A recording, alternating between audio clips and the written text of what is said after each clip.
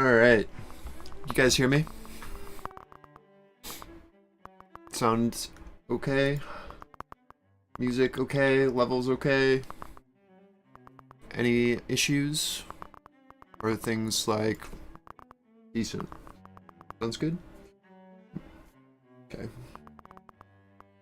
I'm going to link you guys this chart because TradingView did its usual thing where it rolls the contract about 2 weeks early and ruins all of my levels. So I redid them today, this morning, on the Z contract. So just so you have a reference point that isn't 40 points above. And it's on the current contract still. There you go.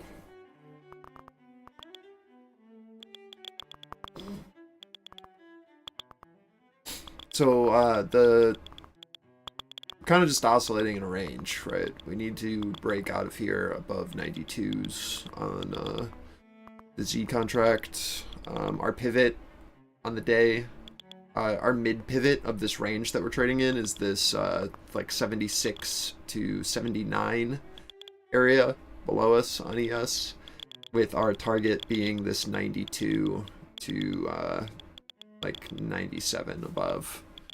Just this red box that I have. And then the low being this 64 to 55. Right? It's the same stuff we've been trading over and over again. We need to break out of here. But you can see we wicked the low, we wicked the high. You've got your ETH high here, you've got your ETH low here. These levels haven't changed. Same stuff as usual. You should be risking off. Let me change the color of this so it's easier to see. Into this high until we can make it supportive like usual, right? Or this will rotate back down to this blue. So just keep that in mind that we're basically in the upper side of this range that we're currently trading in. But that this is basically what we're looking at right now.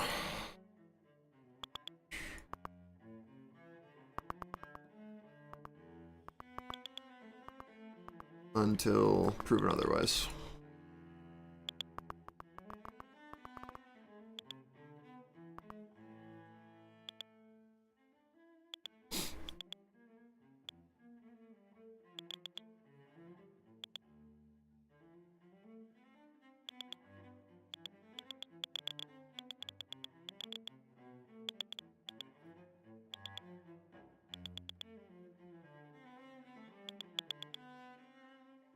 We know that we have a seller on NQ up at this 020. This is where our seller POC is, the POC before the shift down. We know that we have a buyer attempting at this 980 level on NQ. That's kind of where you want to see it continue to bid. And we know that there is a seller above, right here. This is our seller on NQ currently. And we need to be able to push above this 20 level or we will push back down. Right now you're basically just watching to see if NQ can get a lift and then start to build here for continuation up to test these Globex highs. If we fail here and this seller aggressively pushes us down on a failure from buy side, right, we're looking for a push below and then a oscillation back down to this low. So we'll see what happens. Just kind of let this play out as we approach this 92 and see if we get an aggressive sell into our Globex highs, right? There's not much we can do other than that. Need to wait to see what happens at the high of our range, understanding that this has been where our selling has been occurring, right? So your risk is you're trying to go for like a breakout trade, just be careful. This is where you'd be wanting to load short. If you are expecting the market to be range bound, we'll be looking for a break of these higher lows and higher highs, right? And a shift showing us that someone wants to push us down. Or we are looking for price to build in the zone and show it as supported from buyers.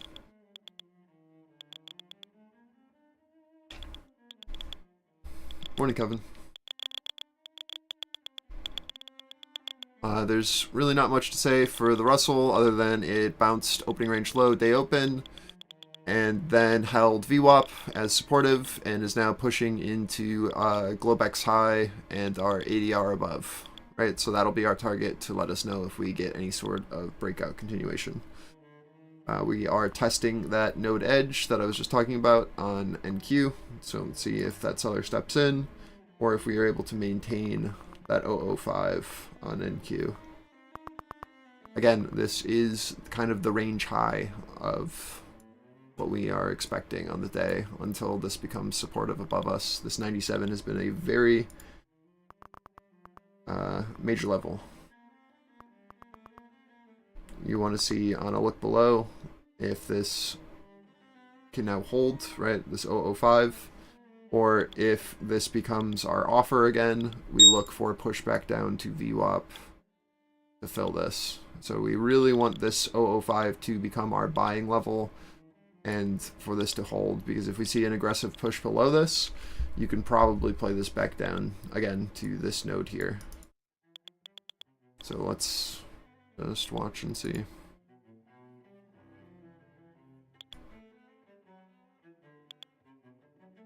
And I'm going to repeat myself one last time. I think that you're better off looking for shorts here than longs until we see a push over 97s and a hold. That doesn't mean that... I'm just saying that this is like where sellers are going to be trying to load, right? So until you see that push above and the ability to bid off of that 97, you are looking for probably more so a mean reversion back down to this blue.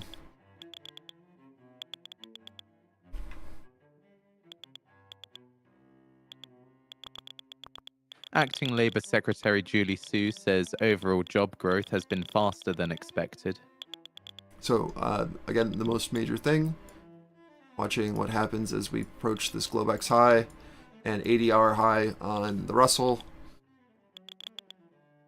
And if you are looking for longs, you need to wait until we see that 97 become supportive, that 92 to 97 area above us. Until then, this is the top of our range.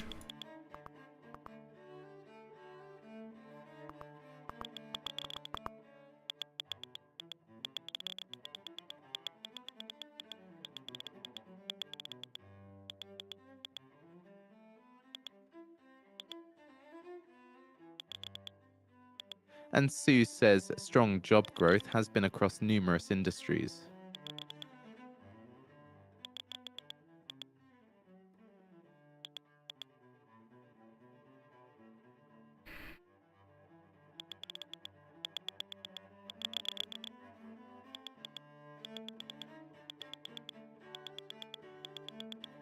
Mm-hmm.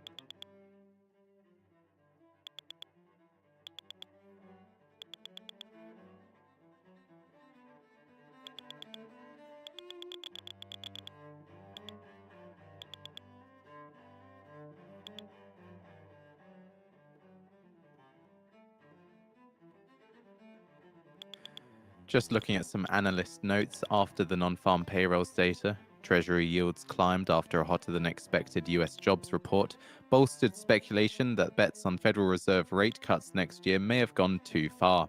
All around Wall Street, the prevailing view is that while labor market strength makes investors less anxious about a recession, at least for now, it also means the Fed might have to hold rates higher for longer. That also comes as a disappointment for traders, who at one point were betting the central bank would be able to pivot as early as March. Swap contracts now show a 40% probability of that happening from over 50% prior to the report.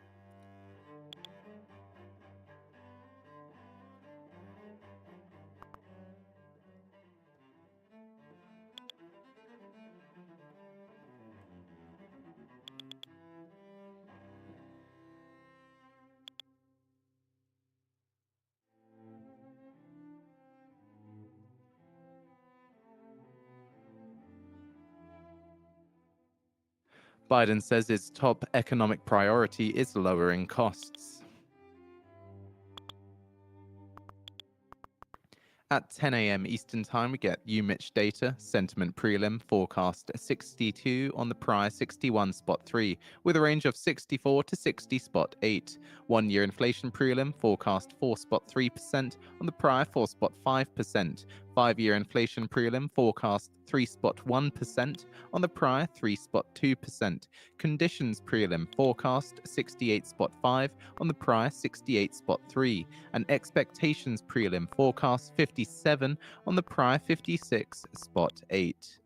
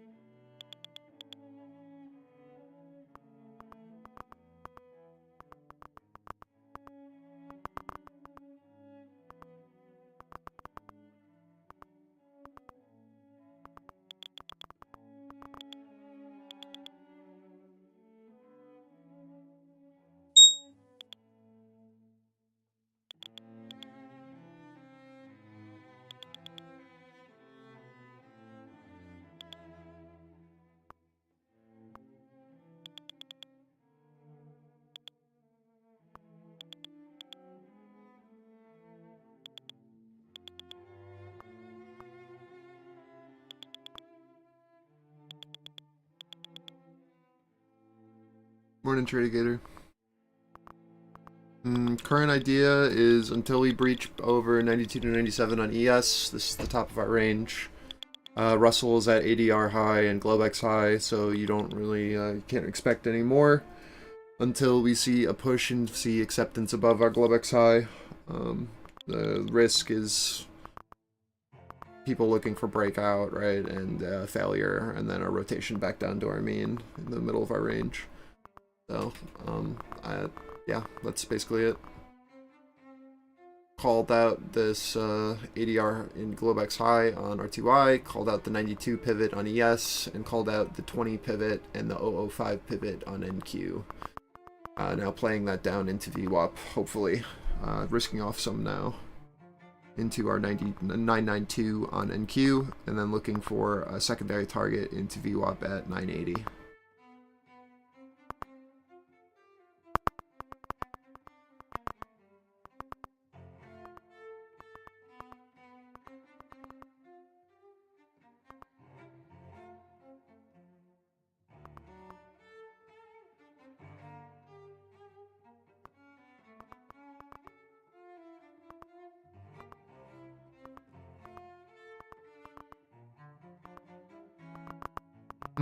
Just some shorts covering at VWAP. It's a good risk off until we see a push below it, because it's just the expected level. But if we don't see like a strong bid here, we look for a push below, this to then become resistance, and then a fill down to this 60 level at least. But until then, this is where you want to risk off some, which is what I just did.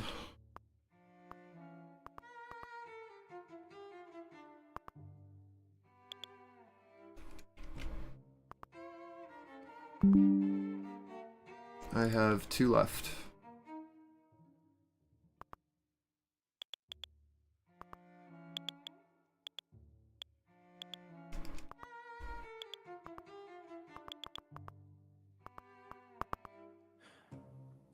Approximately 7 mortar rounds landed within a US embassy compound in Baghdad Friday morning, a US military official.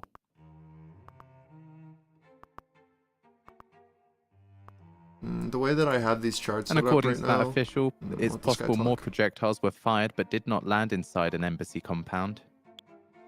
Until we see price below this blue zone, we need to accept that this is our risk off.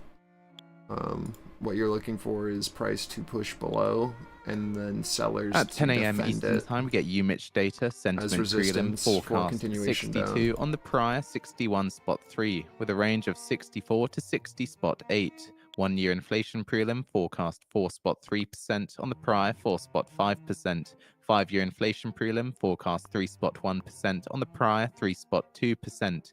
Condition prelim forecast 68 spot 5 on the prior 68 spot 3. And expectations prelim forecast 57 on the prior 56 spot 8.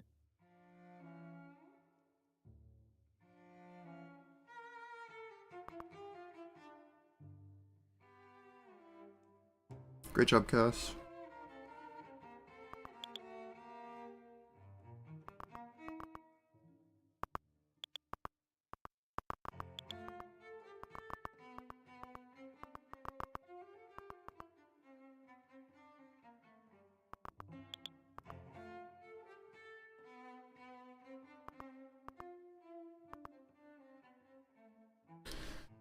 Crazy what you can do when you just accept that that's the high of the range and you just short it, and then you just long where buyers are. Sometimes it doesn't have to be more complicated than that, you know?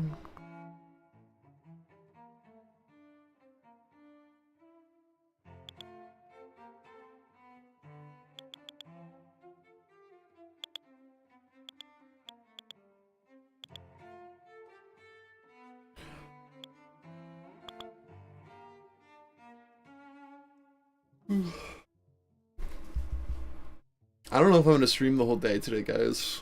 We'll see. I did not sleep well.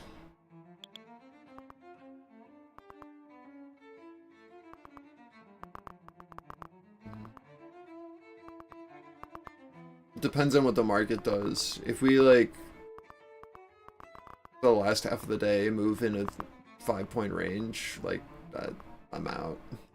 Especially if we have a really good morning. I know I always say that and then stay for the entire day, but I really mean it.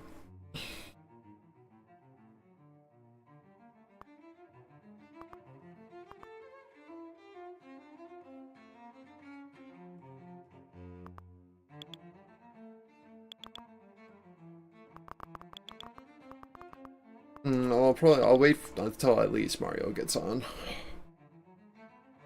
I mean, we'll see. We're getting a little ahead of ourselves, but from how Mario described the market yesterday, doesn't sound like we want to be here in the afternoon.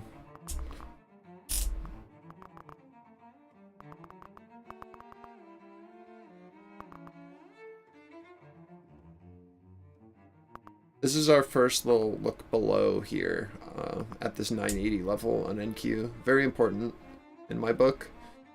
This is our like little first test at our POC and VWAP on this little look below. I need to see like 80s become offer on a strong sell below, and then that to then basically stay as resistance, or this is just the bottom for right now, where we're looking for buyers to try to defend, right? Like this is, we need to see a push over 92s from every bid at 980. 1 minute remaining. I'll lead with the 92. University of Michigan sentiment prelim. You want to see a strong look above 92, and then for that to stay bid, right? On a rebid, you want to see that now be defended if you were going to get upside in a break of this downtrend. Remember, there's news coming out in a second, so just be careful. Position yourself correctly.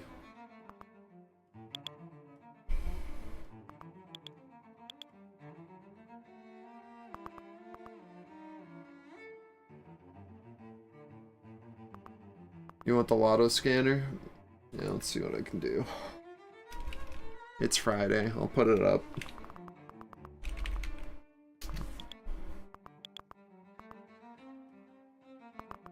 10 seconds. There's been nothing so far. Oh wait, no, I'm not logged in. 69 spot 4, 69 spot 4, higher than forecast, 62. 5-year inflation prelim, 2 spot 8%, 2 spot 8%, lower than forecast, 3 spot 1%. 1-year inflation prelim, 3 spot 1%, 3 spot 1%, lower than forecast, 4 spot 3%, seeing downside in dollar, upside in stocks. Expectations prelim, 66 spot 4, 66 spot 4, higher than forecast, 57. And condition prelim, 74, 74, higher than forecast, 68 spot 5. My subscription ended, Brodo. I don't know if I want to resub, to be honest. I don't really use it.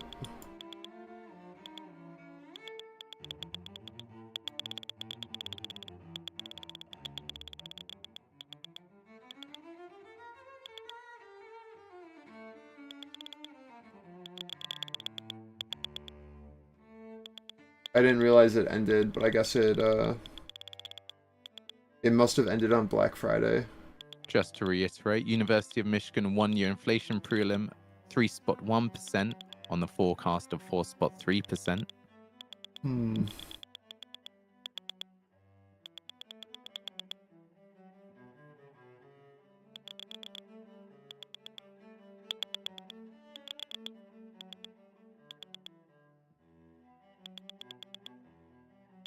S&P 500 currently trading up 0.25% on the session.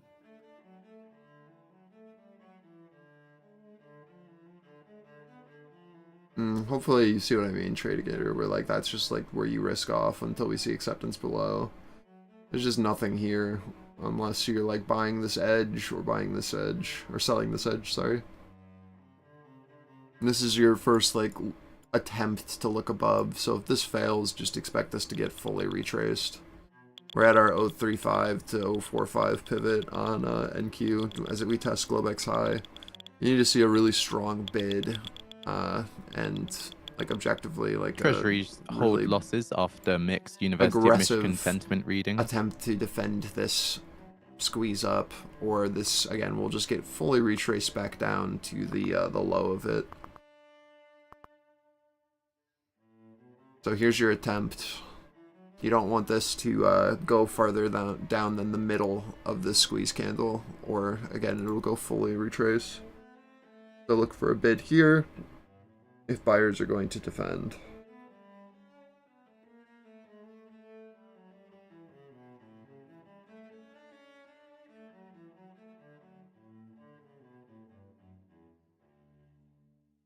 RTY is at Globex high and ADR. That's all you need to know.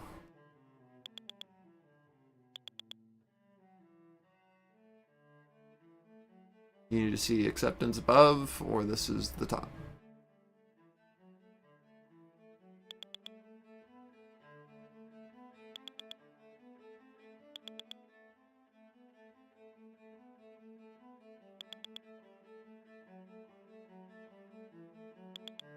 We know that there's a seller at this 035 to 045, so you need to see an aggressive hold above, or again, like this is just going to come back down. You want to see these guys get punished here on a aggressive look above.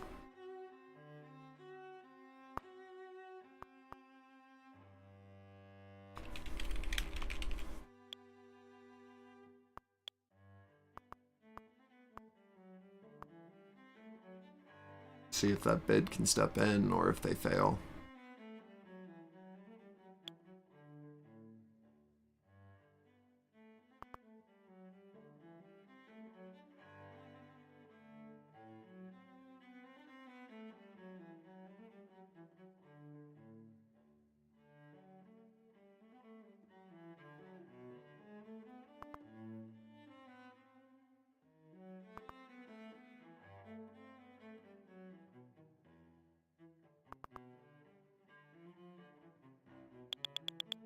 If this 35 to 45 becomes supportive, then we have multiple upside targets that we can look for. But we need to see this seller get caught off sides for a squeeze up. So again, what you're looking for is a push above this, a strong showing that they want upside, a push, then we can go for 80s. 80s can give us a push to our ADR.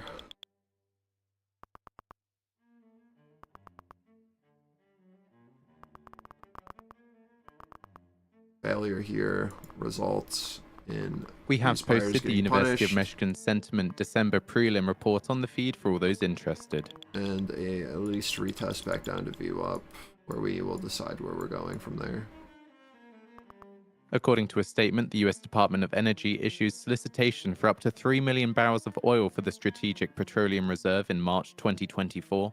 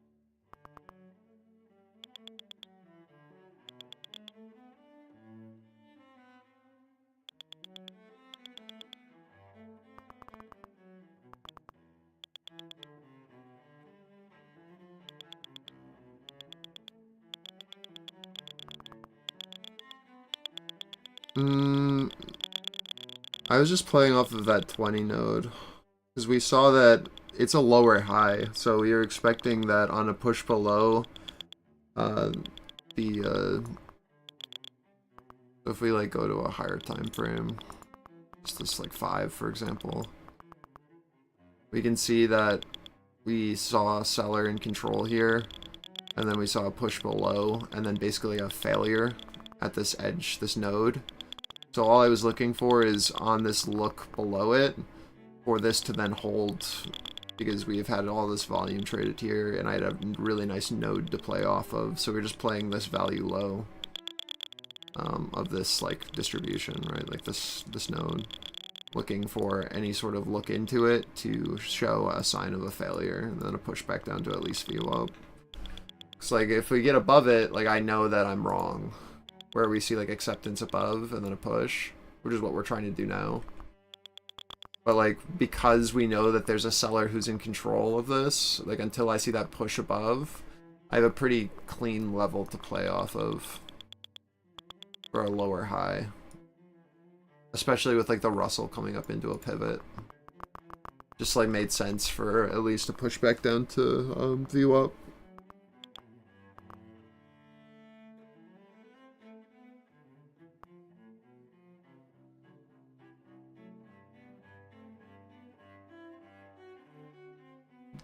The risk just fell right.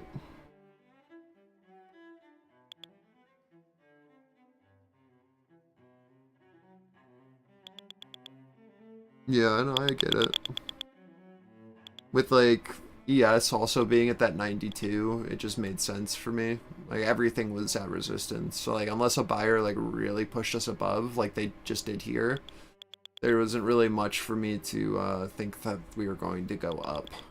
Like you need an aggressive punishment from sellers who have been loading here for multiple days.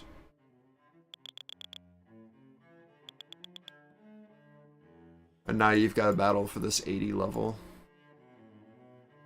on the push above 35.45. And this thing can run, right? Like it has the ability to go if sellers are going to get punished here. They just need to keep momentum up from the squeeze candle up, right? If we don't have to fully retrace and we're able to hold the squeeze candle, you can continue to punish people until they've fully covered. So this is your 80, this is your first target on upside. Push above this, and then this now staying bid. You look for that 120, 119, just ADR on NQ. This is your target on ES into this 605.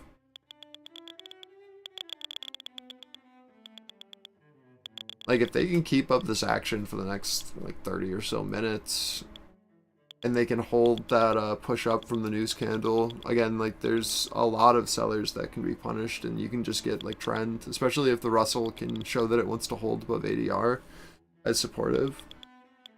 And ES as well, like, we'll know very, like, relatively soon if we're going to be able to get some sort of momentum on the day.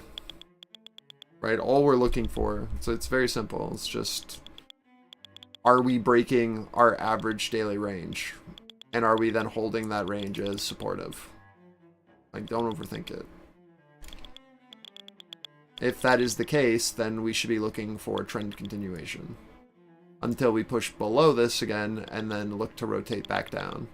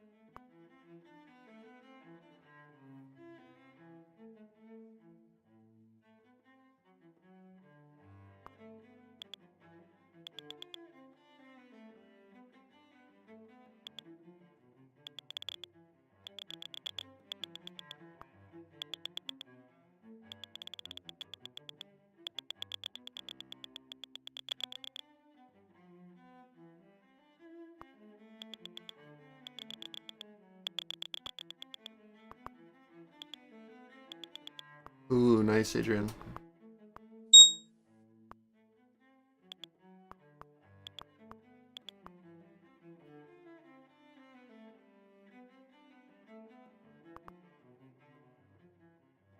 I think 27 inch is a pretty solid size. That's what I have all my side monitors on 27. I think it's pretty good.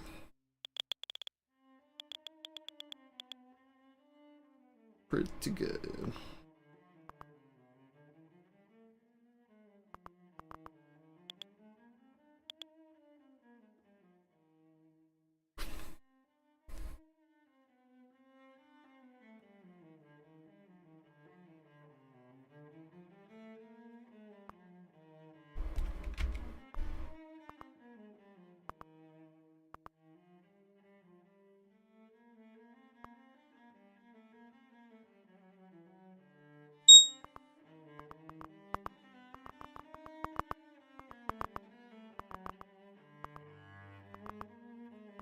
So this is where you'd like to see that buyer hold as we have drawn on that look above 80s. If they don't come in here, you need to see a, we're going to be looking for them to be here again off of this liquidity on this wick at 60s. But now because you're getting a steeper, more aggressive pullback, you need to see an aggressive bid recover that 80 level, or that's going to be now your seller reoffer.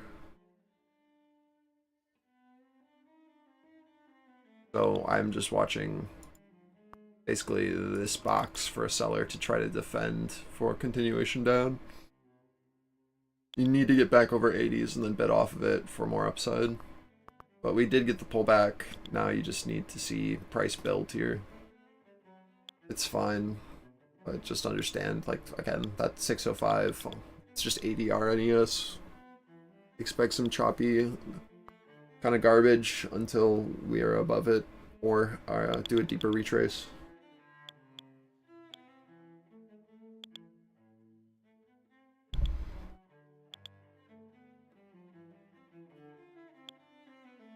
Maybe I should change these paths to a different color. Maybe that is the move.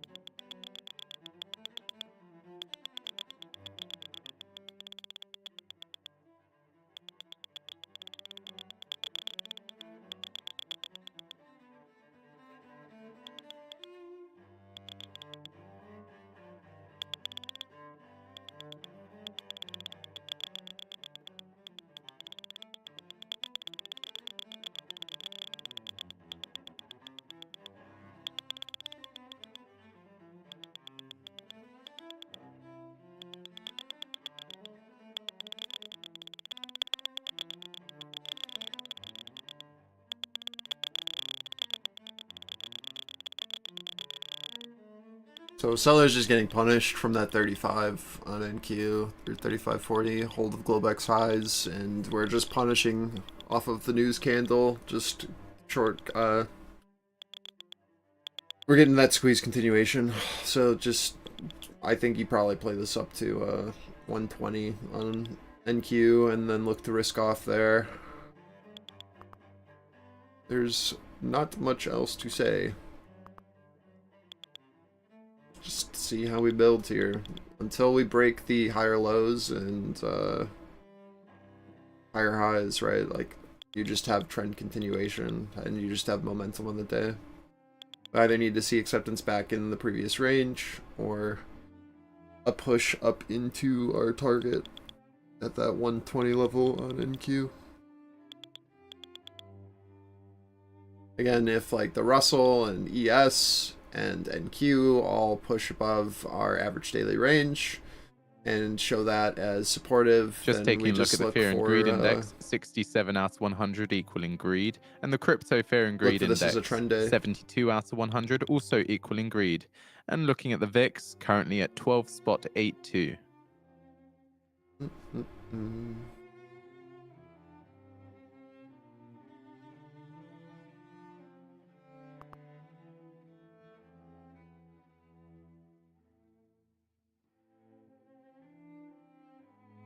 I'd like to see a more aggressive pullback for a long, for like a pullback buy, or a more aggressive push above and then hold on a retest. Like, I just, where we are right now, I don't see a great like entry with solid risk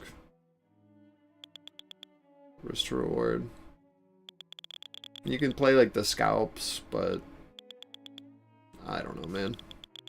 I mean, we gave the entry below. Just seems kind of stupid now to try to look for anything until we test either one of these edges again.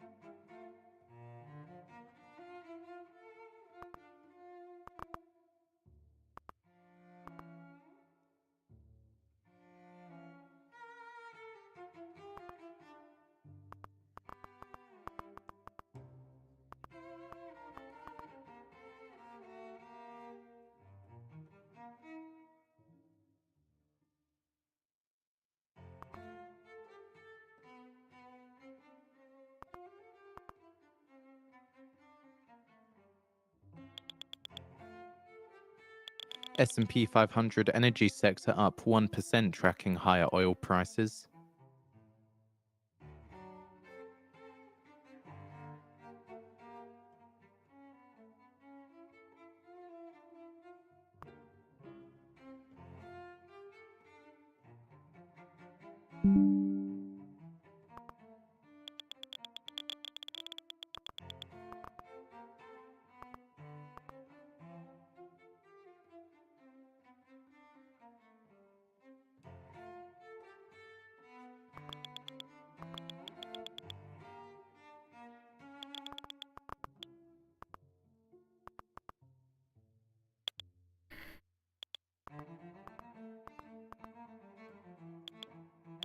Oil prices extend gains. WTI crude futures rise by $2 to a session high of $71.37 a barrel.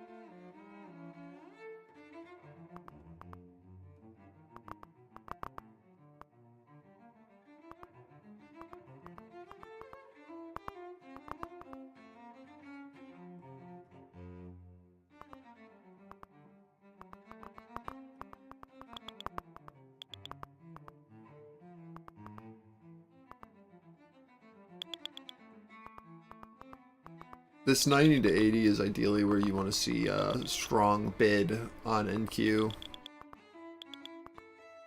You want to see buyers defend this 10-point area.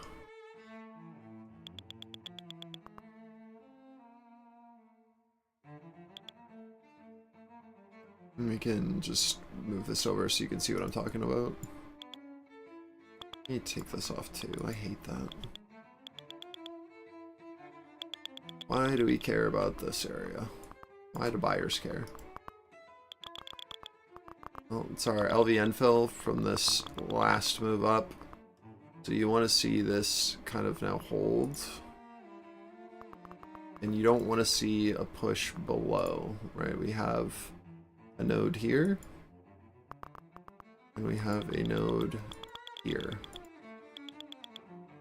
And what you're looking for is for buyers to be able to defend the mid to high of this off of this fill. And we want to see a push back over this 105, and if that 105 goes bid again, then we can look for more upside. Until then, you're kind of in this weird predicament between the seller and this buyer continuation, but this is just continuation on trend, right? Like we're still going upside, we're still making higher lows. So until we push below this like 180 to 175 and then look at this as resistance, right? Like there isn't much here because you even have like a double bottom potential. You need to see like a strong sell that wants to push us down into this 45. But this would be your first sign of weakness on a failure to hold this red box.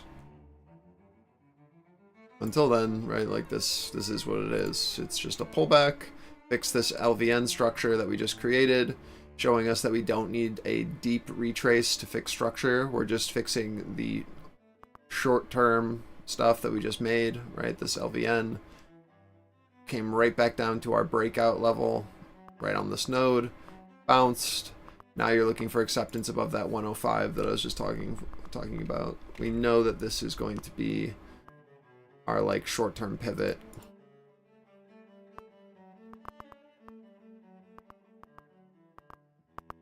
we can see it.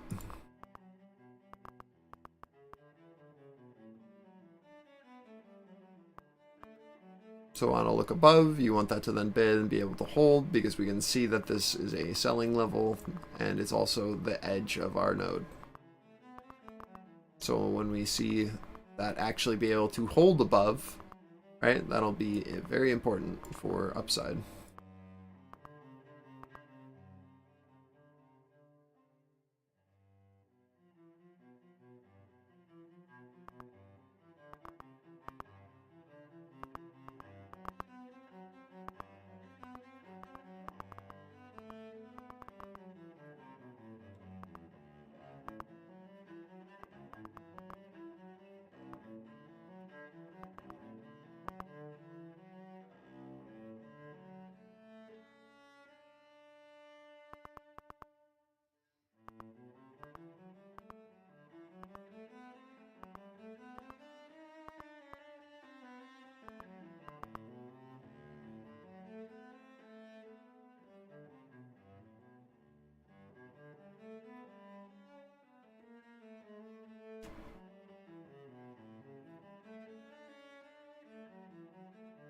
Let me just change this to that.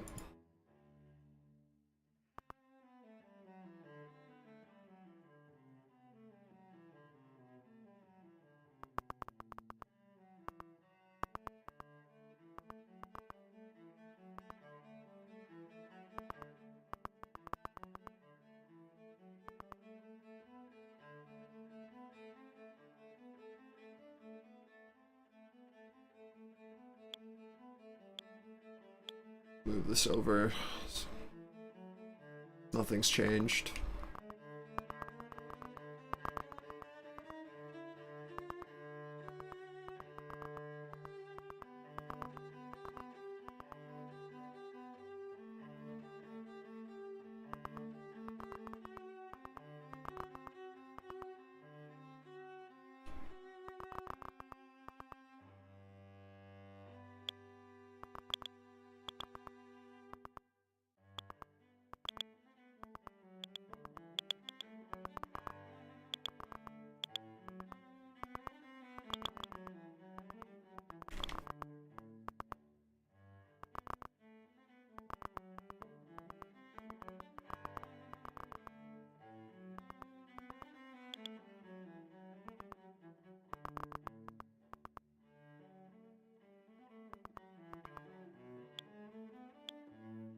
What candy am I eating? Oh no, that was a that was ibuprofen.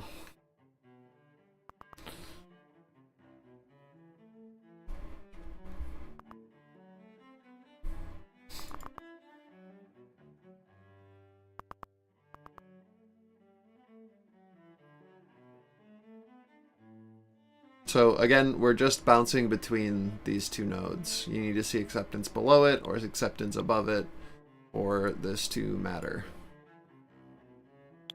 Hopefully I'm illustrating that and not confusing you.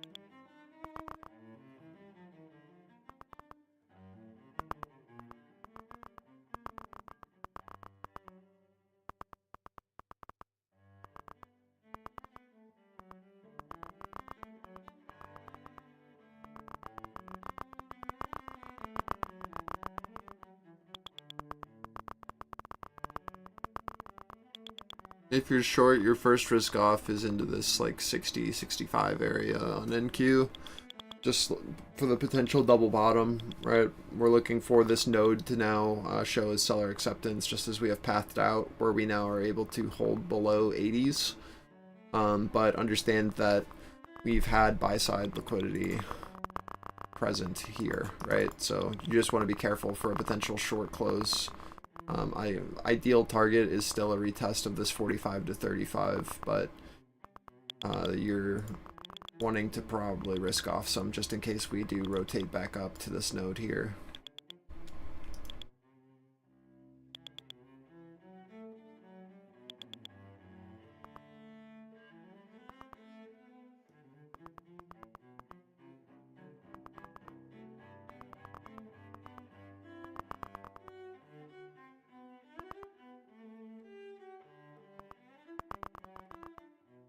I am out too. See if we get some continuation.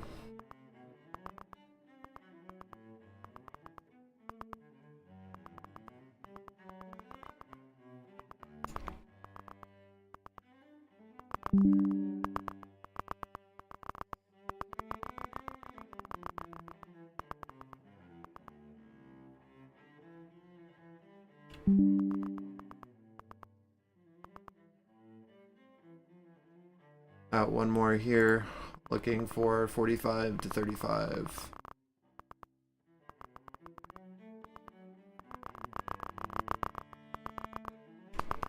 Notice I'm not in at 105, I'm in off of the failure to get back over our previous buyer. R becomes S, bid becomes offer, push down, risk off, look for continuation, now into target.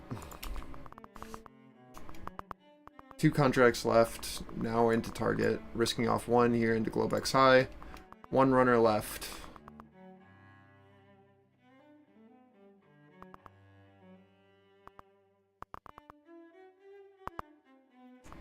We are now at our node that we were talking about on ES. This is where you want to see bounces occur if they were going to do it, as well as where you're going to be looking for the Russell to try to find a low into this buy-side liquidity here, into ORH. So really great area to move stops down if you did short, or look for buyers to try to defend these Globex highs.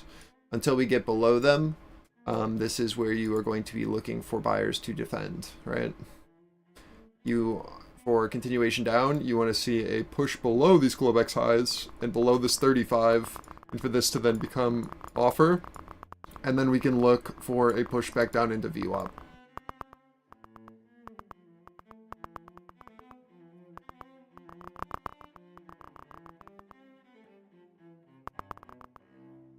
Morning, Izzy.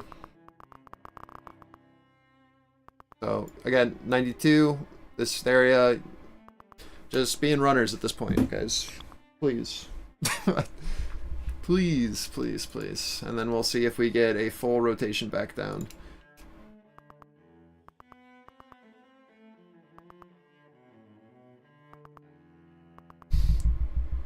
I could easily see us building out here.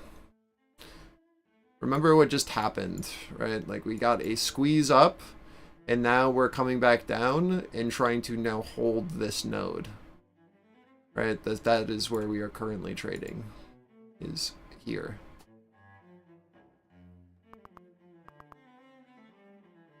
So if we fail on a look below, we then can look to see if we will get continuation, right? Push, and then bounce, and then chop, and then we don't really have much structure until we come back down into this 80 to 92, if this fails. But this is where you need to risk off, because this was our breakout, this 20 to 05 area. And so we need to respect that until we see the shift below.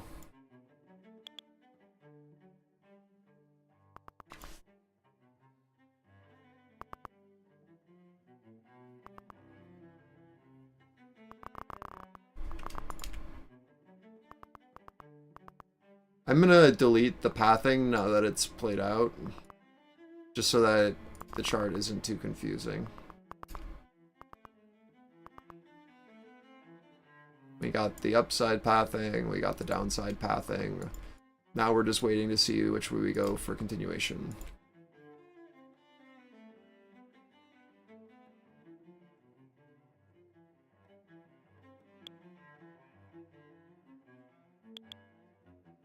What confirms that now we have failed the bull test in trend down? Like I have my support and resistance, but they wick them and go down. Would that next candle be the confirmation? Well, it depends on your time frame, right? Like, it all depends on the time frame, because what do you mean that we've failed the bull test, right? Like, on a 15-second chart, on a 5-minute chart, on a 30-minute chart, right? Like, it's very...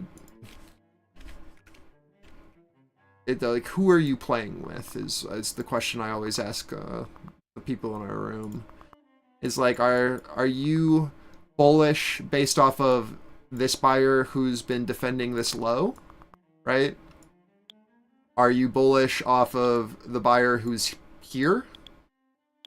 Are you bullish off the buyer that defended this low, right? So like on the higher time frame, this is just a 15-minute, we are slowly but surely making higher lows and pushing up, right? So it really depends on what you mean by failure, because we are still just in a range-bound balanced market. All we did was come up to the highs of this range where we have a seller, right? If you actually think about this and you like take a step back. So there's really not much to say here until we can breach above. So like Mohammed, like I wouldn't say that bulls have broken us out of this range and showed that we want to find acceptance until we can break out of this range. Like that's just, objectively, it's just not true. Unless you're talking about these buyers who have been pushing the market up, right, from these pivots here. Right, and then we're just building on these higher lows. So like it really depends on your time frame what you mean. Because there's clearly been buying that's been happening, but then we've been in balance. And now we need to see acceptance outside of this balance for any sort of continuation. Because right now you don't have a very clear direction other than playing off of the guy who's down here. And now we just need to see if, we get acceptance below this and then a push down, or acceptance above this and a push up.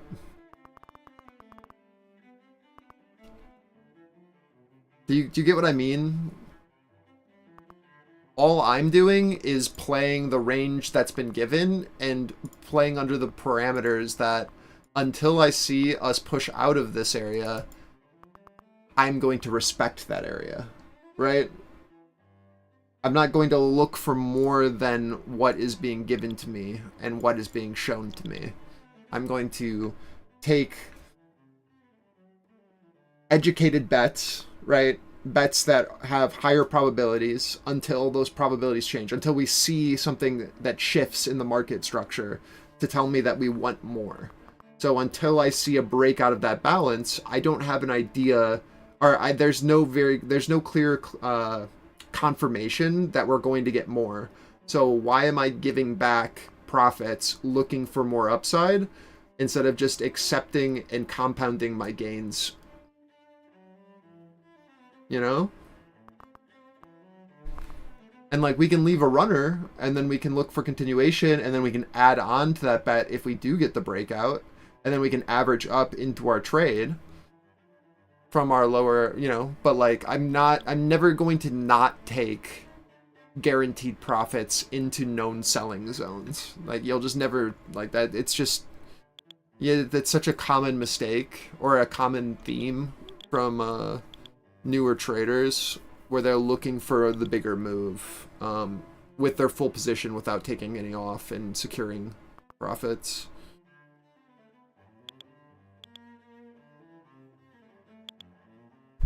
Later, Kevin. Push more buttons. Yeah, I mean, these were some pretty easy. I don't want to say easy, but they worked out well.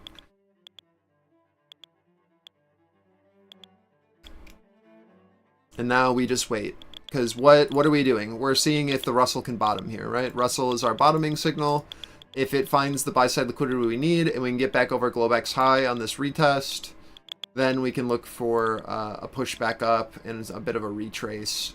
But this is going to be your pivot here at this 85.3 as we push back into it.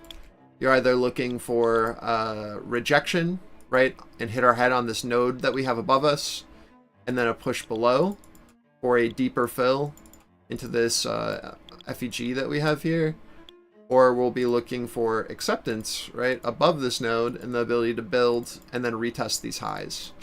I don't have the answer until we get here and look to see what sellers offer, right? As of right now, we have a very clear understanding that there is a seller in the market who is defending our ADR, just like we talked about. Until we see that push above ADR, we need to accept that shorts will be there. This is the average daily range of our market, and we need to accept that this is most likely our pivot high until we push above and hold. So now we need to look for this to be kind of like a bear flag, right? Until we see a push above and then hold. Or we will be looking for a push below into our VWAP and then kind of just chop, and then market will determine where it wants to go from there.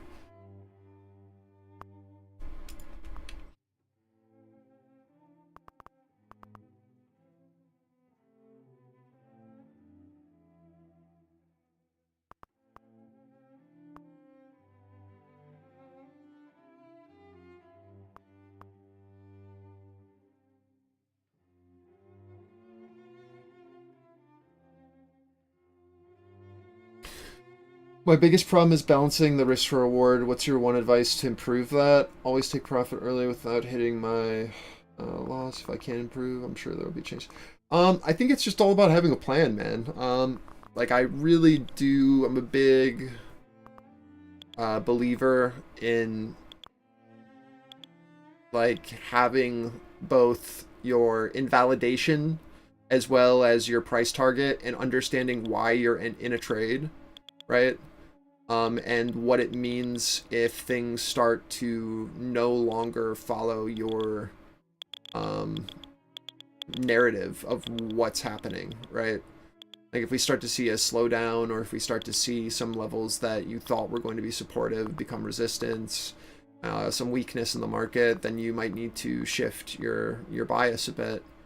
But if you're playing like auction market theory or playing off of volume profiles, I think if you are entering at the edge lows, right, if you're entering into buyer value, you can play that pretty safely with a runner up to your next node, and you should just be taking profit into known levels.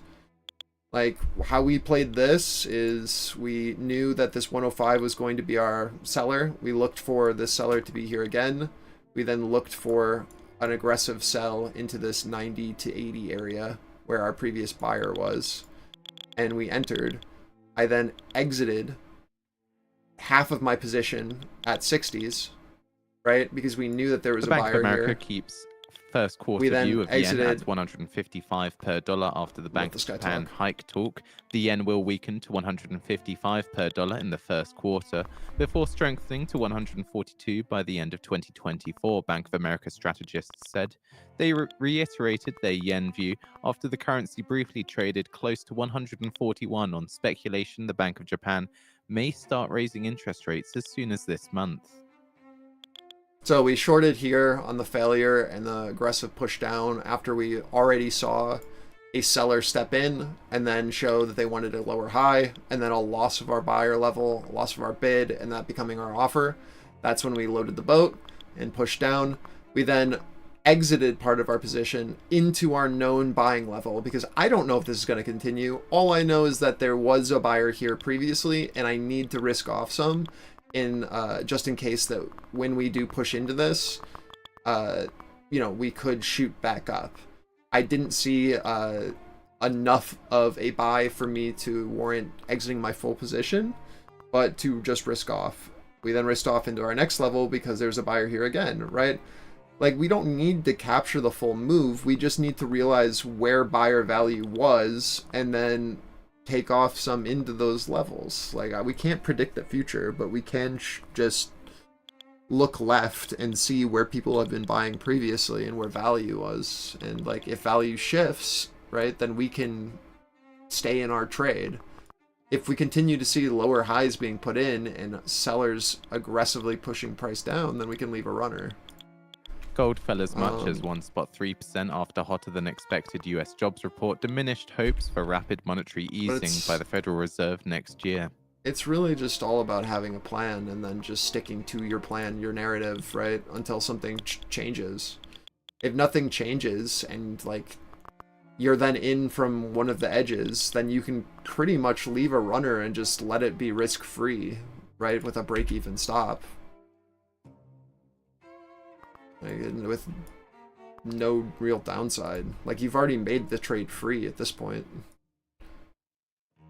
I think that one of the best things that you can do for yourself if you're struggling is only trading the edges of value, right? Like, don't diddle in the middle of a range and really just focus on the edges. Like, we do this really well with our indicators by having, like, our ADR in there, and we can kind of consider those like the edges of the range, and until we see that push out, we need to have a short bias at the highs, right? We need to have a long bias at the lows, and we need to be putting risk on where a lot of retail is going to be trying to take risk off. And, like, if we're only attempting at these edges, right, at these where most of retail is going to be looking for breakout trades, but we're looking for the opposite, we're looking for that because we have the smallest potential stop before we know we're wrong. This is might be a new concept to you, but it's kind of counterintuitive. If retail is looking for this trade for the breakout, we can look for the short and then have a much larger risk to reward for the downside with a very tight invalidation, because we know what this is going to look like on a breakout and push out. So I want my stop and my invalidation for my trade to be as close as possible to my I want my invalidation to be as close as possible to my invalidation of the entire trade plan. If I'm trading in the middle of this range, my invalidation and my idea and my narrative, I don't really have a good idea of which way we're going to go. But, like, if I'm looking for a short up at the highs, I know when I'm wrong if we start to build above that area and then push. So I can exit that trade for a very minimal loss without a lot of drawdown, and know if I'm right very quickly if we get the reaction that I'm looking for at our edges. And that's kind of the long drawn way of what I just said, which is, like, we're looking for buys in the bottom of our range, we're looking for shorts at the high of our range until we see something that tells us differently.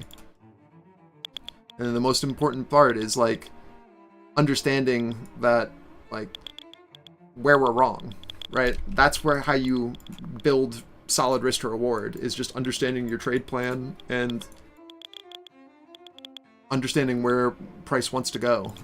Where are the magnets? Where are our nodes?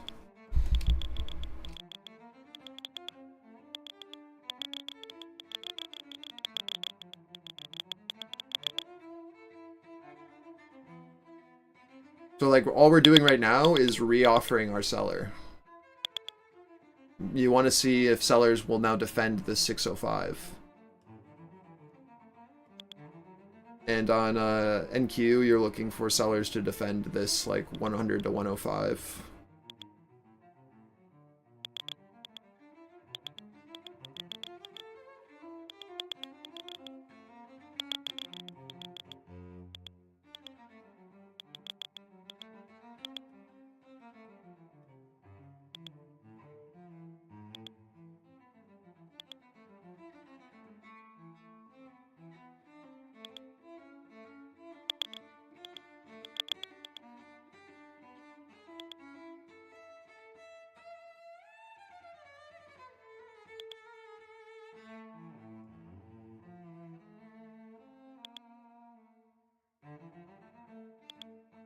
Nope. All we have to do is just build up here. Like, it's not a big deal. As long as we don't do a full structure repair back down to that beginning squeeze candle, like, we have potential for upside. Just as I was saying earlier, like, you just don't want to see that get fully retraced. Because that's, like, a huge loss of confidence in the move. Like, it still could go if we get the full retrace, but you want these higher lows to be maintained. We don't want to have to retrace all of that structure that we just put in. This is fine, what we're doing now. Holding opening range highs and Globex highs. You do want to see the Russell get back over ADR though, or it's just a little less convincing. Again, this is your seller reoffer here, where we have our nodes. You need to see acceptance over that 105 on NQ and over 605 to 609 on ES.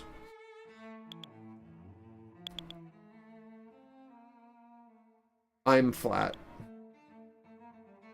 I got stopped out of my last runner on a break back over 45s as I was talking.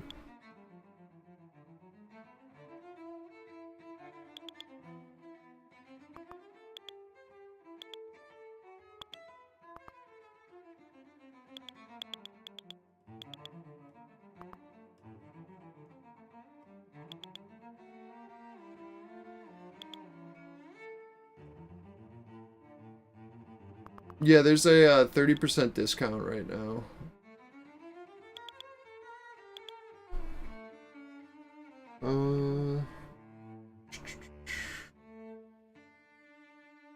Which is, I think, the same as our Black Friday sale, so it's pretty solid.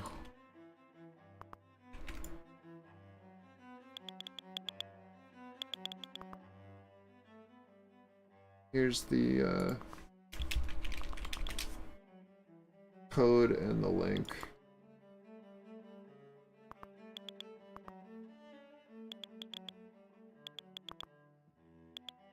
That should work for all plans.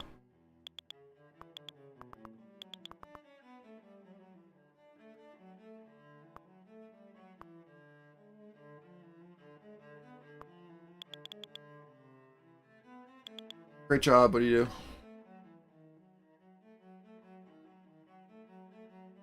Yeah, and like, just as we were talking about, right? Like, we are at a pivot, right? Like, we are looking for either the push above the 97 or the push below the 92s. But we need to accept that this is where we will look for that bid. And we got the move, right? So, I'm glad that people were following along. Great job. Now, this is where we risk off until we see a push above.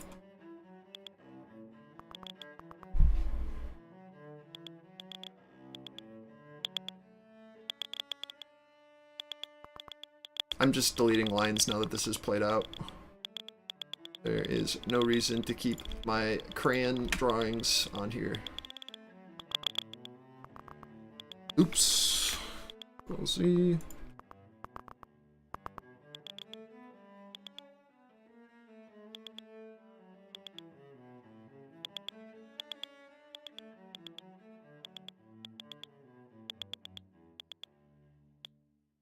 Yeah, no, thank you, and great questions. If you guys have any questions, just let me know. Or if I like rant and you don't understand what I'm talking about, also let me know.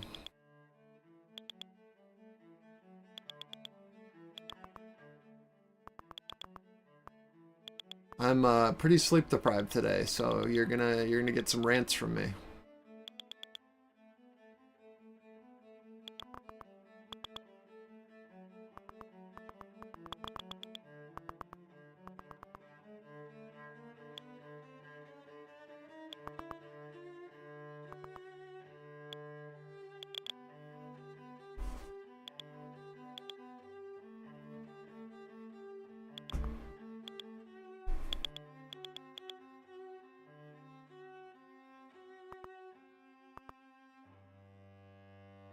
For those in Discord, were you guys able to capture either the part of the downside or the upside of this?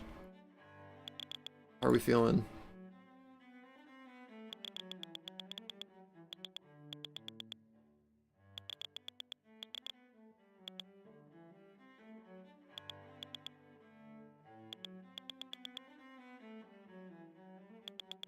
You should be able to get more. It's fine if you didn't capture the reversal back up to the reoffer, which is where we're at now. It should lead to more upside, like a decent amount more, if we're able to break and hold above. Again, we're just at ADRs, guys, right? Like we know the setup. We just need to see acceptance above now. Until then, it's going to be choppy, but we have a clear range in which we are trading. We have our 92 pivot. We have our 608.75 pivot. Right, this is it. So you're looking for the ability to hold and build where our previous seller was. Or a push to the 15s. That's our target. Or a push and an oscillation back down into this 97 to 92. Until this becomes resistance, this is the range that we are trading.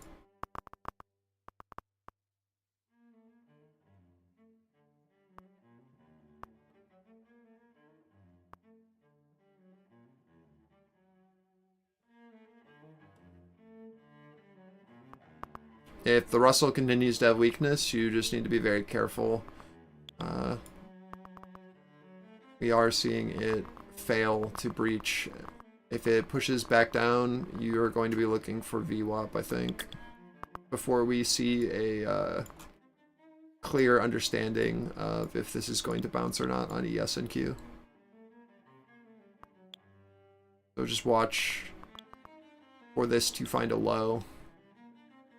It's doing fine right now, but you really need to see acceptance back over this ETH high. Or we get a push probably down into that VWAP. And that'll be where we look for like a real buyer to try to defend the position. I'm going to delete this until then. I will be right back.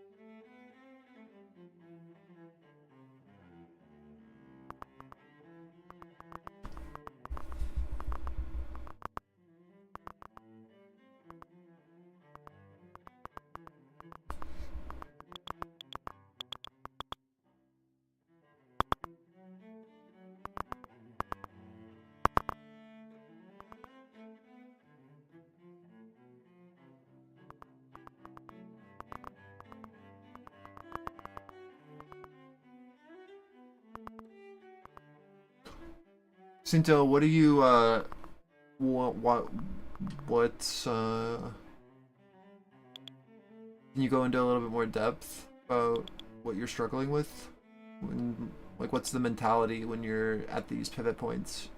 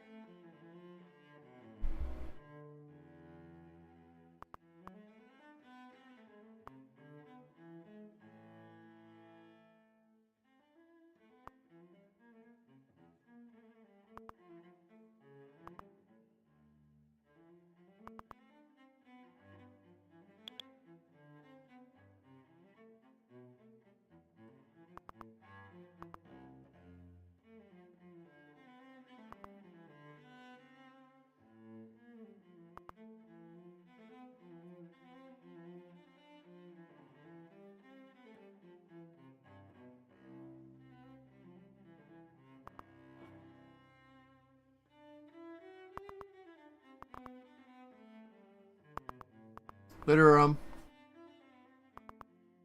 good luck, man.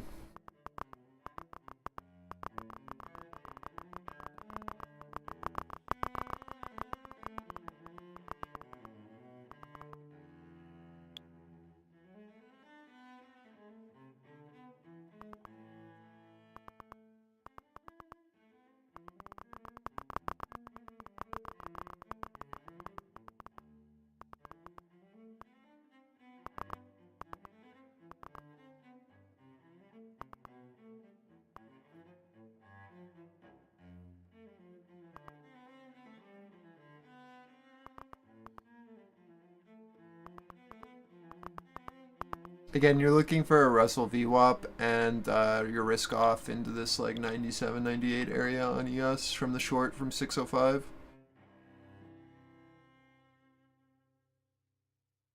Your risk off on NQ is into this 60 until it becomes resistance. Then you can play it back down to 35.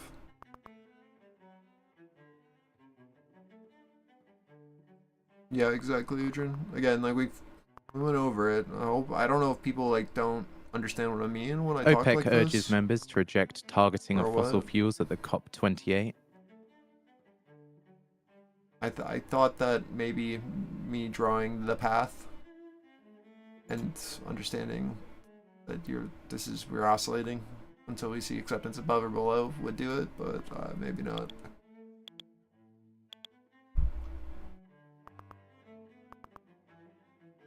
So even for this right side of the V, nice double tops and ADR above, and just couldn't pull. So do you think it's just like a mental thing?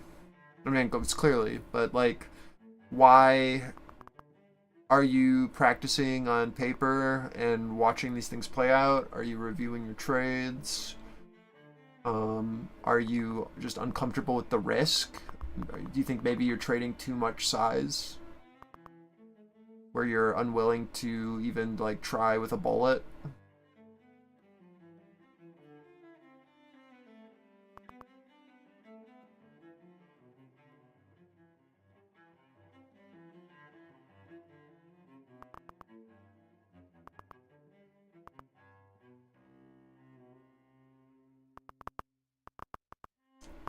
Great stuff, Adrian.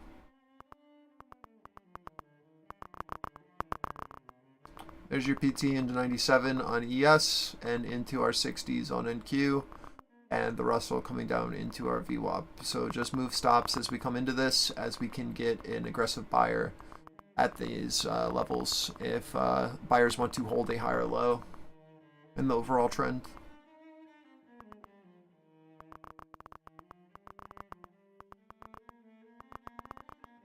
And see if the Russell bounces here or if we're going to go for that full liquidity fill. Right, so we're either looking for a bounce into this, right, the FEG high and into our VWAP for a push back up, or we're going to reject here, right, and then we're going to be looking for this to have to come down into this for a bounce. These are your two options that we're kind of watching for now, and this is why we risk off some into this.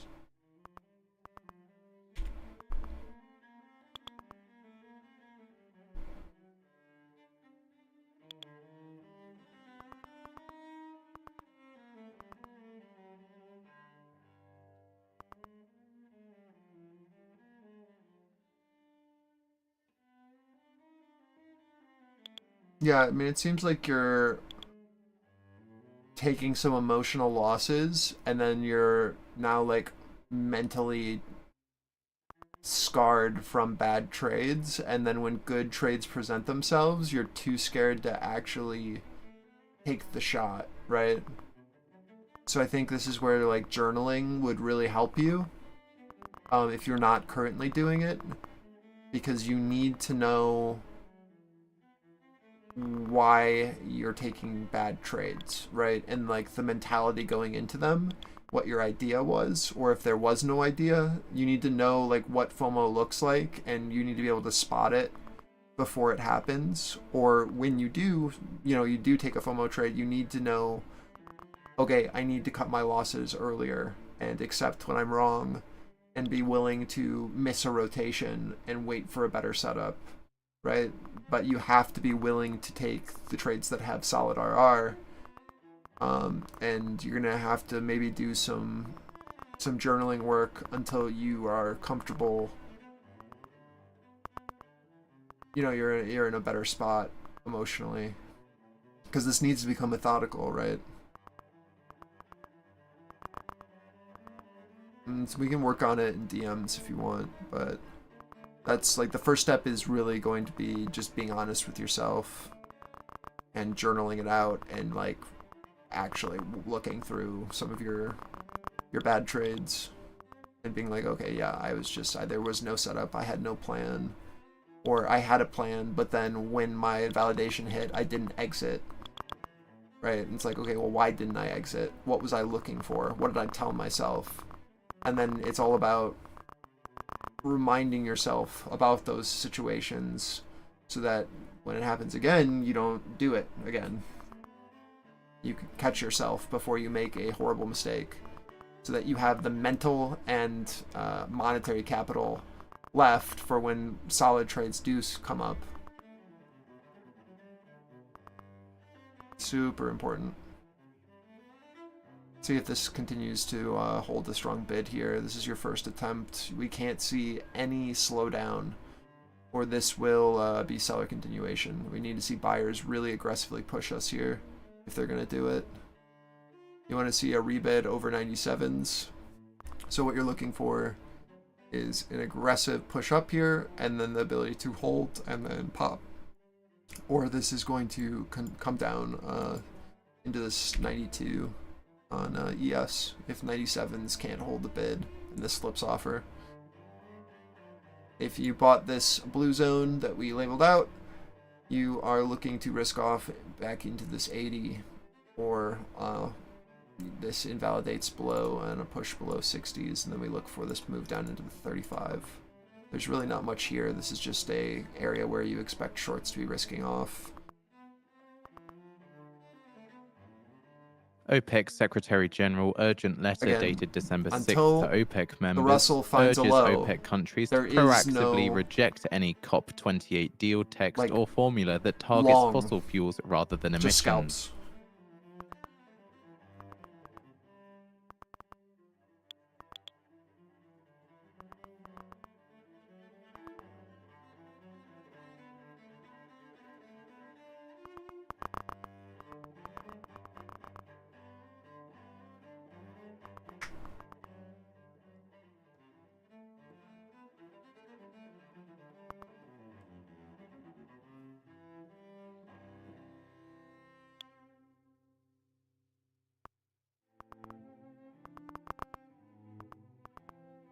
I really think that most of you just need to go through some of the things that we've talked about, the exercises that I've mentioned of, like, before you're taking a trade, go through the 5 or 6 questions of, like, who's in control, where's value currently for buyers, sellers, where's historical value for buyers and sellers, what are our pivots, what are we looking for, what would invalidate my setup, right?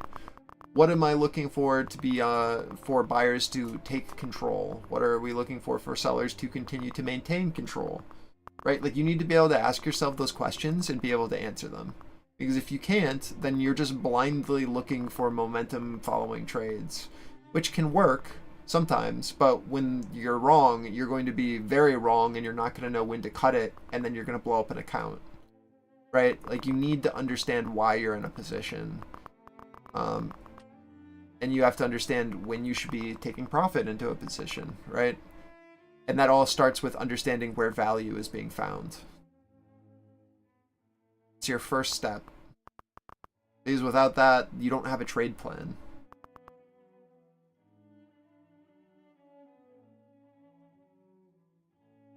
And so if you're not doing that, or if you're, like, you think you're doing it, but you can't answer those questions that I just presented to you, right? Like, you're half-assing it.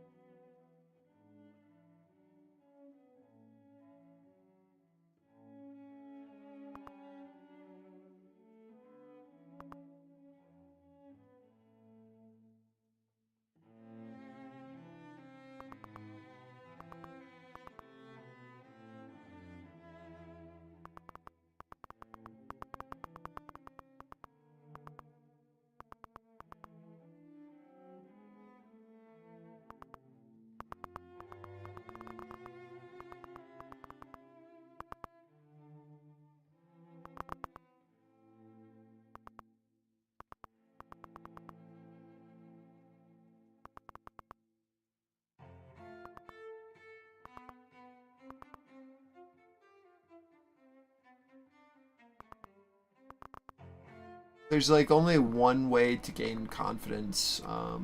I don't want to like hang on this for too long because I don't want you to feel bad. Like I want this to be motivational, not more emotional damage for you. But I think it applies to a lot more people who are quiet in chat, Sinto, where it's like you need to just practice, right? Like you're only gonna gain confidence at these edges, in these trades if you take them either in historical like market replay or on a a paper account, and you need to become more comfortable with the setups until they just you don't even think like second guess them, right? Like either it works or it doesn't. Right? There's no real in between. Like I can't predict what the market is going to do in the sense of where if buyers are going to maintain or sellers are going to maintain. But what we can do is make it a game of probabilities of where value is and then take risk around where value has been historically. Right? So like you just need to become more comfortable with that kind of mentality. We're pushing down into profit targets now. This is NQ target into that 35 to 40, and this is Russell pushing down into our target from the rejection and push down into VWAP. So if you took any of these short continuations, this is your next profit target where you want to be moving stops down. As we are now testing Globex high on NQ, and we are back to our POC before the shift on the Russell here at this 68.5.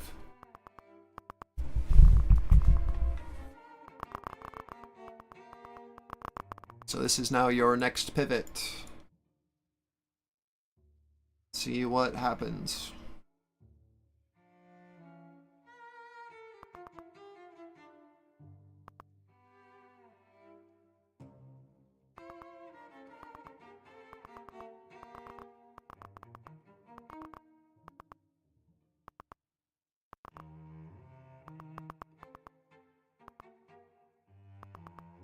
As Mario says, people want to make trader money but don't want to do trader work, right?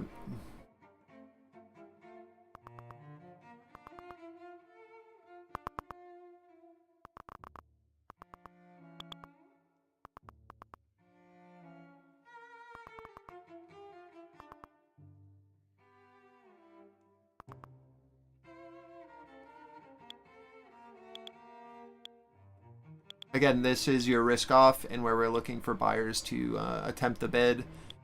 We need to see a pushback over 92s on ES for this to have any sort of like validity, or this is going to head down into 84s on ES. So we're looking for sellers to try to find acceptance below opening range high and our Globex high. So I'm just going to highlight that area here, like this. So you want sellers to basically on every attempt into this box to push price down and basically create a bear flag for a continuation down into this target. That's your seller continuation kind of idea.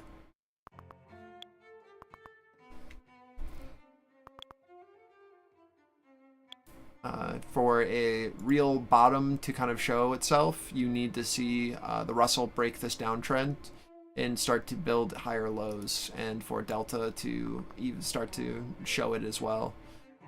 This is just a good risk off because this is where our POC has been building for quite some time, right? This is a decent amount of volume and time has been spent in this area.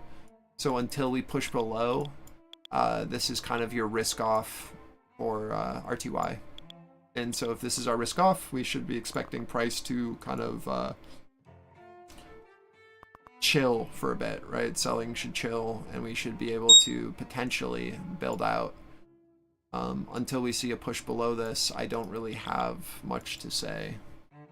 Either price stops here, stops selling, and we push back up, or we're looking for a push below, and then we can get some more continuation.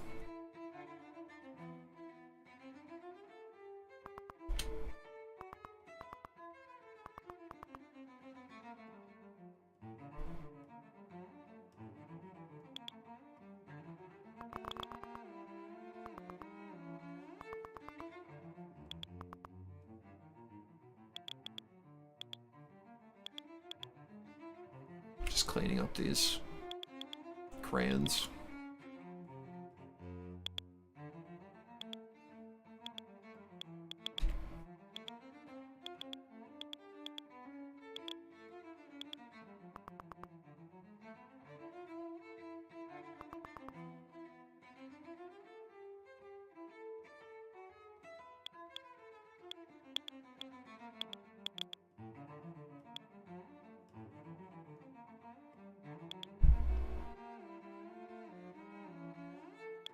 What is your learning style, Sinto?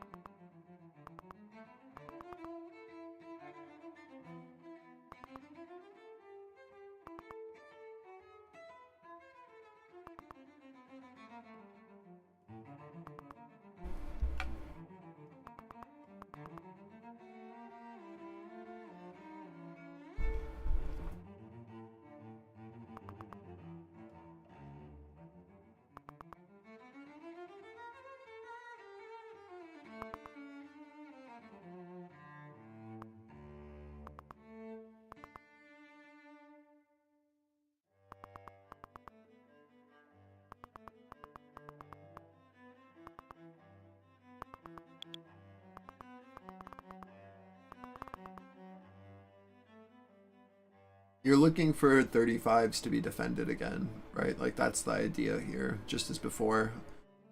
You want 35s to be buyer defense and a pushback over 45s for this to be able to rotate back up. We don't have clarification yet if that is going to happen, but that is what is being attempted right now on NQ. You want to see a pushback over 92 on ES, and for us to get back over our opening range high, our Globex high, right? All of that, that's above us. Or any sort of upside, and you want the Russell to bottom out here, just as we have drawn. So there's potential, but we do understand that a seller is in control and that buyers have lost quite a bit of momentum, but we are at our buying pivot here with a LVN that we can fill structurally if we are able to hold. That's really it. So you're looking for on a push below 35s for that to bid back up, and then for buyers to then, okay, let me just draw this out for you guys. On attempts, so you're looking for looks below, right? A look below 35, a bid back off of it, and then for price to be able to push over 45s for a fill of this 60. this is important. Finding previous buyers defending this 35 level. If we get the push below, right, we're looking for a push back down into VWAP, and there's really not much here until this becomes resistance.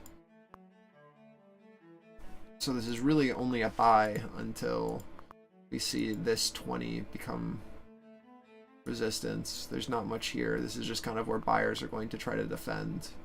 You're now like back to our edge low. Here, let me make this full screen. So why we care about this area. This is where our previous selling occurred, and then our flip to a buyer.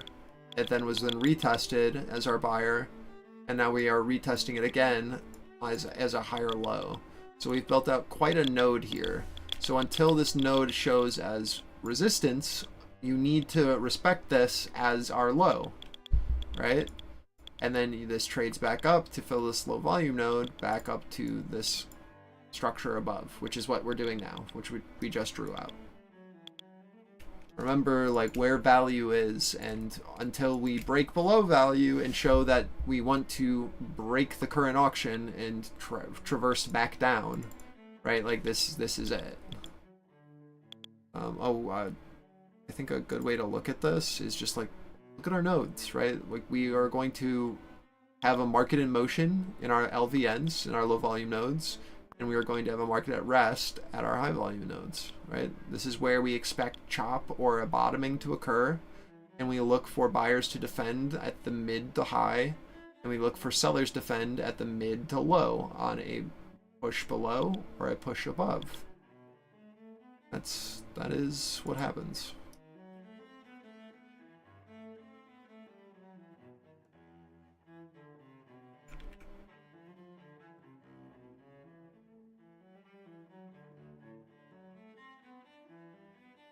Right, so I'm just switching over this so that it can be seen a little bit easier. We see how this is our node that represents our low as well as our previous high, and that we are going to transact back up to fill this structure. So like if we put our thinking caps on, all right, these are our zones that we care about.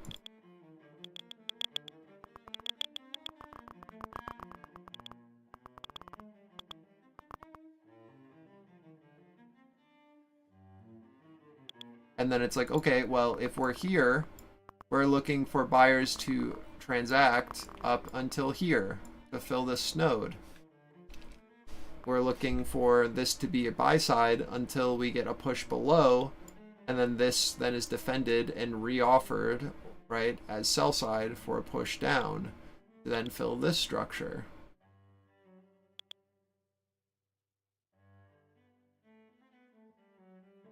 Like that's it. Like we trade node to node.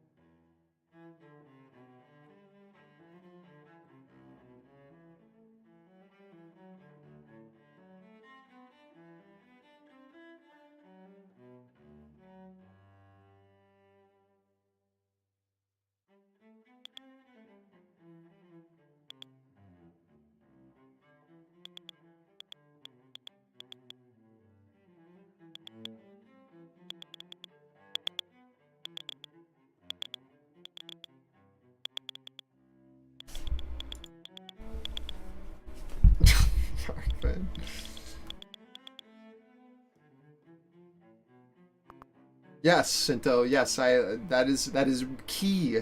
That is why you journal, right? Looking back and being like, what was I thinking? Why did I take this trade is so important.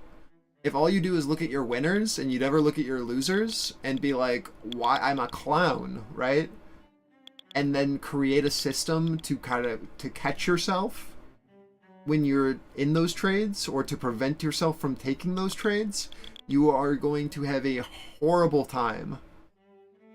Because what's going to happen is you're going to run into the same cycle as most retail traders, where you have huge winning days and you have consistency until either the market shifts, right? You've had like, you're great in trend for a week, but then we chop, right? We have a week of balance, and then all of a sudden you're screwed, and what you thought was the market and how you were supposed to trade is no Fitch longer... Ratings says world growth to fall sharply in 2024, but US recessions avoided. Why did he like scream that? Where all of a sudden, like, your entire world values shift, right? Like, your understanding of how markets work shift, and you're like, no, this is going to continue. We're going to get that same trend continuation we got last week. And now you're staying in trades you shouldn't, right? And now you're taking huge losses. So you were compounding gains for a month, and you're having successful days, day after day after day. And then all of a sudden, the market shifts on you, and you lose everything in a single day or 2 days, right? That's the problem. You need to analyze your bad trades and your mentality going into them, and really recognize when you were wrong and when you were trading as a monkey, right? Like, you gotta know and be able to put your, like, stop it immediately, cut yourself off.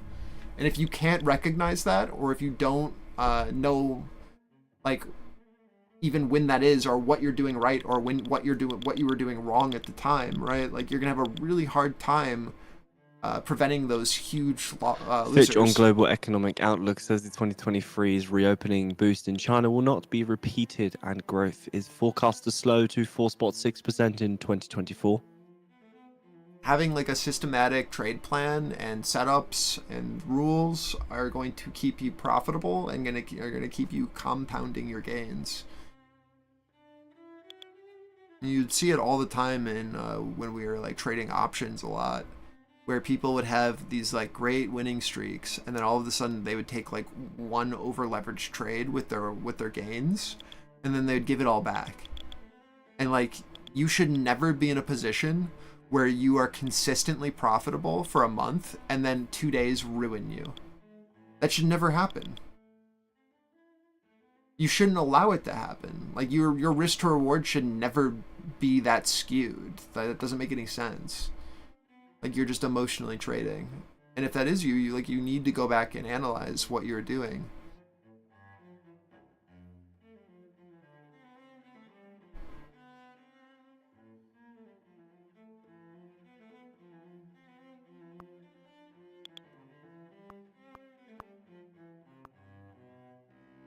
It is so important, and it's not something like, we've done a bunch on like mentality, right? Like the psychology of trading, but it's such a personal battle, and we all need to recognize, like, we all have a different our own demons, quote unquote, of like things that we do poorly, or like that we can recognize in ourselves, of bad habits, or ticks of like when we start self-destructing. And you have to be really honest with yourself and like figure out a system that prevents you from shooting yourself in the foot, because you're gonna do it over and over again.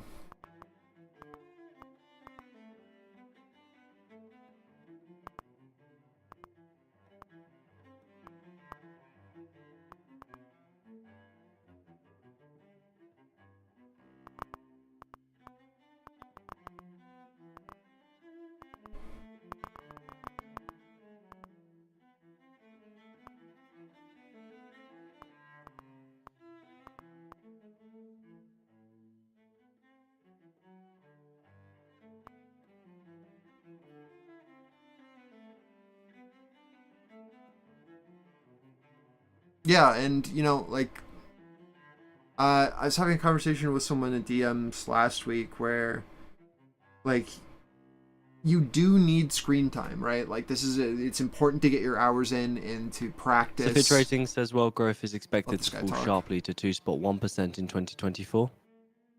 But like, you also need to dial it back with how much time you're spending in the market and how much time you're in front of a screen on a daily basis staring at candles without having any sort of like plan, right? Like, it's just going to be noise if you're not really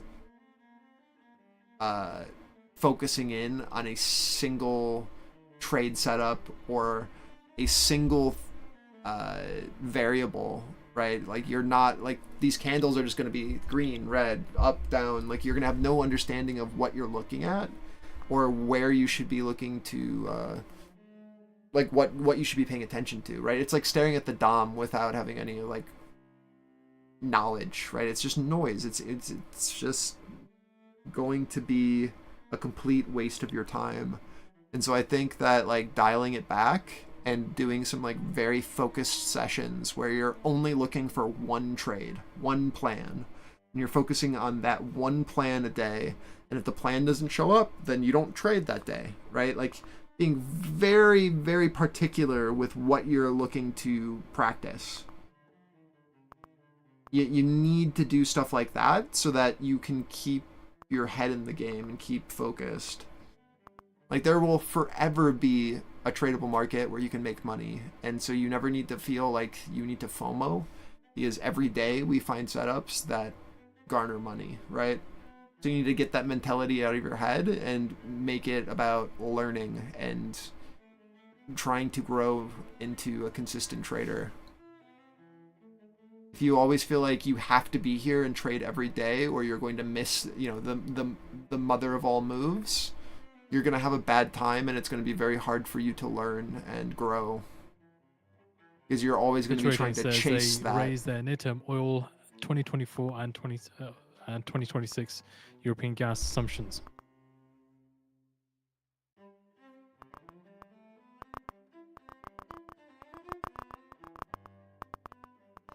You shouldn't, I mean, you need to go back and look, right? Like, yes, I mean, if you're a range trader, yeah, it can be, right? Like, but you need to, the same principle can be applied to a balanced volume profile, right? These are things that you need to like go back and practice and then look at and then watch to see how they play out. But yes, they can be. Just as we called that 60 as our high and then a rejection and continuation down, right? Like, these, like, the market moves in rotations, and we are going to rotate between seller and buyer value. And we just trade node to node, right? And then we oscillate in a node, and that's an auction. And then we break below, we fill LVN, and then we go to a new auction. Like, the market is very systematic, but until you understand like how we move and why we move, you're gonna have a hard time trying to figure out where to take trades. So this is this move here, and now this is the secondary leg.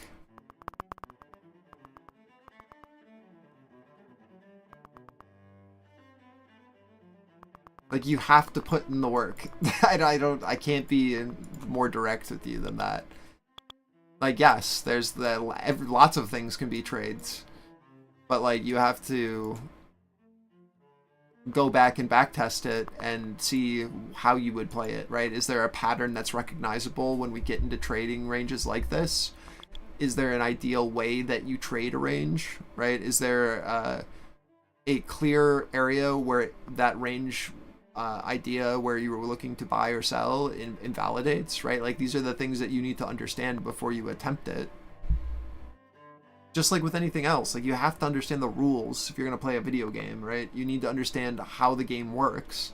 You need to understand like the win conditions, the loss conditions. If you don't know any of those things, then like, what are you going to do? I mean,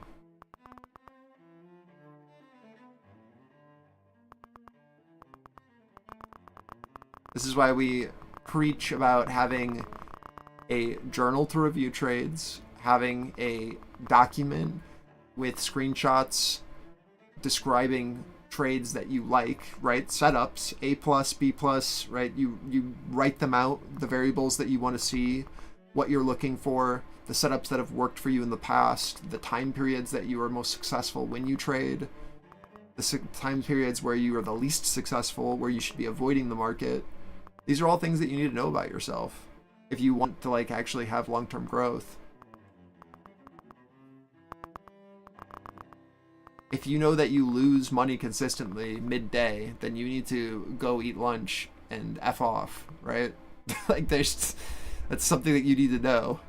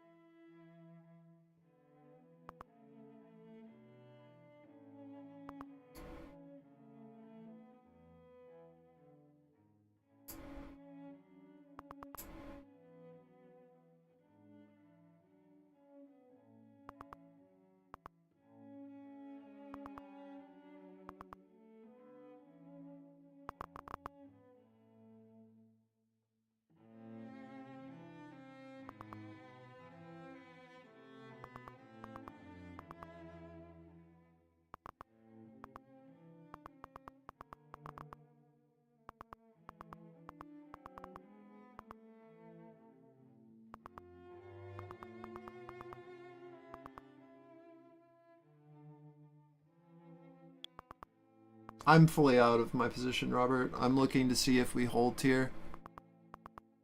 If the Russell can maintain this low, then there's potential. If not, then this will lead to another leg down. But I think that you should be mostly risked off of your short position if you're short from the 105, the 90, the 60, or the VWAP. Right? We're now looking to see if sellers find acceptance below VWAP or if we can push back above. There's a lot of potential here that we can just rotate ticks around VWAP in between this zone, so you want to be very careful here. The setup that you're looking for, I think, for more continuation is a rejection of this 15, right, and then a push below 05s, and then a continuation down. I think that's all you're really watching for now. Either this bottoms out here, we see this buyer at 15s defend themselves, we might get a liquidity grab and then a pop, and then we're looking for basically 20s to then become supportive again for a pushback up. But right now you're kind of in no man's land in the sense of we don't know which way we're headed, but we do know that there's a strong seller in the market. The reason I care about this area is that this is the ESPOC, and so we see the Russells finally trying to bottom, and that NQ is just basically like at our pivot.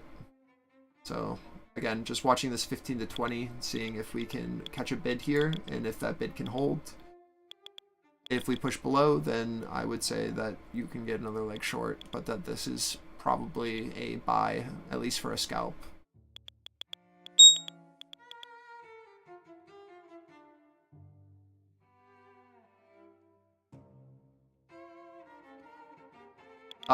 Those are NQ levels.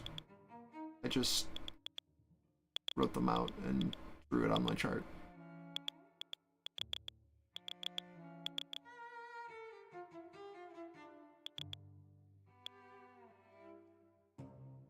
Later, Cass. Great trades.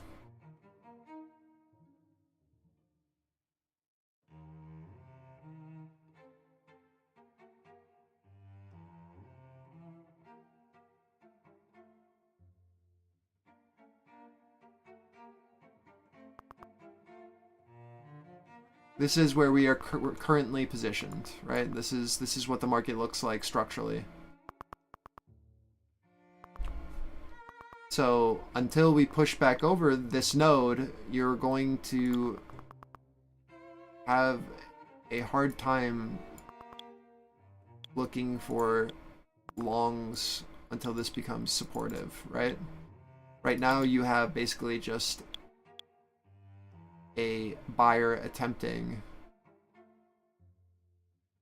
based off of this previous support, right, where this previous accumulation occurred, and you're looking for this to be able to maintain and build out on this node. Oops. But like, if buyers fail to push over this and sellers continue to hold and absorb buy side here, we will get further continuation down to fill this structure below. So again, it's just an awkward position to try to enter a trade because you're kind of in the middle of nowhere, making lower highs.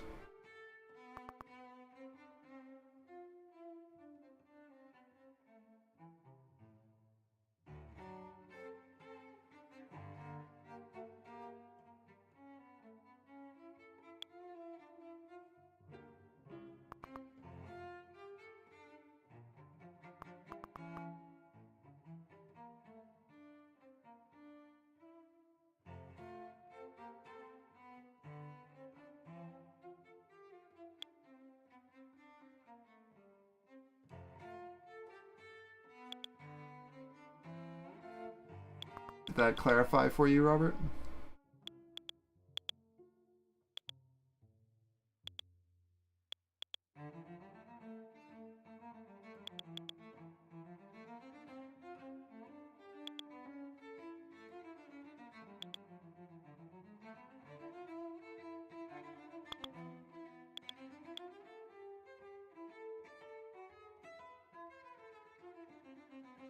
$105. I don't know if you were here earlier, but 105 was what we called as where our seller was positioned on NQ, and that was when we started to look short. 90 is where I took my short. 60 is where I closed half of my position, and then we looked for a reoffer for a short continuation down. So those are just the previous levels where we've already taken trades, but there are still important pivots. So 16060 is that 60 I was just talking about. 105 is this level here at 16105. 16090 to 80 is a pivot. These are just previous areas that we've traded on the way down that we now have to look at as resistance on the way back up. I'm saying only the last three numbers because I'm not going to say 16,002, right? Like, that's too much.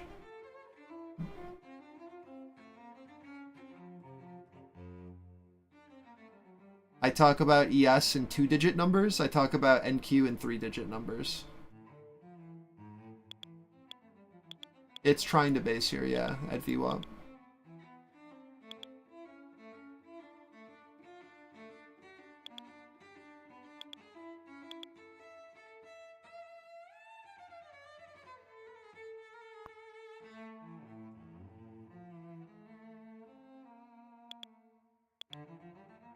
This is now played out, so I'm going to delete it.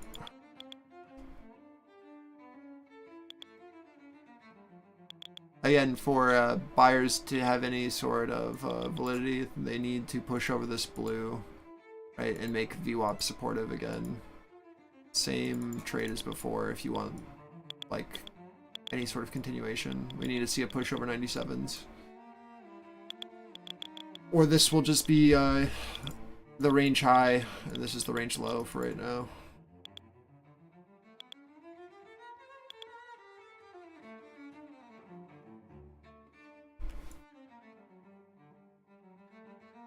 I'm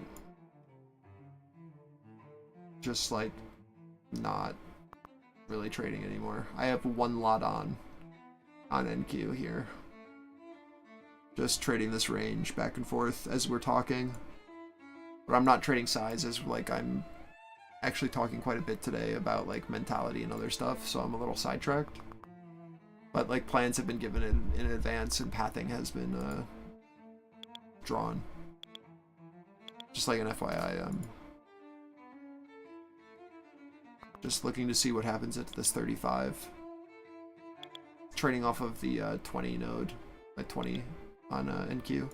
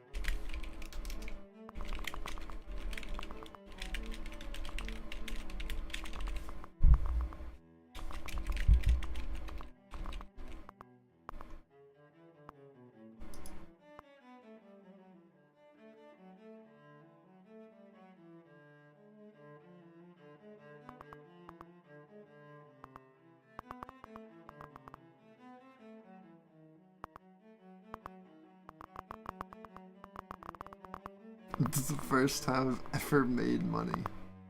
Congratulations, man.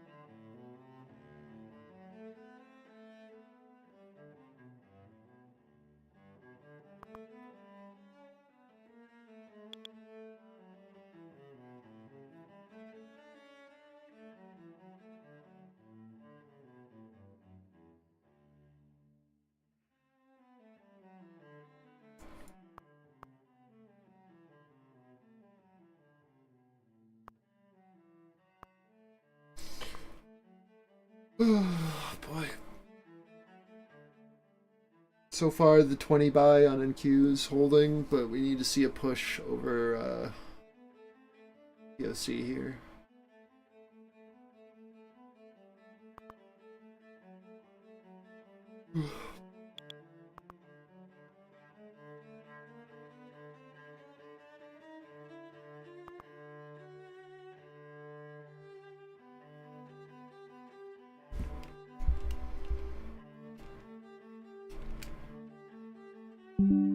Again, even just like scalping this section, like this is just understanding where like your pivot is huge. Like this is just money.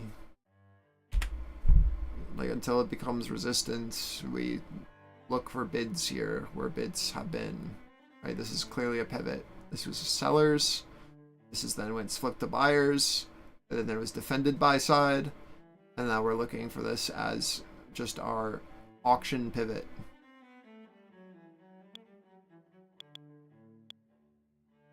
And until we see like a push below and then the offer hold, right? This is where you're looking for buyers to defend. And now we play back up to the high of the range and you risk off, right? And then all of a sudden that 620 buy looks pretty solid. That 020 buy, sorry.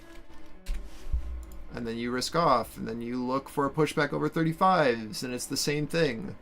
But like just being able to identify, even just visually, that this was clearly a resistance,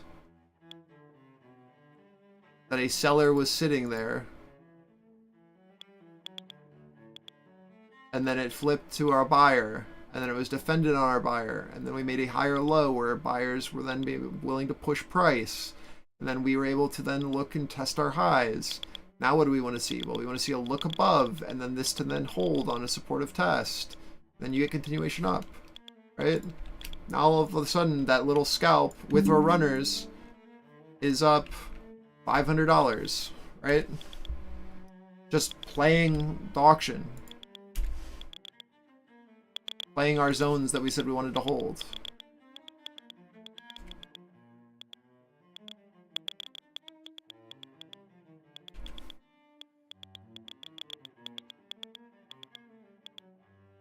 Risking off one here into ESVWAP. Just one left. I want to see this 35 to 45 be, kind of like become supportive, or this is just going to be your seller reoffer. Same idea as the 20, right? Same idea as where we just saw here on this pivot. What do you know? This is now our pivot. This is where our buyers were previously. This is where our seller is now. Previous buyers are now offsides. Sellers will try to hold them there, right? This is now your offer. You need to see this flip back to buying support, right? Back to our bid. There's zero reason for you not to expect a seller to be positioned here to defend against this buyer. This is why we risk off into these levels. Until we see it become supportive, you need to accept that this is now our resistance. Just like common sense, just apply it, right? Just like walk through the trade yourself. Understand where value is currently for buyers and sellers. Do not overcomplicate this.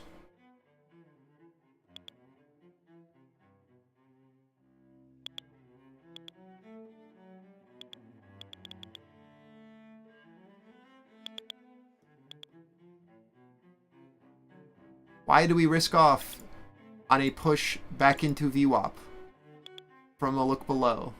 Well, because sellers, right, we're just reverting back to a mean. This was our POC down here. This is where we wanted buyers to defend.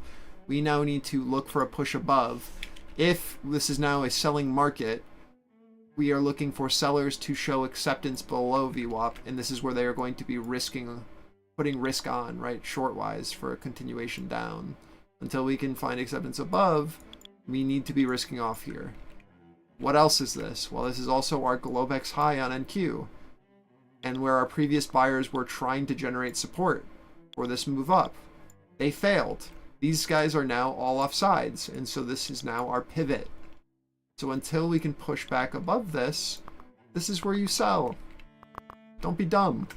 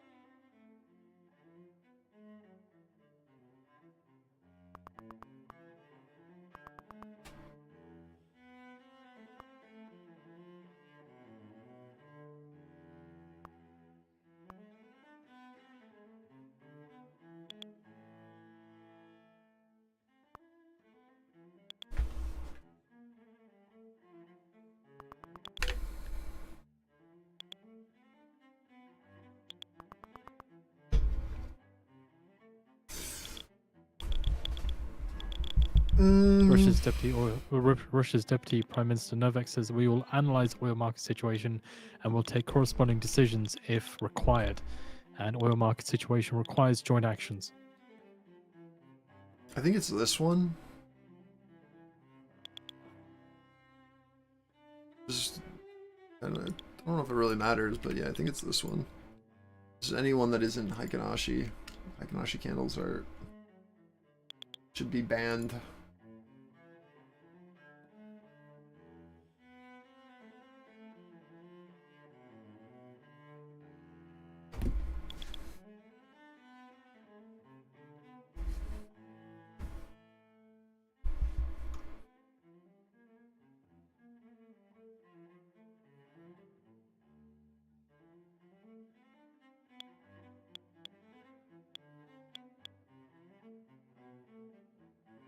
Like, if you can't see trend on a regular candle and you need Heikinashi, I don't know. You got bigger problems.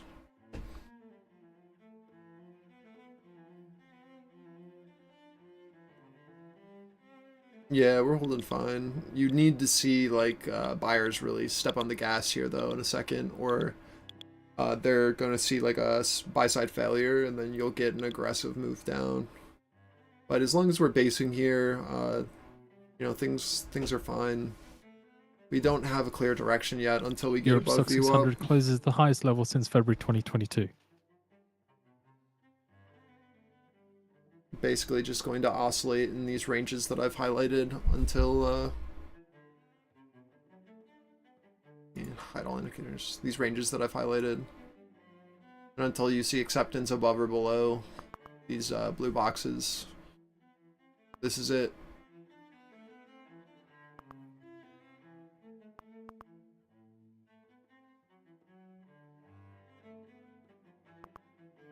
What? What? Flex, hello? Can you say gas like Daddy Yankee? Gasolina?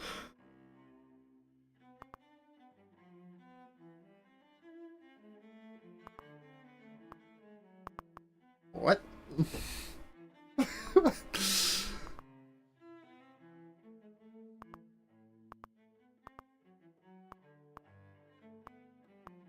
US 2-year yield rises 14 basis points to today's high over 4.73%.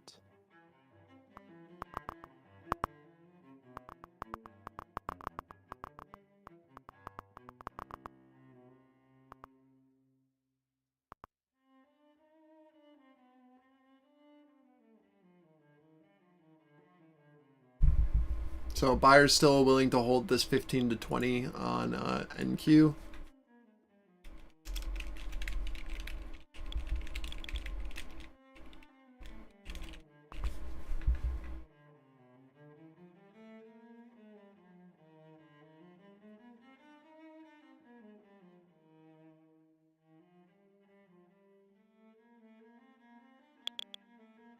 It's all of them, man.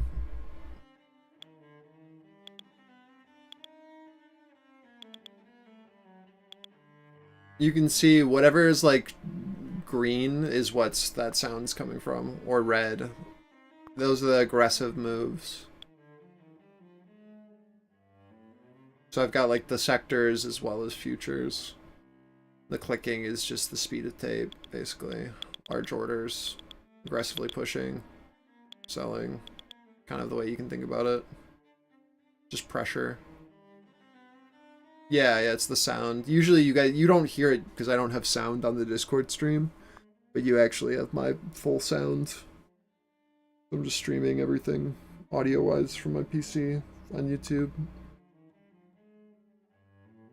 Which is why you guys have to suffer with my classic music. Classical.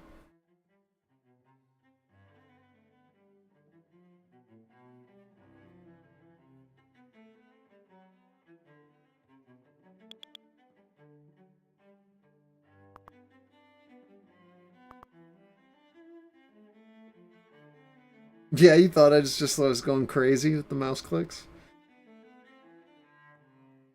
Harry Wang trading.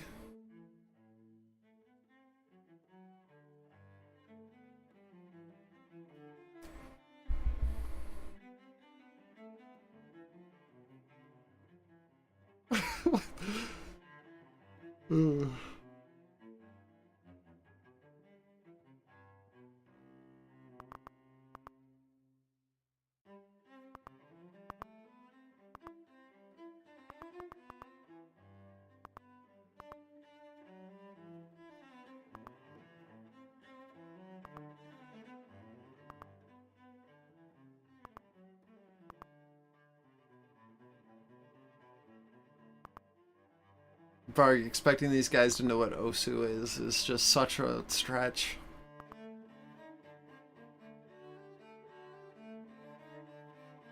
It's such a stretch. I had to explain it to Surf the other day.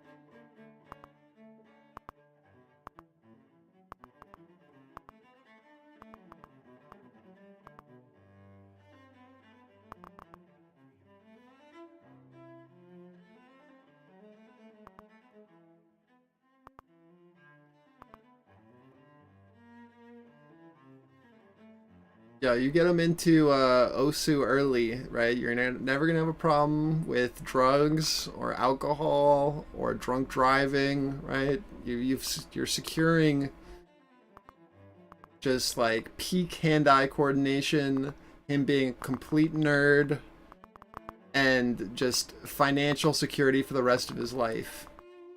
That's what you're doing. It's huge. It's a big win for you, Surf.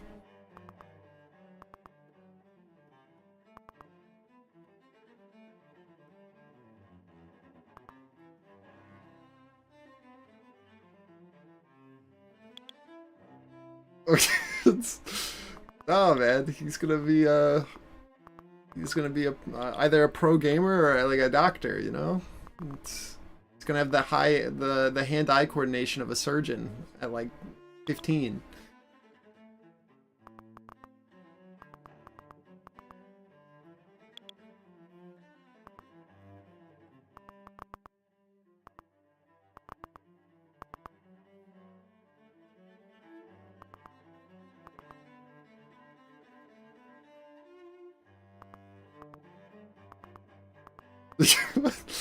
Yeah, I mean, maybe, you know, there might be money in that. I don't know,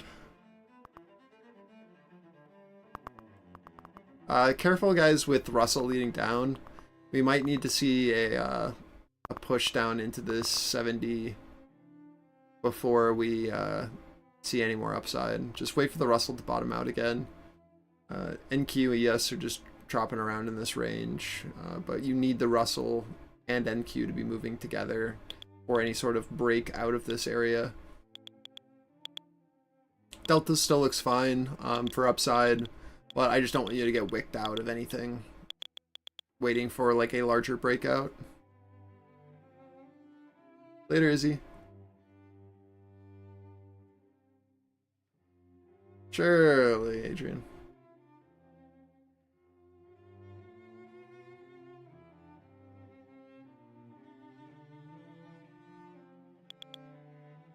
Yeah.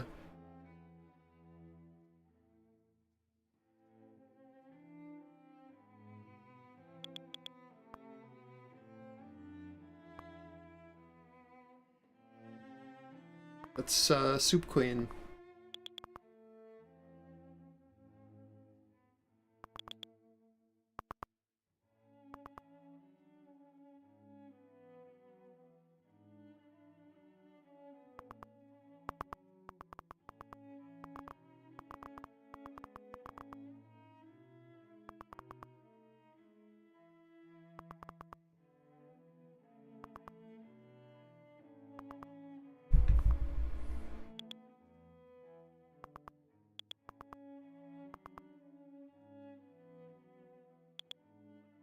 I seriously really think that all that matters, like you might get impatient here, but the only thing that matters is us holding this pivot and ES holding this pivot. As long as these things happen, you can get buy-side continuation either like later in today or later in the week. If buyers are willing to defend this 85 to 82 on ES, that's really important. If buyers are willing to defend this like 25 to 20, that'd be amazing on NQ. But really, your major pivot for me is this 16005 on NQ, for where we're looking for buyer defense. We can go back to our larger chart. The problem is if like that area doesn't hold, look at what's happening here. We're seeing acceptance from the attempt from sellers to try to push us below this node and find acceptance for a move back down to this 80, right? Which is what we don't want. We want to be able to maintain here and be able to push above this 40 or this 39 really, just this edge high, or a continuation and a push out, right, to then fill this structure. We want to basically, I'm gonna just move this to here so this might visually make a bit more sense to you. We want to be able to show that buyers are now willing to maintain this low. Why do we care about this low? Well, this was previous resistance, and then previous buyers have attempted to build here, right? And it's been a level of importance for a pretty significant period of time, right? In the sense of like the current auction. And so like if this fails again, I am going to be expecting another move that looks like this.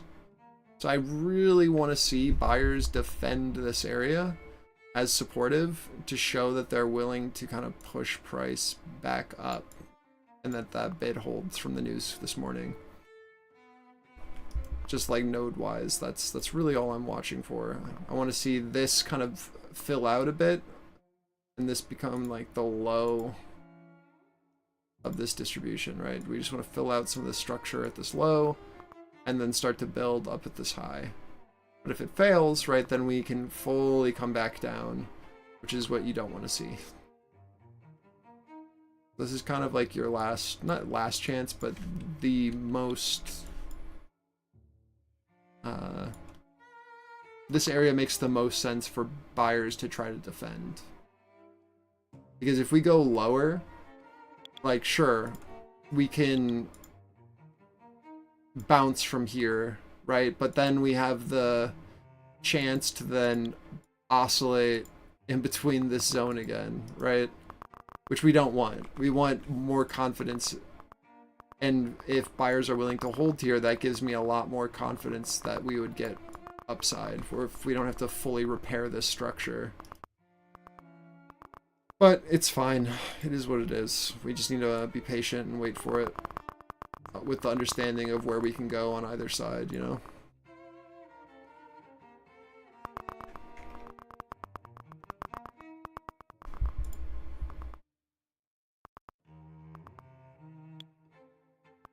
So we're at our 005 on NQ. And we are back to our 85 on ES. Again, we're looking for the Russell to bottom out. Needs to be able to hold this 68.5. Or we will look for the next leg down. I'm gonna look below. So let's see if we find our buyers here again, or if this will lead to the next leg down to fill that structure down to 80s on NQ.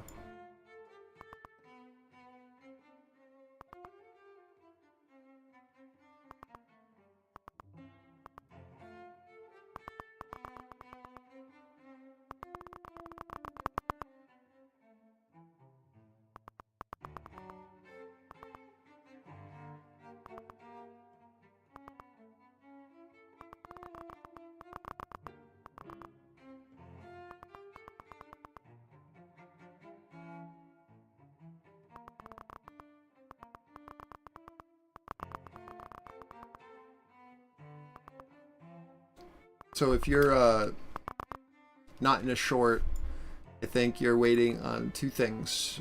You're waiting for a push down into here and then a bid, or a push above and a bid, right? Until then, we are trading from blue to blue. So look for liquidity here into this target. You want to see this 80 to 92 area really aggressively show as the low, ideally. S&P 500 down 0.05%.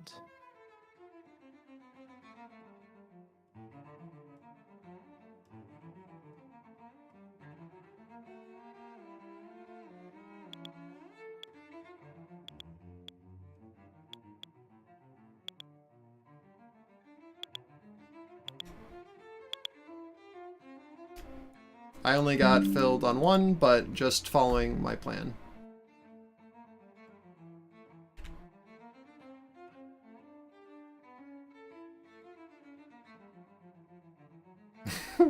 Fucking sick.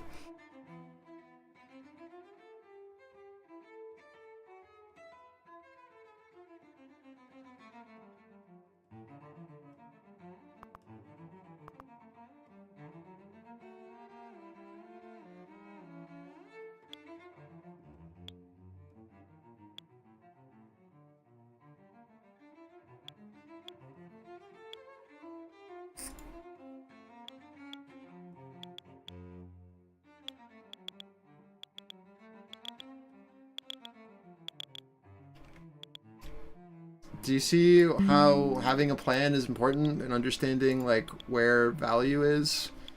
All of a sudden, like, you can not have to trade size and still make like incredible money. It's your first risk off here into 20s. Next is 35s. But it's like just understanding where your pivots are and where you should be putting risk on and where liquidity is. Like, if we don't see that hold of this 82 to 85, then we exit the position and we get the hell out of the way. But as long as this is maintaining, like, we understand where buyers need to defend, and we should be playing with them if we're looking for longs. And this is where you're risking off shorts. We understand the range.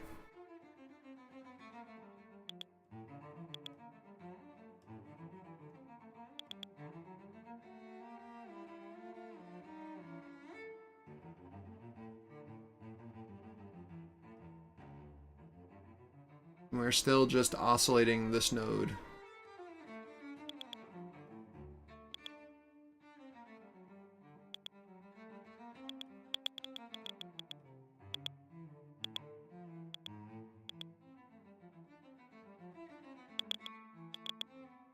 Yeah.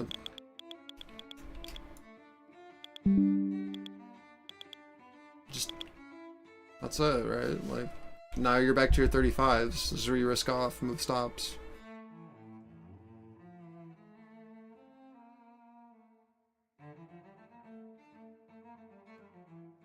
Just as like that 82 to 85 is what you're looking for longs. And this is where you're risking off until we see VWAP is supportive.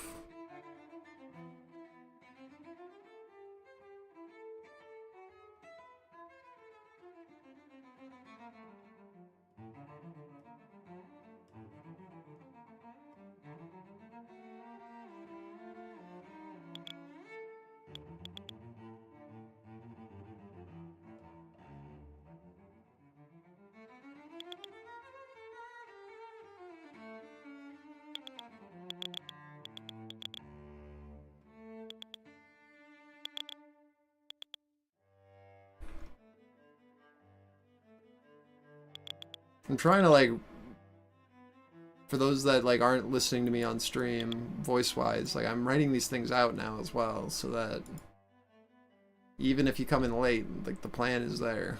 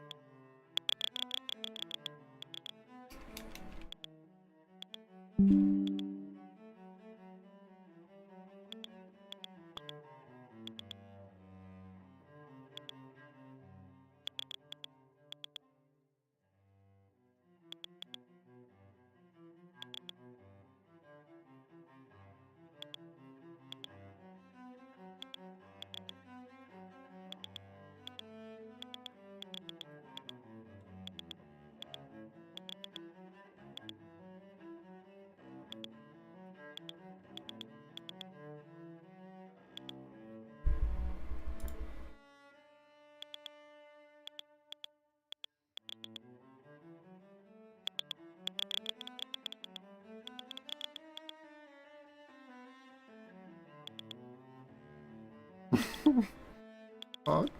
Fog.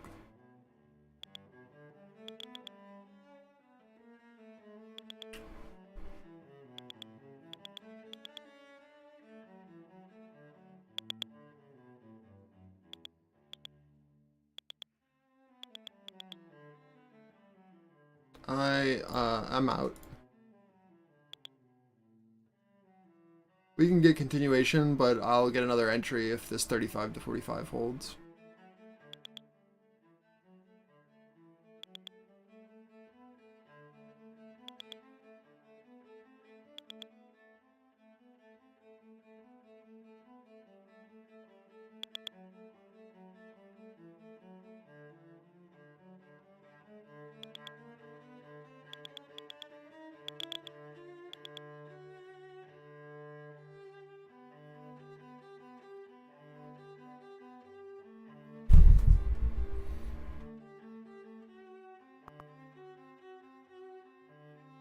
Back to our pivot on RTY. Need to see us push above.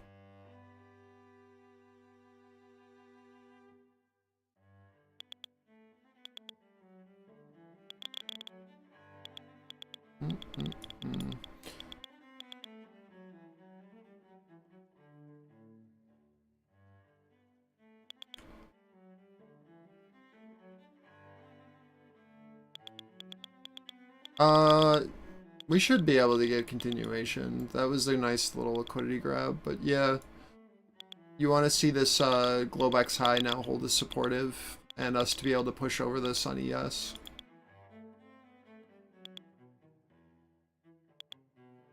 Just as we have drawn here, we just want to see this now show as support. Right, what we're trying to do is... Let me go back to... Look at what we drew, right? We can now fill this structure to the upside.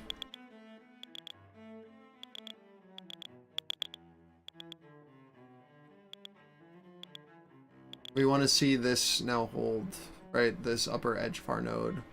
So we can see some profit taking here. If sellers are willing to try, right? This is where they would try first. This would be your seller reoffer. And this would lead to a push back down to retest this node.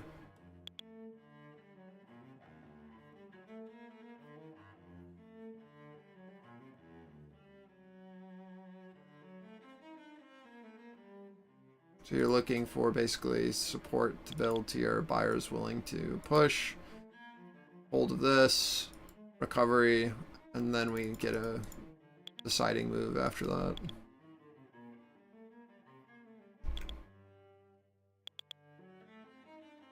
And this is the question, the age-old question, why are you trying to put risk on now at the highs if you were unwilling to put risk on at the lows, right?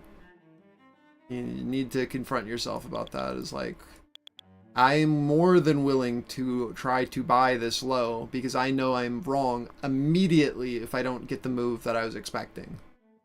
I am more than happy to try a long down here at this lower edge because I know that if this breaks below and we don't see that strong bid, that this is going to continue trading downside. We need this buyer to defend here. So again, I want my stop to be as close as possible to my invalidation so that I can take the smallest base hits as possible on losers while trying to get filled for the most upside as possible. Does that make sense? Do you guys get that? It's all about probability and risk to reward. So if I can skew my risk to reward as much as possible and trade only the most highly probable trade, right, areas of where we're expecting value to be, then I can push both my profits up as well as my win rate, while minimizing my losers as well as the amount I'm losing on my losers to more so break evens and just like small little paper cuts.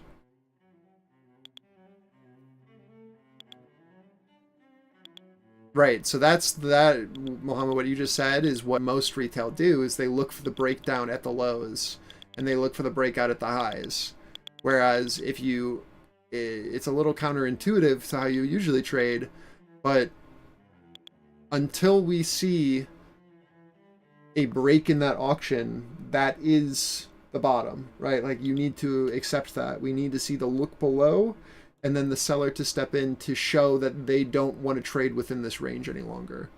If you preemptively are looking for a breakout, you're now chasing a trade instead of playing value, right? It's two very different things. Yes, most people do. And that's why we get significant moves at those edges, is because we can punish people who are shorting at the lows and then having to cover their position when the trade goes against them.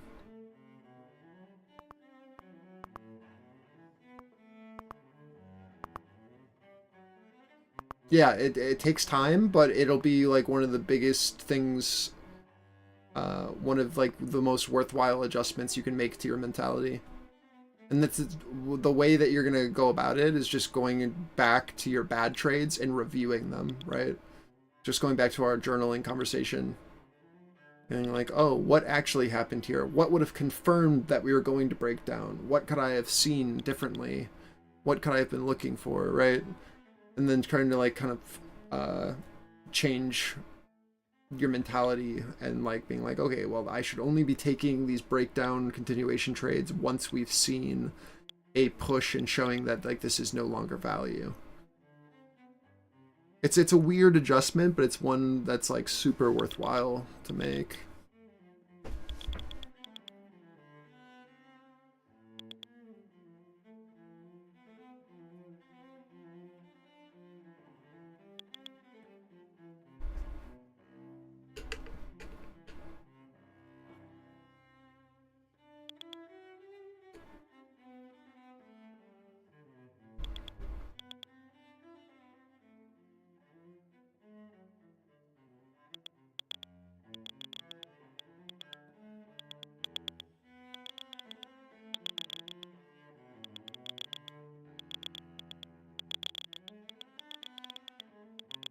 Is anyone still long?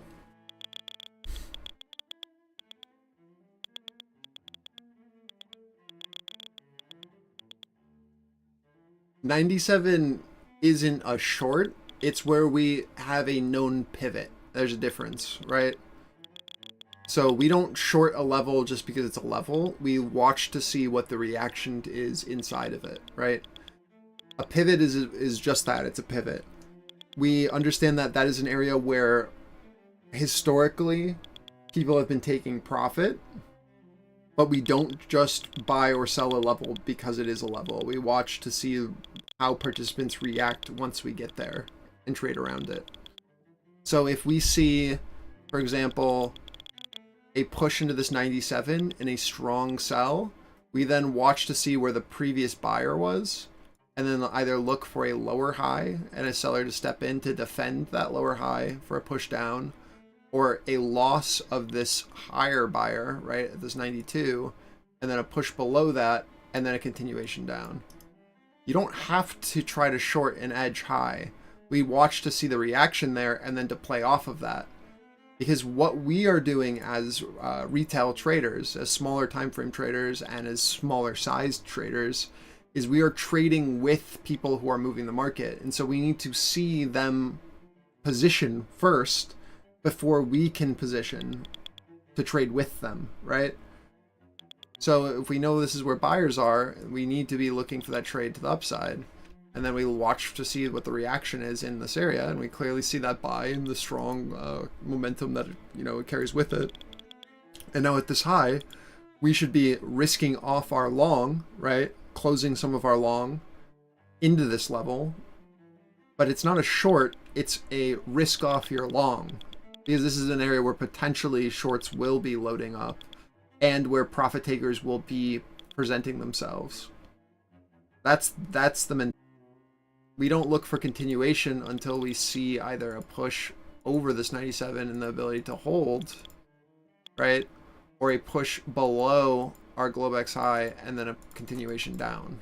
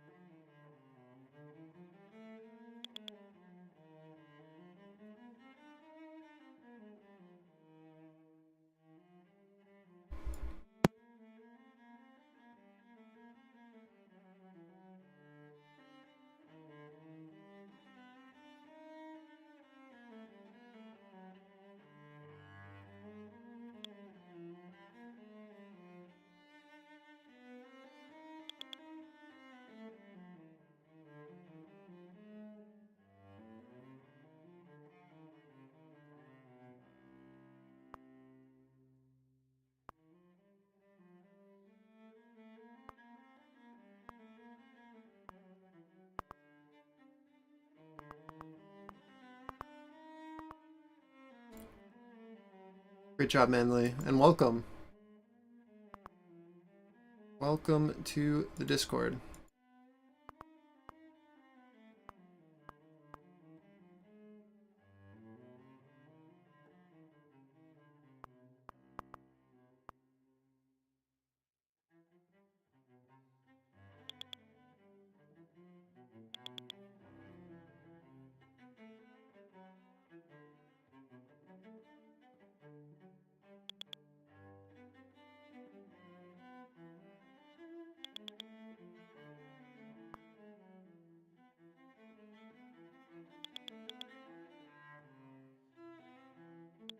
This week I've managed to reverse 4K loss just listening to your areas of interest. Dude, that's huge. Congrats.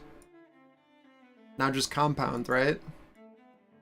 Easy. Make sure to take some of that out.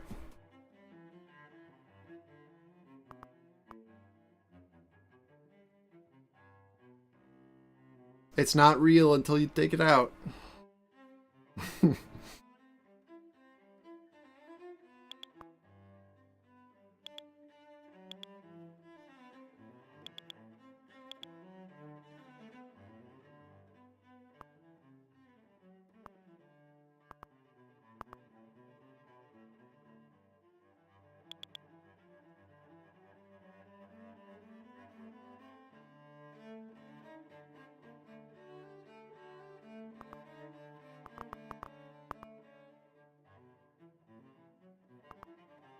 Am I lagging for you guys?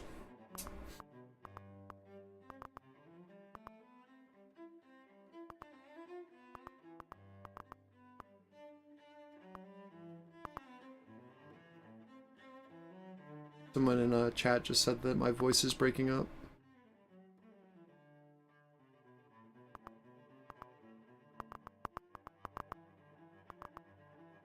It was spinning? Hmm.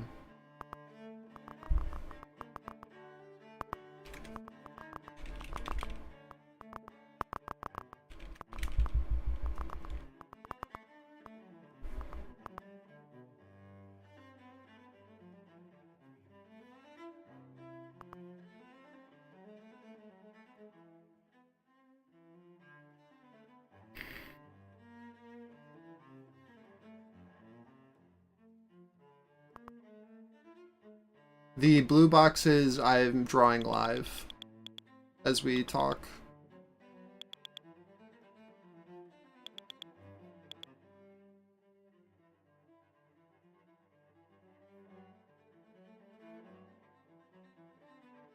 But all I'm doing is highlighting like our edges of our nodes.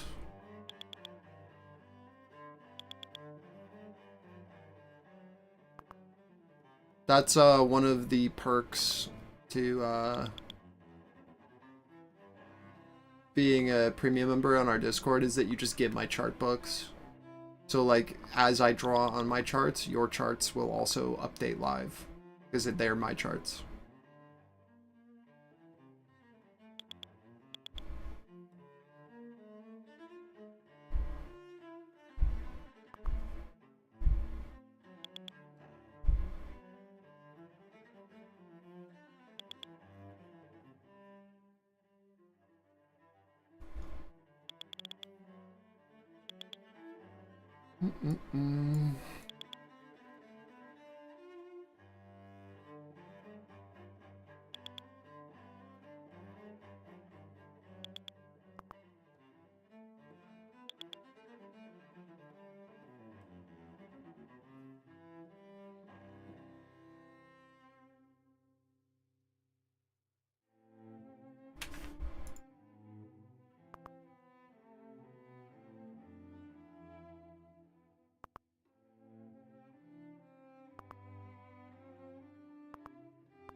Yeah, I'm not in a position, Mohammed.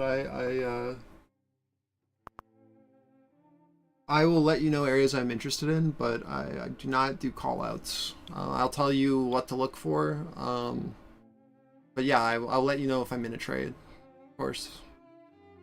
There's no hidden agenda here.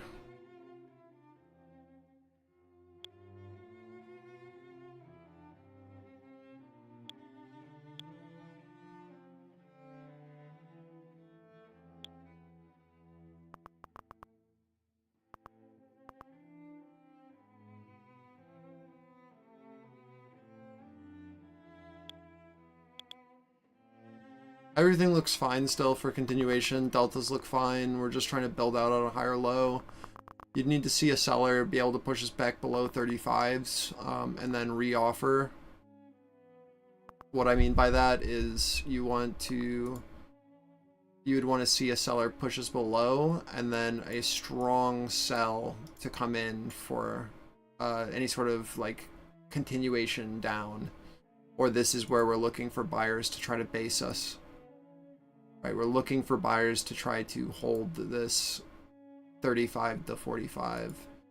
And if we can build here, we then can look for a push to that 60, a build over our 60, right? And then a push to 80. The reason I said this isn't a short, but just a risk off for longs from the low is because we do have a pretty aggressive buyer in the market and the ability to kind of have a decent amount of liquidity that's off sides, looking for that continuation down that might need to cover. So again, all we're looking for buy side for continuation is this 35 to 45 to hold. You're looking for a push over the 60 for that to rebid off of it and then hold this low, sorry, this high where the seller is positioned to become supportive. And then you can get a push back into 80s. You don't really have a short here unless you're trying to play off of this seller here at the 60 or a look below and then this buyer here at this 40 to 45 to become resistance, and then a push below into 35s, and then you can continue downward. As I have drawn. Just like playing our buy and sell highs. Hello. Yo, what's up? What is up? Oh, you know. Yep. Sounds about right. Just living the dream. Oh. Of What's up, Flex? you know.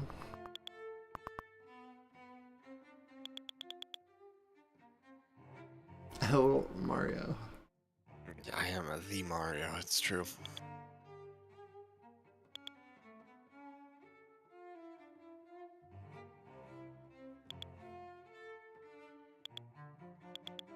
Great job, Manling, and have a great weekend. Again, welcome to the Discord.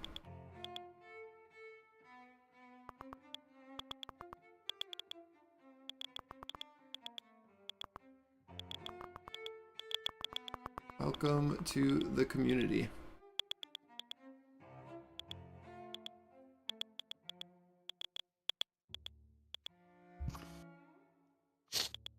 Are you on rolled contracts? I have charts for both the rolled as well as Z. I recharted everything on Z this morning before I got on. I'm gonna be calling Z, so everyone who rolled. Yeah, I haven't been calling. I've been calling Z all day, so we're on the same good. page. Okay, good. Good. Very good. I cannot be bothered. What is the... Oh, I should actually go look. Yes, H4. Yeah, it's there. The liquidity is not there yet. No. Goodbye. I don't know why they roll this thing so early. I hate it. Yeah, that's the way to do it, Surf. And then probably honestly wait another day or two. Yeah. Well, what? I think I looked this up. I think the official roll is the 11th.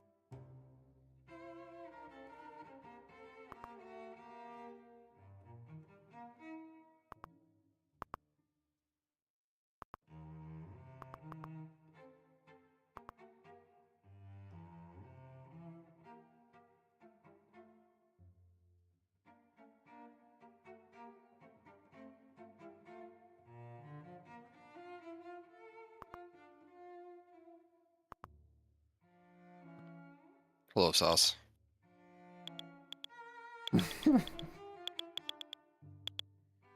You don't even have a friends page yet.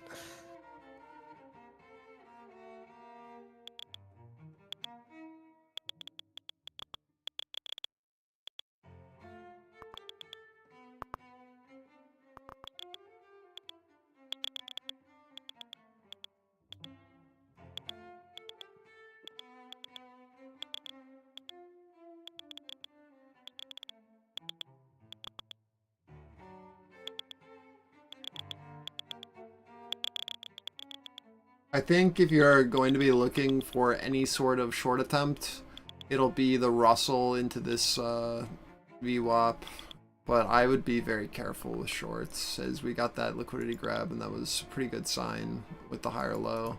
But just watch as we come up into this on RTY for any loss of momentum if we're going to continue this oscillation.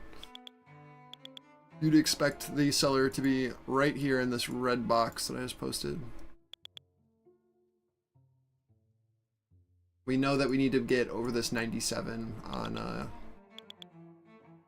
ES for anything of significance to happen. And we need to see 60 become supportive on NQ for a push to our next target. We're just at the top of our local ranges right now.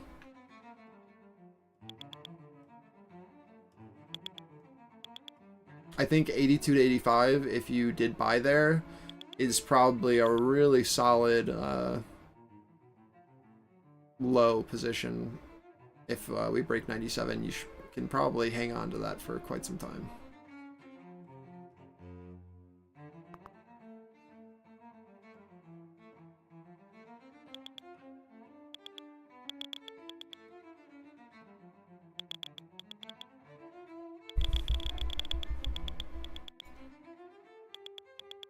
True.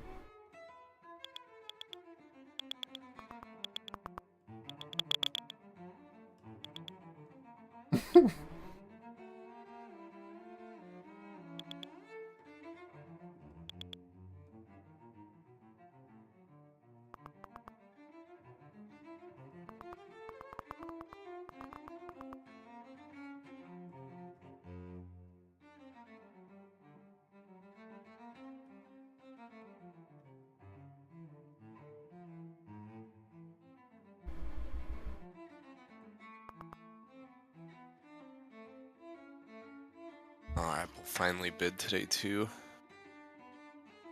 Thing was so weird yesterday. What was it doing? Well, so like we were just sitting sideways, and so Apple was like just selling, but then every green Apple candle would be our bounce oscillation, Oh, yeah. and then we'd sit sideways, and Apple would put in a lower low, and then it'd be a green candle, and that'd be our bounce, and so Just like slowly creeping it down. it was like the opposite of like the melt up. It was like just melting down, and yeah, it was very That's bizarre. annoying.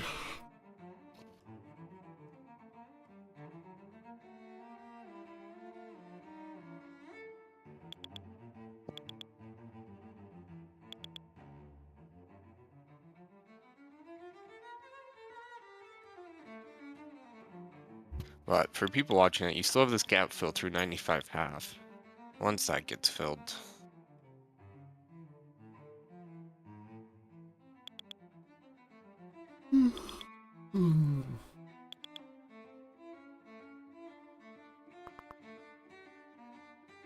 Jesus.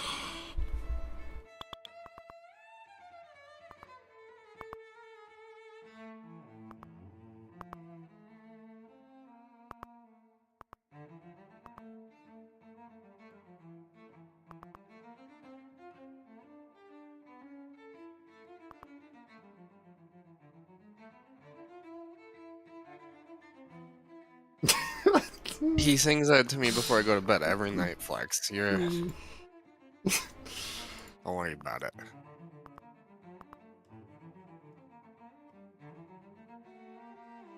Feeling a little left out, huh? Didn't mean to ruin people's dreams there. That felt special, but you're not.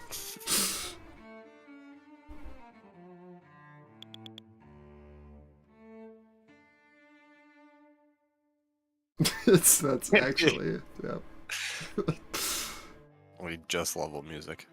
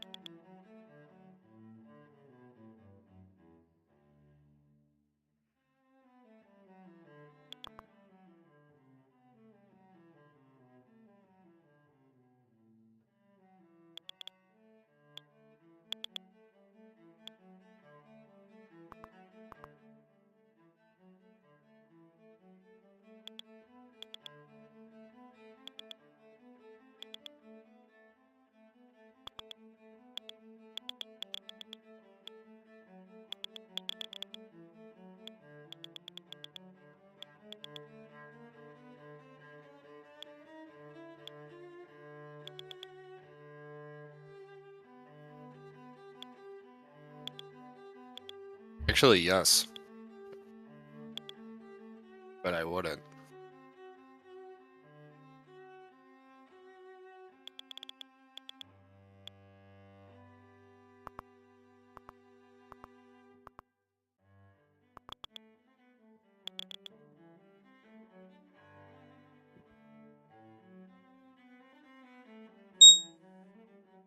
Ten minutes away from the top of the hour, we get the US Baker Hughes total rig count and oil rig count. Prior for the oil rig count 505 and total rig count prior 625.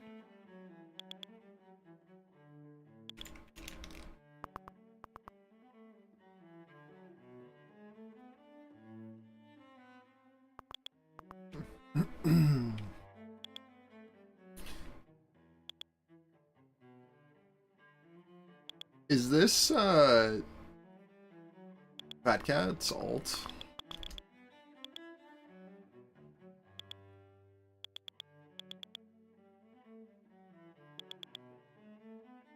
Or is there another trader who wears a I don't think this is. See-through green visor? No, this guy. No. Okay, because I see this- Astronautical follows him, so it's someone Yeah. from the hole or something. this guy follows me too. Yeah. I don't think he was in the hole, but he was in the other server that Astra was in. There's like the OG GameStop one that like splintered. I don't remember what it was. Not just like GME or whatever. No, there's one that off of that. Okay. Because I think this guy did a lot of the ATOS. This is Research. Russell VWAP and our 97 pivot on ES. So watch for an aggressive seller here if they're going to. This is where I would expect them to be. You want to see buyers really try to defend this on any sort of push down.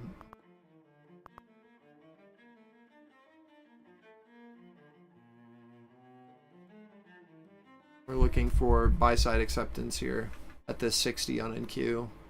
Just as we have drawn, right? Just we want to see this hold.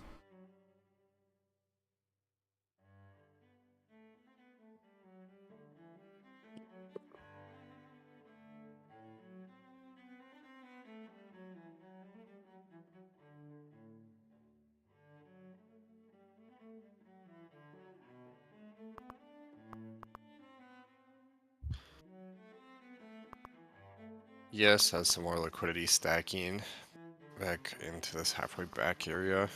Render and POC. Yeah. You want to see like Globex high hold here on rebid. And then like I think an aggressive push back over 97s and then hold if it was going to. If not, it's just chop chop chop. Watch for RTY to see if it can get back over VWAP here.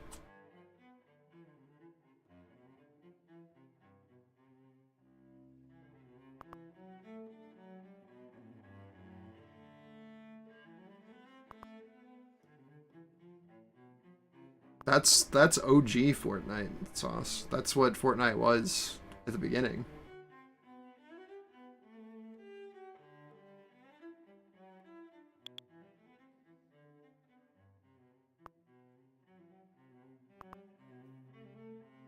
Fortnite wasn't a battle royale when it first came out. It was like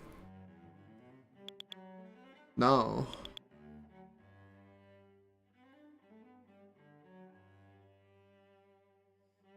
Wasn't even like the they would always push you to play like the single player. Yeah.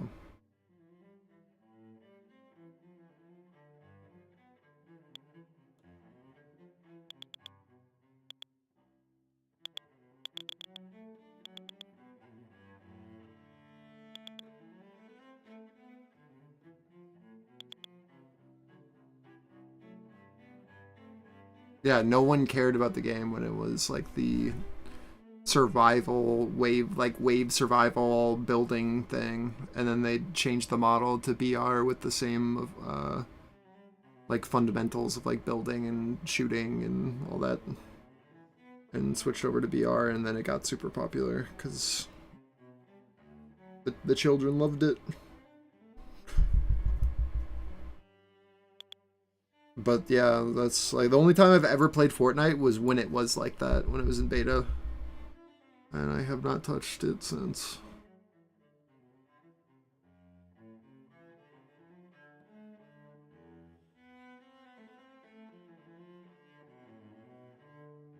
Minutes away from the top of the hour, we get the total rig count data and oil rig count. Oil rig count prior 505, total rig count prior 625.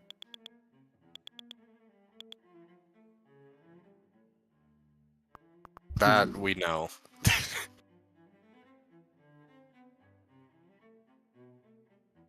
I can say with confidence that I was never flossing with the homies. That's true.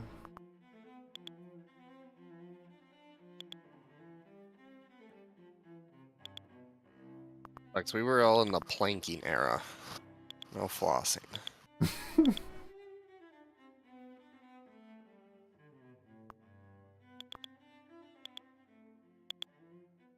Let me pop over this half here. Tick looks nice. Yeah, everything looks good still for continuation.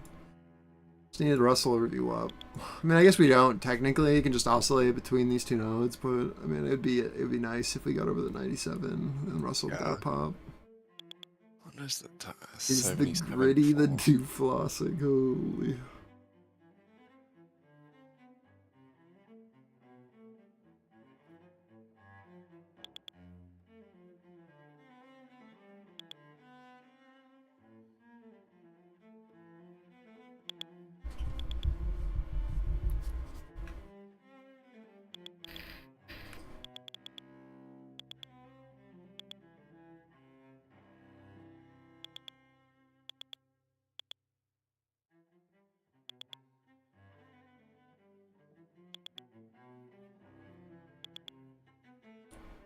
Barger, you getting to 65 this weekend?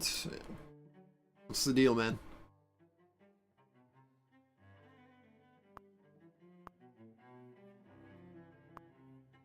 Just gonna play the finals until Varg finishes his leveling grind. Today. Holy.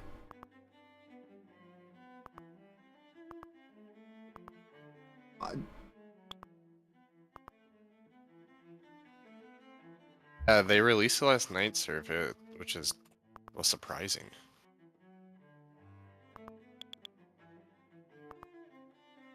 That's crazy that you just switched off just like that.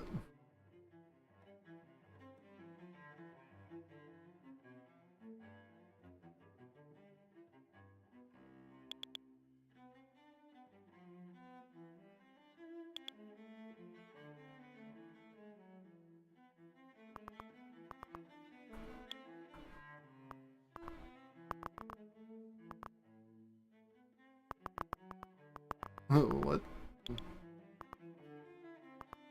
Was the patch last night 41 gigs? Yeah, it was massive. What? Oh, what did they mess up? Holy. No, they put all the like evade and net chop back in and stuff. But yeah, 41 gigs of... They messed something up significantly. Holy.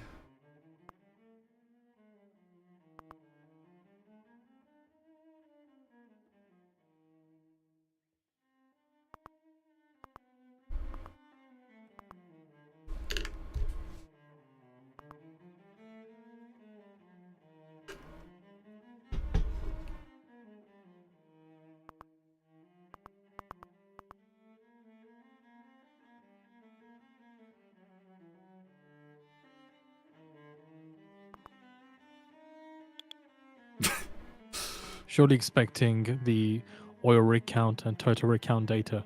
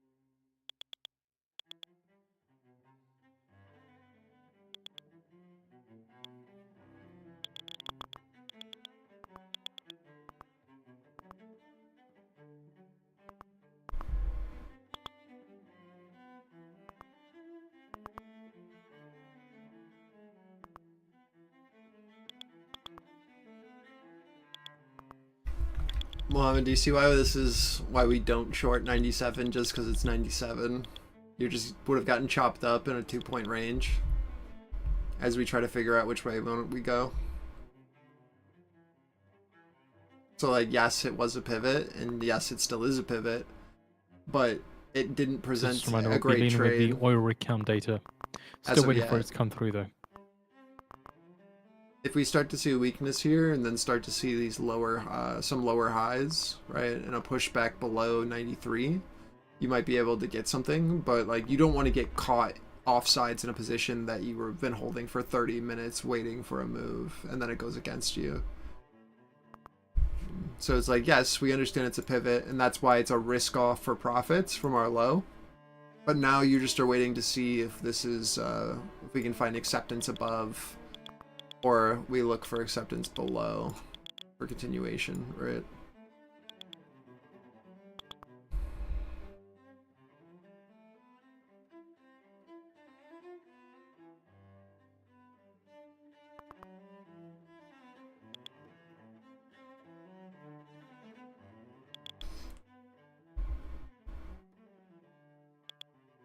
Yeah, right, exactly, Sauce, right? Like, again, it's just a pivot until the only thing that you could, like, say of, yeah, it's just chop, exactly, yes.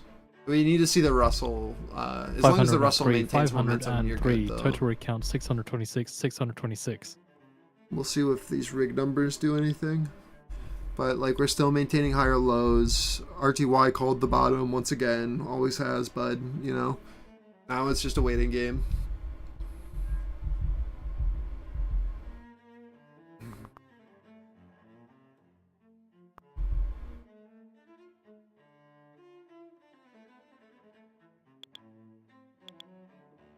And again, like, all we want to see based off of our pathing is for NQ to hold this 60, right? We get a push up to 80s. We'll see a real test there. Want to see acceptance over 97s on ES.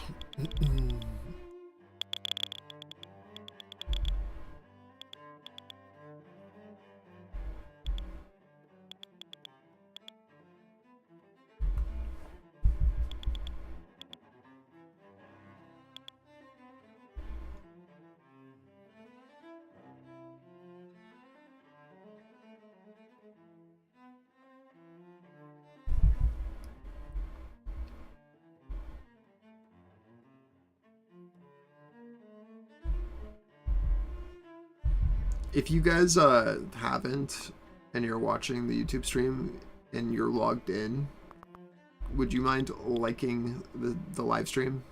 Please like and subscribe. Actually, please.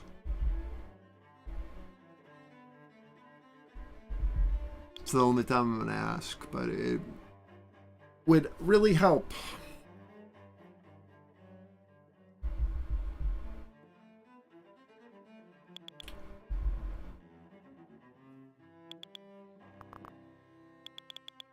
Alright, I appreciate it.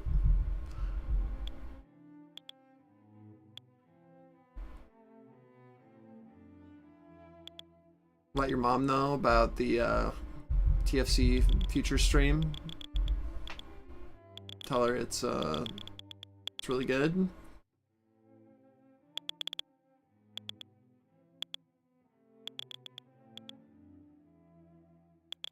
Got any merch? You have some merch ideas? Don't we have a merch page? I feel like we do. We did merch once. Yeah. I was promised a shirt and then I never got one. I bought a ton of that stuff. The sweatpants I still wear all the time. Actually, on the shirt. No, but I was promised them for free, Grota. I was promised.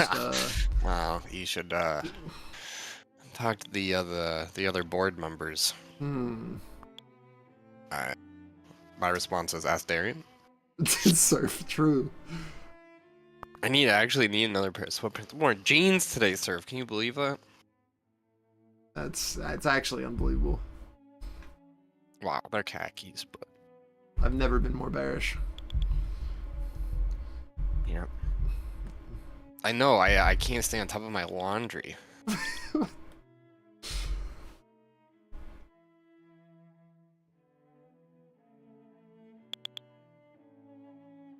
You want the Pepe TFC merch? I don't know if we can actually do a Pepe merch. We'd probably get sued. But I'd like a Good Morning Friend one. That'd be good. I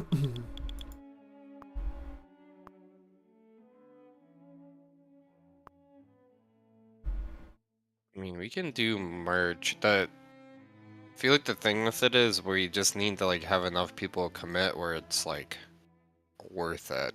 Not in terms of like us making any money, but in terms of being able to order enough where it doesn't cost everyone an arm and a leg. Yeah, or you'd have to use a site that's trash like Redbubble and then just do Yeah. individuals.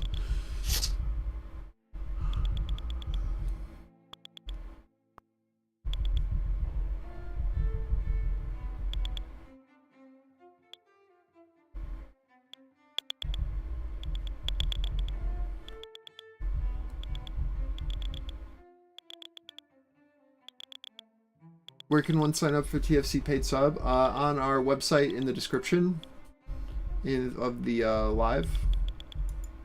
There should be a link. Give me a sec. I also will just provide you with a 30% off link.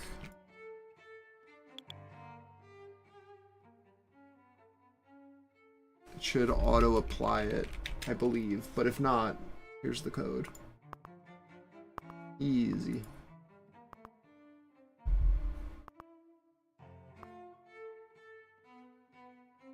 Let me know if you have any issues with that. This is your rebid at 97s. Let's see if this can hold. You're getting a little bit of selling pressure on RTY, but deltas are holding. I'd like to see a push into at least 80s before we... On NQ. This is our look above and fail as of right now. You need to see like a buyer aggressively step in soon. It's like 93 liquidity. Looks like it pulled in, came up to 95 on ES, but it's very. It looks like kind of like catch liquidity instead of they're actually trying to get filled.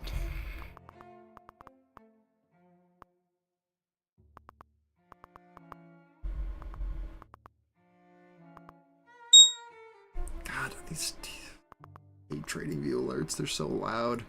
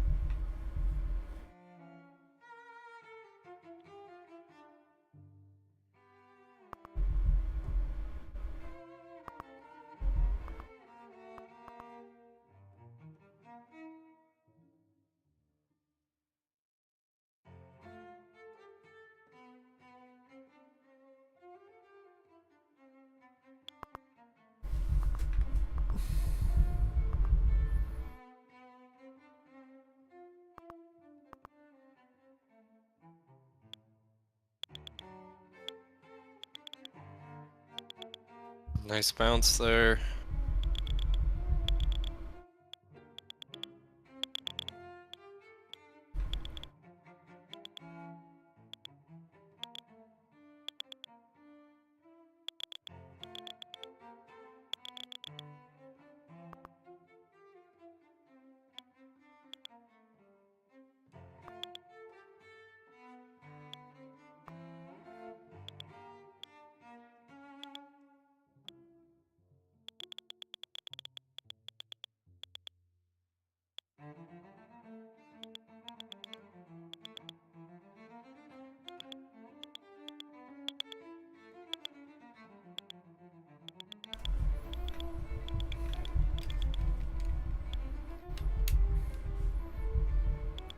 Alright, boys. This is it. You ready?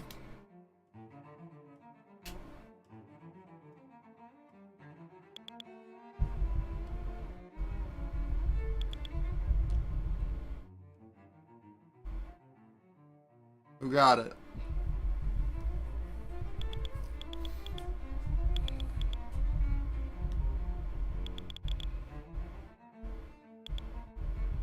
Sauce? Nice. I've been scammed, well, you know?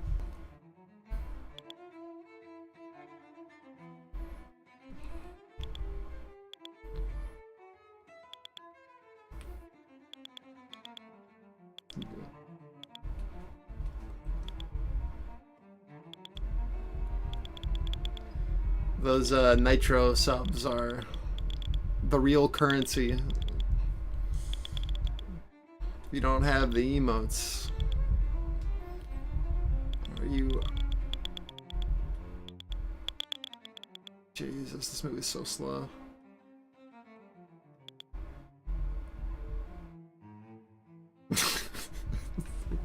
Where's the one where it's like drawn in MS Paint? You click it, Rory.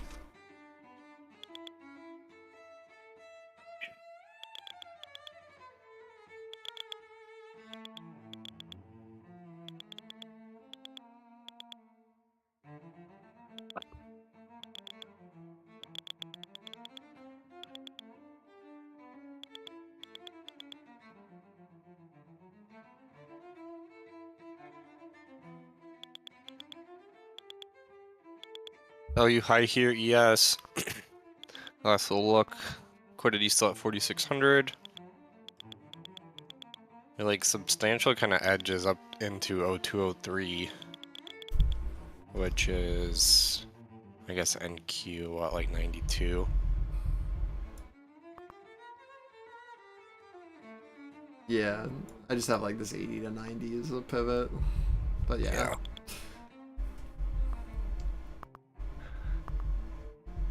No, man, you're doing terrific, Rory. Keep it up. You're doing great.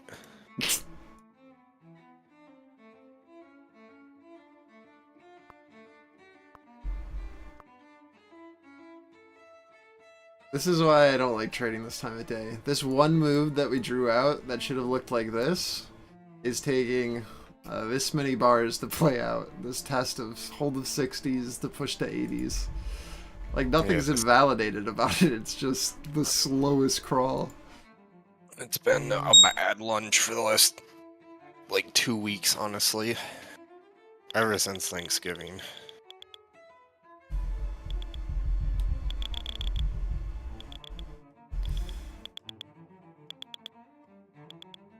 This is your first risk off. If you bought 60s, you're selling into 80s. Or if you bought lower from the 35 to 45 hold and bid. There's not much here until we can break out of this. And go back to our larger chart so you can see exactly what played out.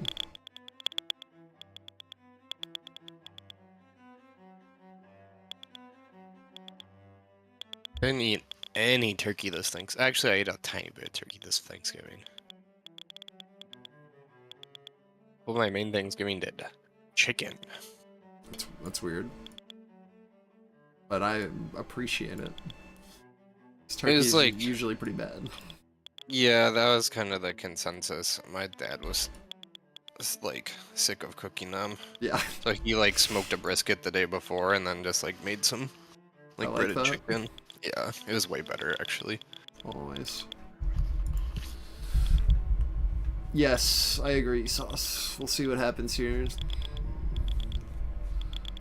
But the VWAP hold was good. Now just waiting to see the 79.5 and the 602 on ES.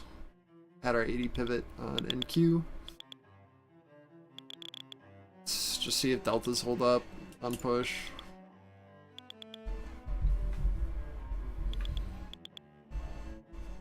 Again, I think there's like a pretty strong possibility that that 82 to 85 was the low the rest of the day. If you know, we can hold now above 82 counterparties take 821 spot 60s on 408 NQ billion and dollars of the overage Federal Reserve Repo operation. on ES.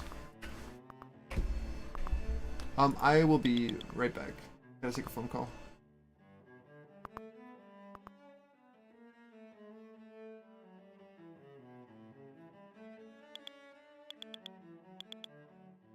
Watch what happens here into the 0 tick if price is able to hold.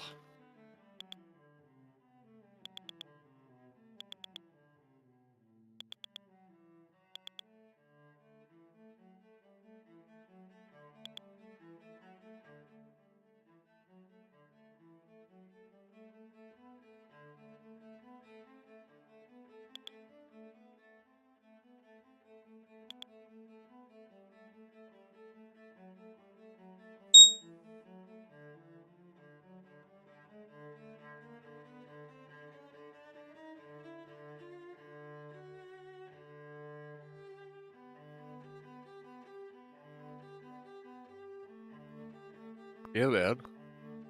Let me know.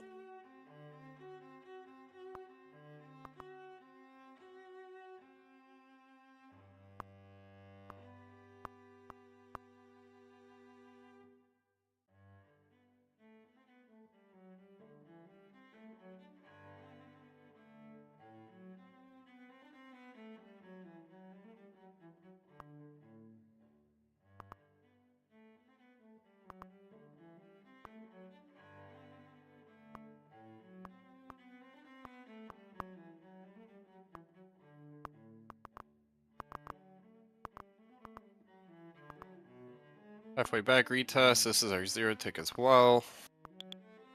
Ultimately, want to see this pretty strong here off 98.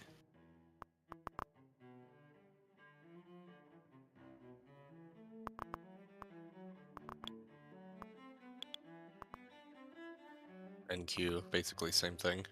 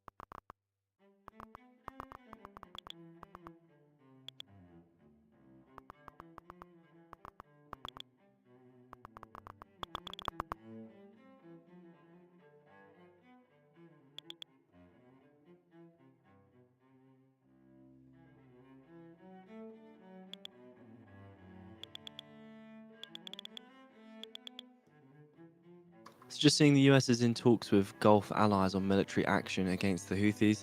So people familiar with the matter discuss talks over the Houthis.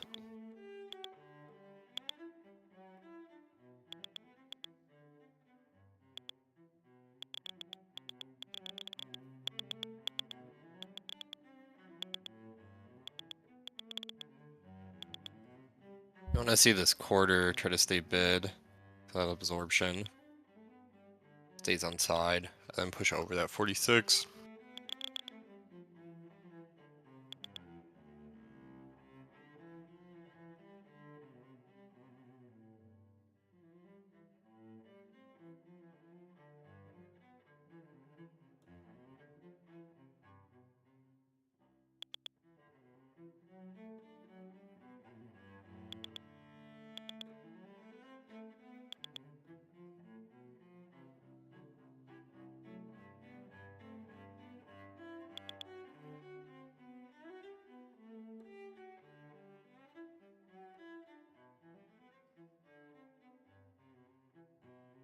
Sellers aren't massive up here yet. It's more the bid kind of slowing down. So watch your volume by time here. Like a lot of compression. Be aware of a breakout.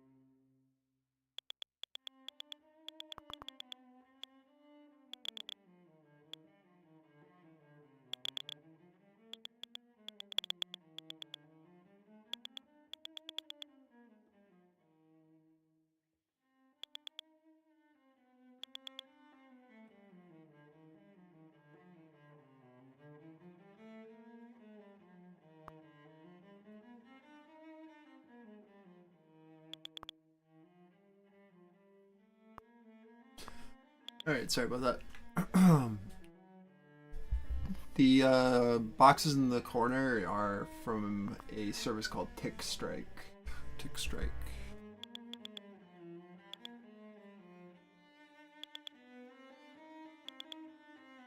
Looks like we pushed into 80s, sold on NQ, and then found a buyer at 60s, which is our range that was given. I don't think that there's all that much here until we see a push below or above either one of these. Right, like we've already found this range. So you're looking for acceptance out of this high, or this low. It's a pretty standard play for me, or idea.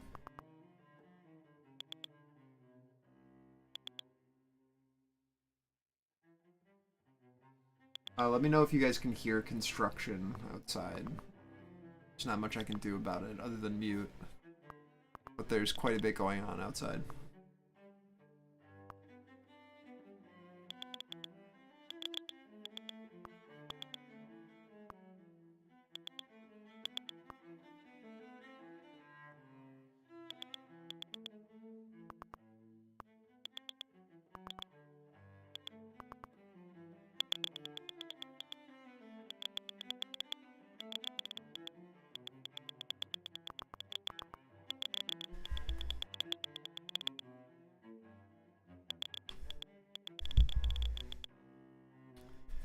If you are willing to put on risk down at that 82 to 85 on ES, we are approaching 20 points, which is great.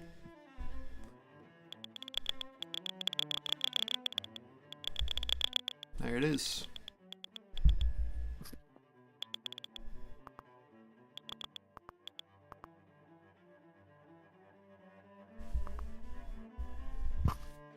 So this is a look up into this upper kind of selling node from today on the ES and the well, mid 90s target on NQ.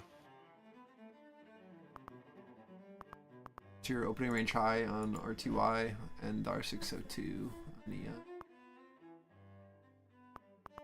Just back up to this garbage.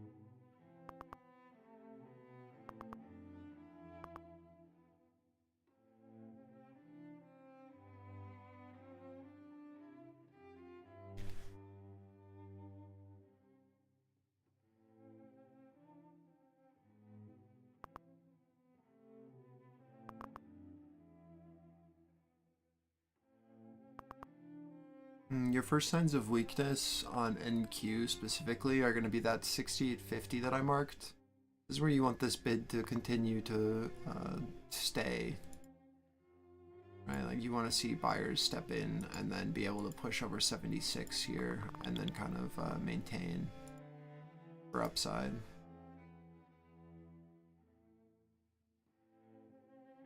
Star edges.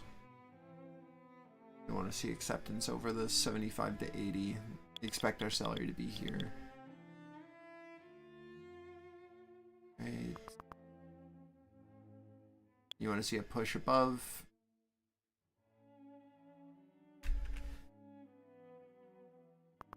Or we start to all these like lower highs.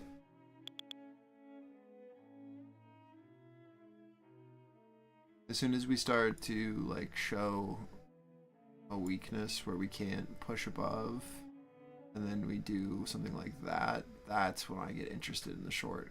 Until then, we will continue to oscillate in this range back and forth. This will be like your first real sign of weakness, is that loss of that 068.5 or push down.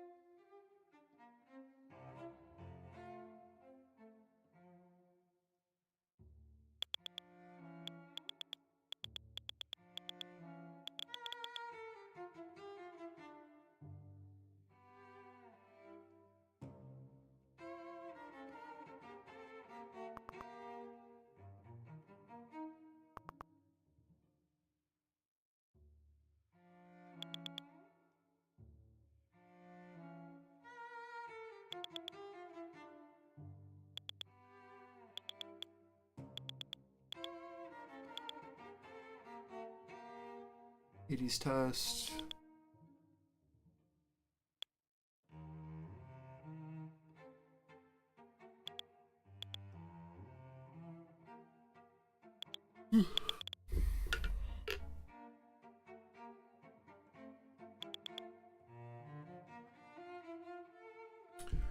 Might dip out here soon.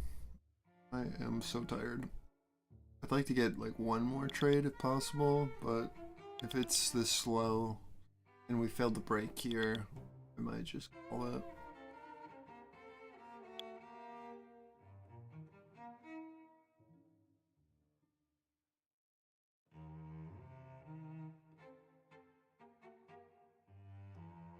Yeah, midday is not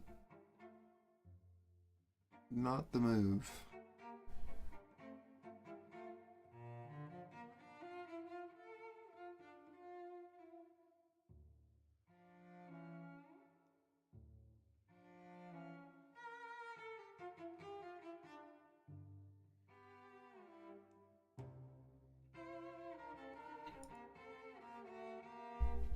Yeah, most like liquidity dries up midday. You don't know that, it's something you should definitely start to pay attention to. So your highest volumes on the day are going to be right at the open and right at the close, right? With the larger firm flows coming in, rebalancing, and starting to actually put on positions off of Globex. So you get like this slowdown, we call it the lunch hours, and it creates some pretty terrible trading conditions. It's usually why I trade from like 10 o'clock until around 11:30, 12ish Eastern, and 12 is kind of pushing it, and then we usually don't take a trade for like 2 hours, and then trade again for the last like 2 hours of the day, because this is just like very slow chop. It's not always like this, but like 80% of the time it is. It's just not worth your time.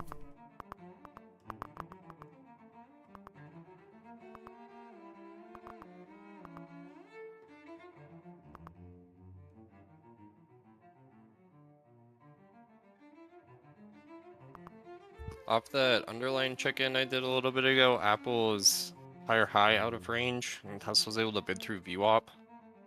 Microsoft, Nvidia still holding.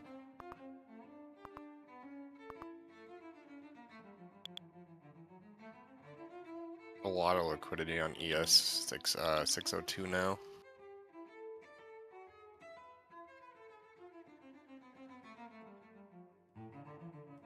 See if Apple fails this breakout.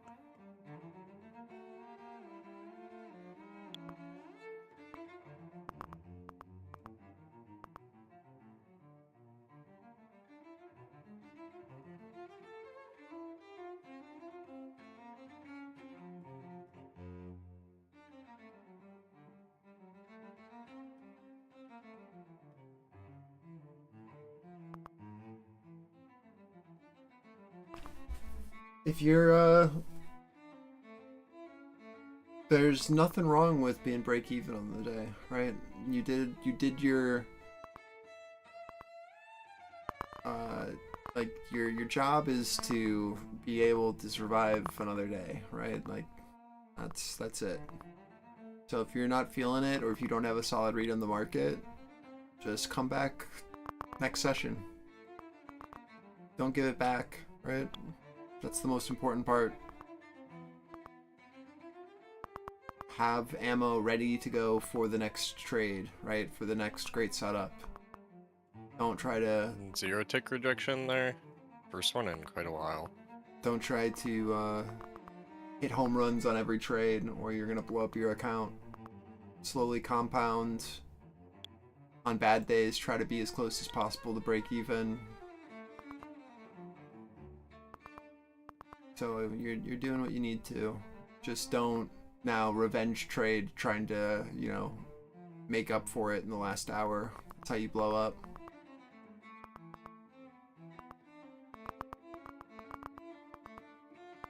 The more you get familiar with understanding where value is from buyers and sellers, and where like these edges are, and where you should be trying to look for participation, and where you should be participating like best risk to reward wise, the more familiar you become with those concepts, the easier it's going to be for you to really start to take advantage of some of these larger moves that we're doing node to node that we talk about and have been playing. It's going to be pretty unfamiliar to you at first, just like with that 005 short that you did. where we went long, but you were trying This to break 97 down. half, 97 quarter on ES. No strong bid here. You can probably look back to POC, but this is your structural first test here. Yeah, No I mean, bid here. I'm looking at negative 500 tick, preferably into 95.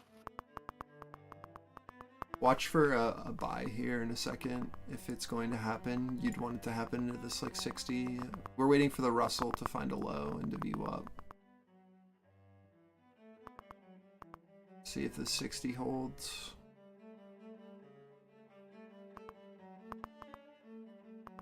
Need to see a buyer confirm. But yeah,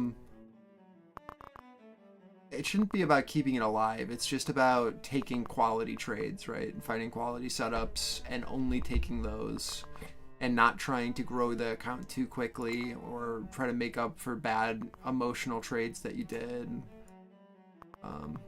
Right? Like there are plenty of opportunities on a daily basis. You just have to be in a position where you can take advantage of that. And if you're over trading, trying to scalp ranges, and then you're not in a position to buy or sell where you actually need to, you're screwing yourself over, right?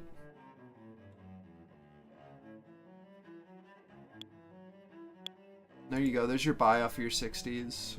So that just gave you a really nice trade. So again, it's just all about playing the range. You should risk off one into that 72 to 68 and then leave a runner and see if we can hold.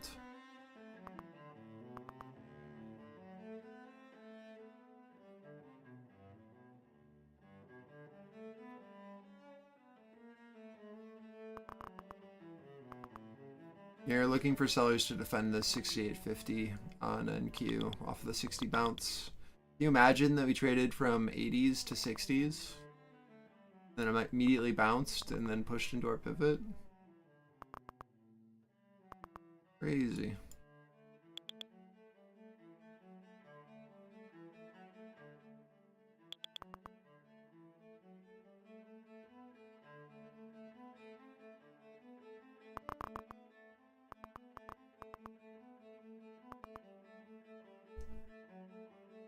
Russell hasn't confirmed a low yet, so just be careful. We are still trying to bid off of this 97 on ES, and we're trying to maintain a higher low on NQ, but if a buyer doesn't step in relatively quickly, then you'll be looking for a push down into at least 54 on NQ off of this rejection, and then a push down into Russell VWAP, I think.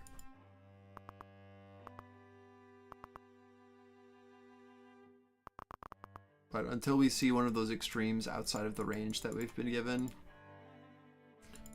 look for these two pivots to hold, right? We're still just oscillating until proven otherwise.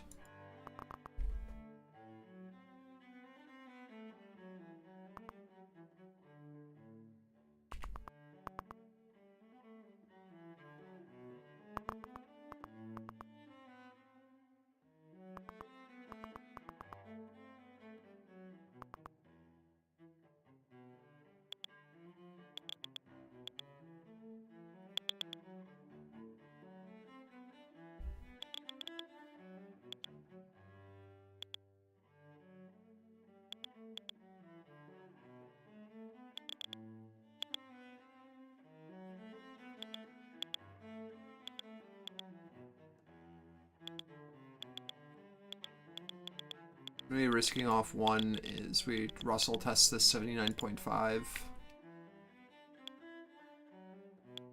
Go. Got one more here.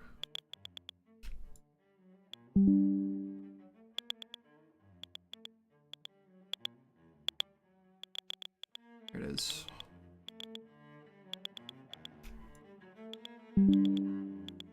Got one more. Okay.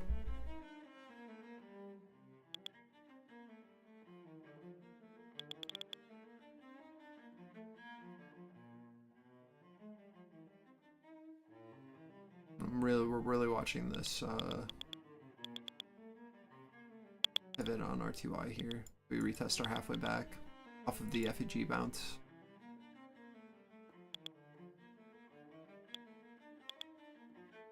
And we come back up into our 80 pivot.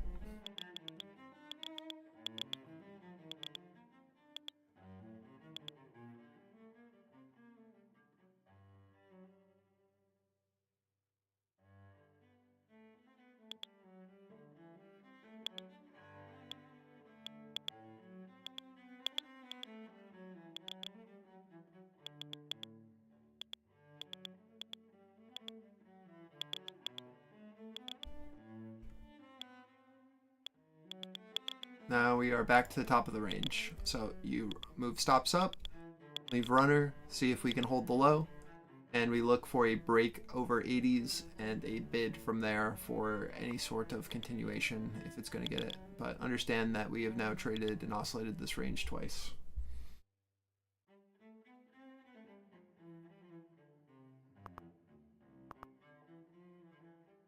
Yo, awesome. Glad you're giving it a try. If you have any questions, just let me know, Credigator. What's your name on Discord? Same or different?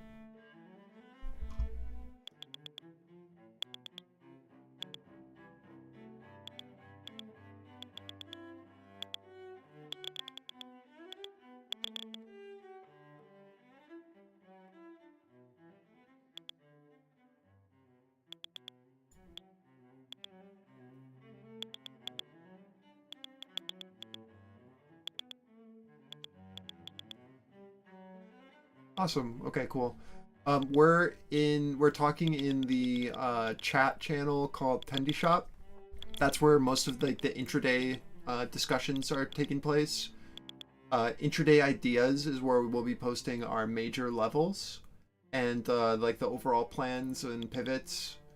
That's like a very important, no fluff, just alpha channel to pay attention to. And then newsletter is the one above that goes over our weekly newsletter that we put out on Sundays, and that gives you the overall plans.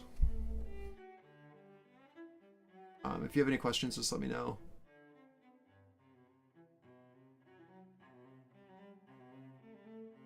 Says Apple gap fill here into the 95 half.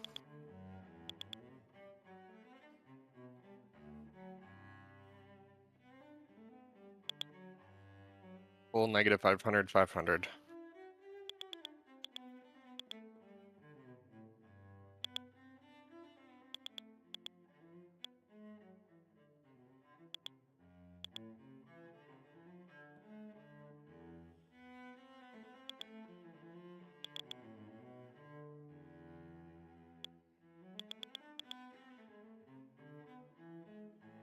I have one runner left here. Just looking to see if this 80 can hold. This 80 to 76, basically. Right, all we're looking for is this node now supported? The high.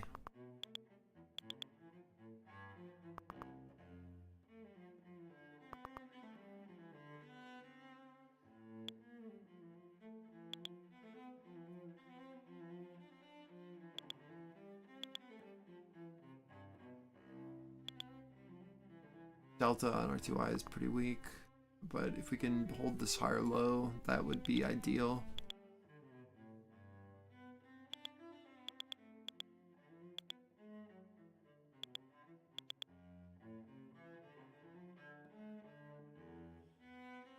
We're really good at bullying you into being objective, Gator. Don't worry. Yeah. You're in the right spot. Yeah. You're in for a couple rants. You got your first taste of it today.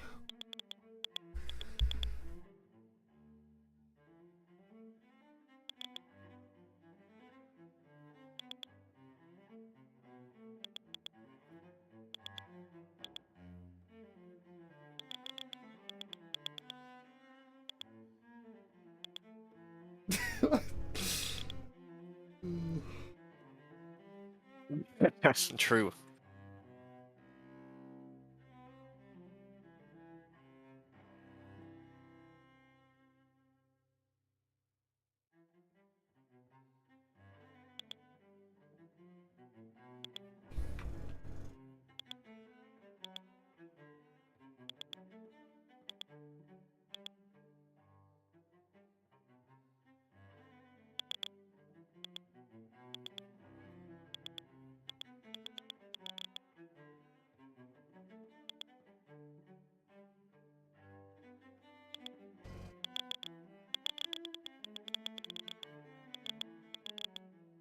Wow, that was my first Discord crash without streaming. Interesting. I had to, did you refresh? Or, I mean, update? I had to update. Things were good and funky for me. I do not like the update. I'm anti the update. Anti-update. Anti-change. All the... Oh. Why do you love the update, Rory? Enlighten me, or I give my opinion. This is good. Ugh. This is great. I just see that they actually added a thread icon instead of the hashtag. That's a huge update for the boomers, so that True. they actually know where threads are. Yeah, see, Rory, I did see the icons, man, and they make me angry. The thread is actually a thread. Hopefully, boomers get it, you know? Everything is too rounded. Too rounded. You're not a fan of There's the, like a, rounded edges, you know? I do like the rounded edges, but Too many rounded edges. like what is that? Come on. Okay. No. If you have headphones like that, you must have the nastiest headaches. Nobody's head shaped like that. Just like Thank you, the... Mark. That's what I'm saying, Slaus. Yeah, you get it. You design things for heads. Imagine that shape.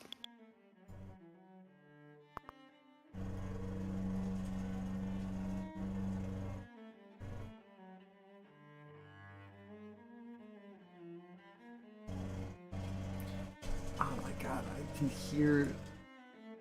I need to turn down the audio or up my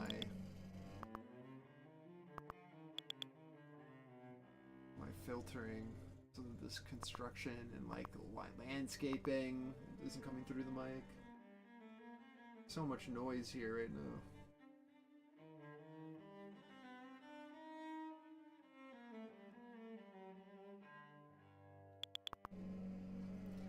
Is this the anti-Tyler 1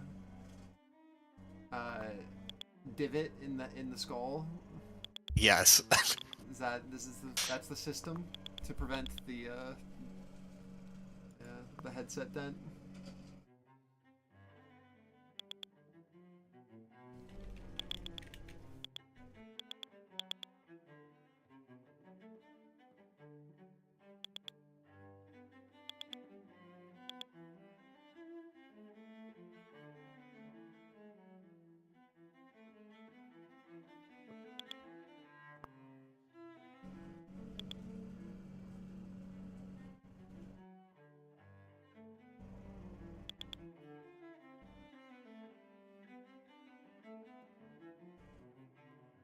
You're gonna have to talk to Flex. He's in charge of all of those type of things.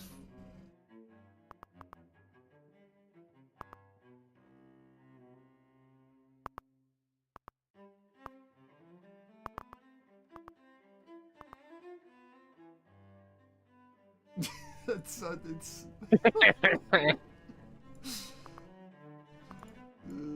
Mitch never gets old. It's so good.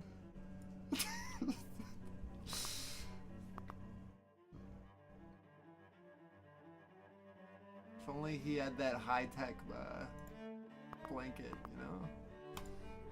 That blanket tech.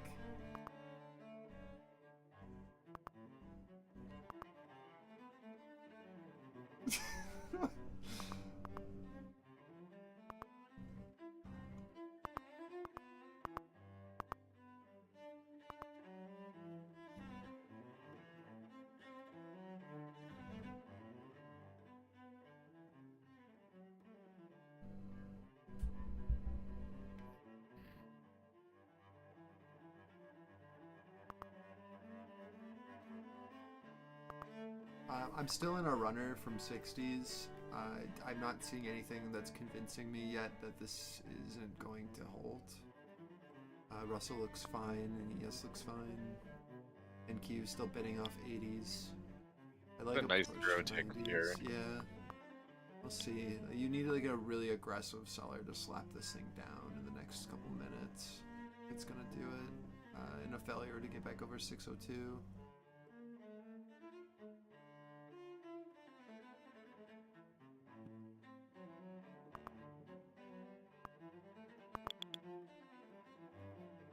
The market's just incredibly slow, so you have to be very patient with these moves. Just like the primary test from 60 to 80, right? It took so long for the original test, and then we did the exact same move in like 2 minutes on the retest.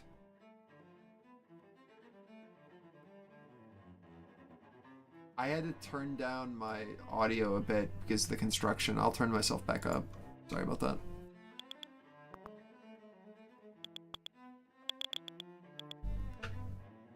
I'm just really worried that that's coming through the feed. But I guess I shouldn't worry about it unless you guys complain.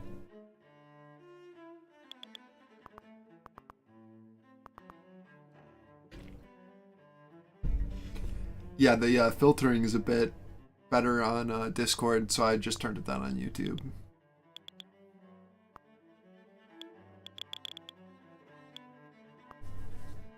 But I just adjusted it. It should be fine now.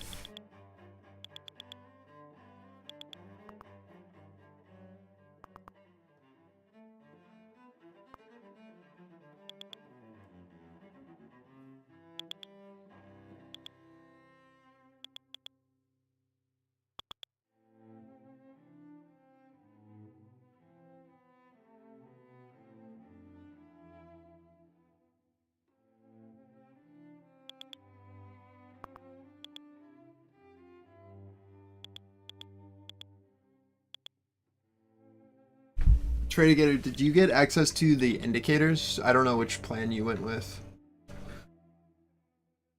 We need to sign you up, or like get your username. I'm not sure.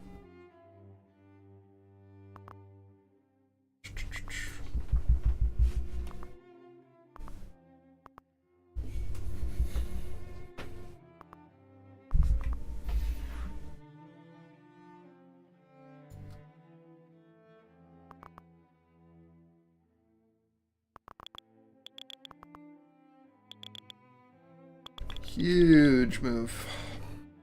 You love to see it. I don't even have a great average on my last runner here, but like even just understanding where our pivots are, right? Like it results in like pretty solid money. You just need to be willing to put on risk at the lows. There's like my last runner is here, playing off that 60.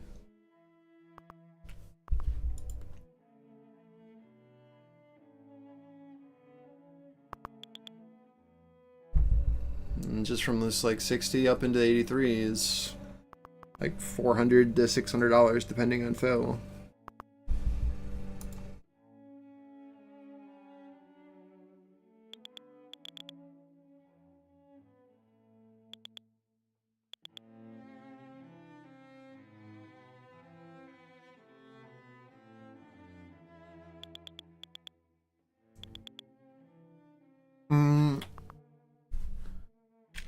So whenever we have an issue, we just tag this guy named Darian, and then he solves the issue for us. So I'm just gonna do that.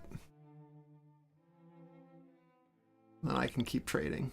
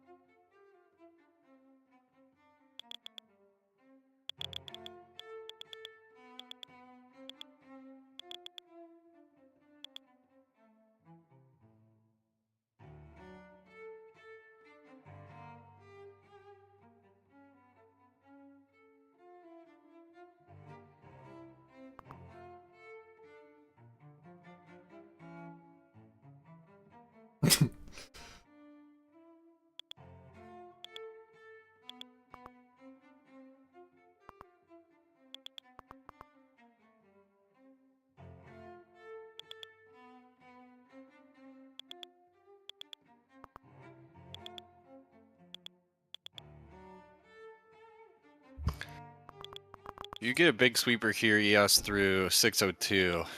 we should see a decent look into this node like 05, 06 quite quickly. There's not much liquidity above 02 resting.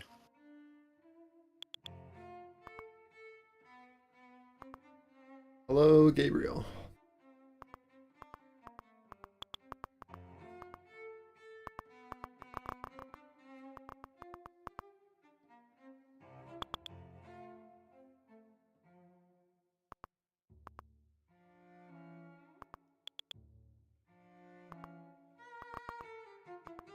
Change your name, man.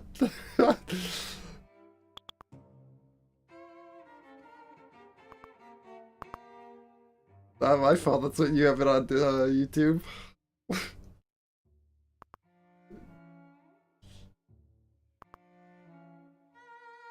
guys are all doxing yourselves.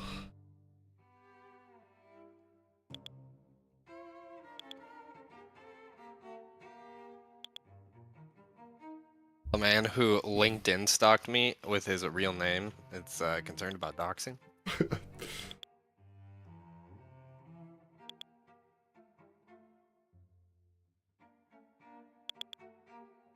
Trader, I wasn't sure which plan you had. Don't feel like you need to go for the indicator plan, but watch the stream for a couple days and see if you think that they're useful. Now that you have access to our class backlog and all of our like other info, I'd look at that stuff first and see if it's something that you like actually applies to you before you consider upgrading. I don't want to put you in a position where you feel like you need to.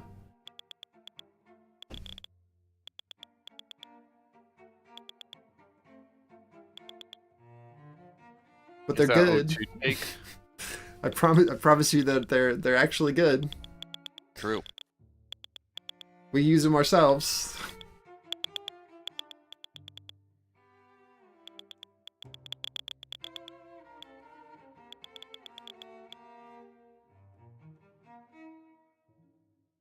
Docs Chuck.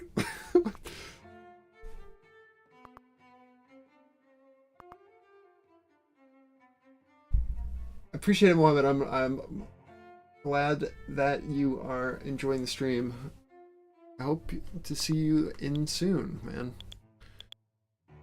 I think the Monday classes will help a lot with what we were talking about today. Again, we have like a huge library of backlog lessons and content in specific areas.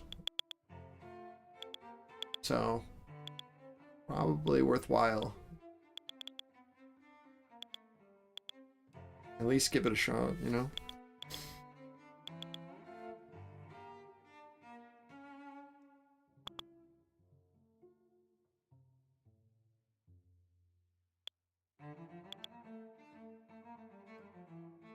Mario, why aren't you posting newsletter updates on LinkedIn? That's true. The problem is I get too many job offers, so I Yes, gotta... yeah. Goldman is really trying to poach me from TFC, and I'm not down for that, so... You don't want him to steal the alpha? I get it. You can call us whatever.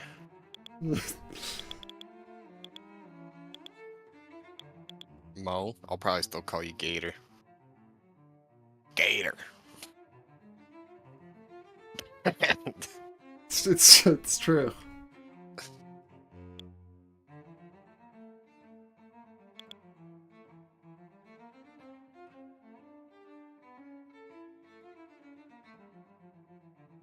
It's not true. No, it's super true. Not true. Oh, you gotta pull out like high school pictures with the Bieber cut. Oh boy.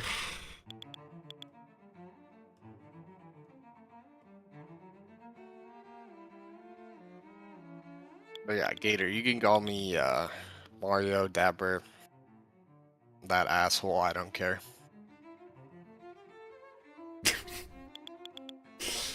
Flex, man.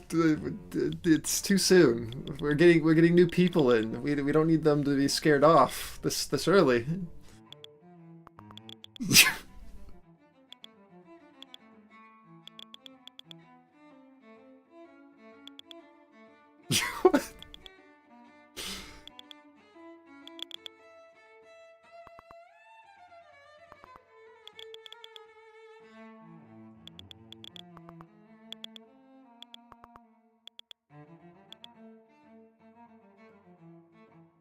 into our 90s here on retest for NQ. Got our pushover 602s and rebid off. I need to see the Russell make a new high here over 81s for confirmation.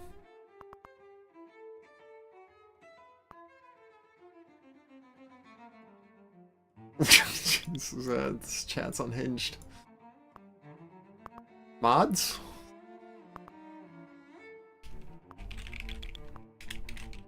Got it. Mods?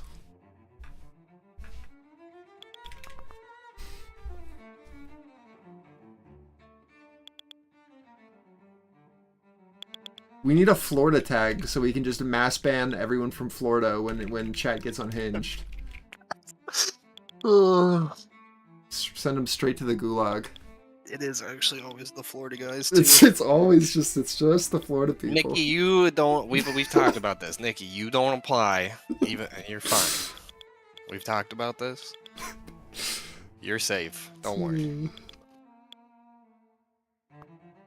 Yeah, man, it's the entire trailer. It's just every Florida man meme.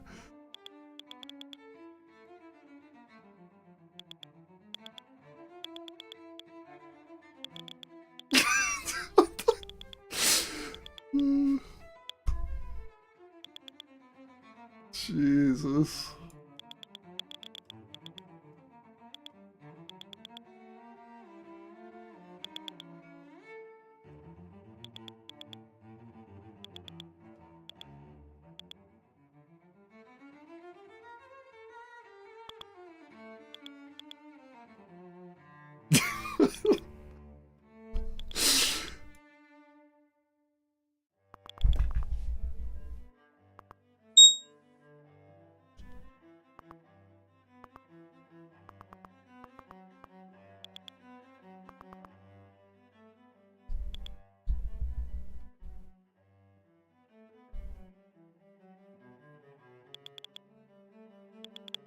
Should push on RTY, see if it can hold.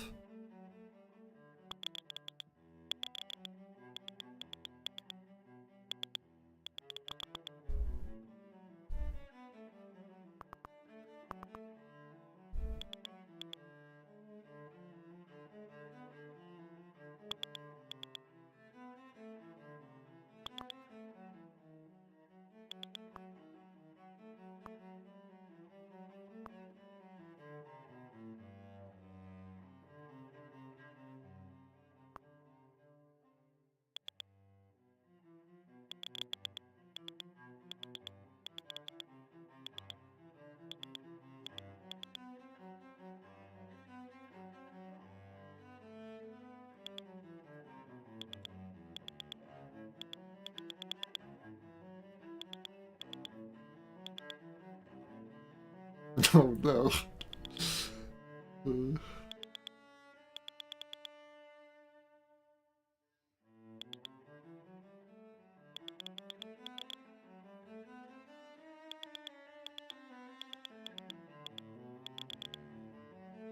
When people thought that was gonna win Game of the Year over Baldur's Gate, that blew my mind.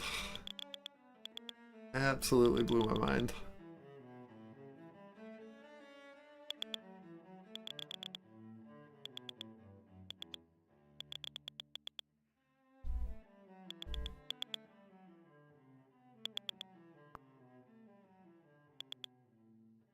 When the next Witcher comes out, Corona.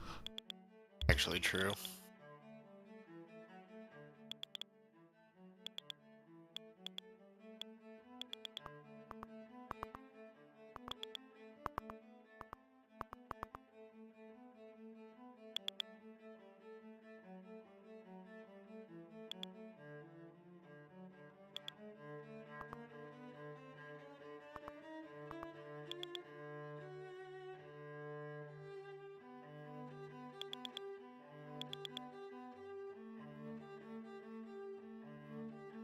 Hello? You played Baldur's Gate?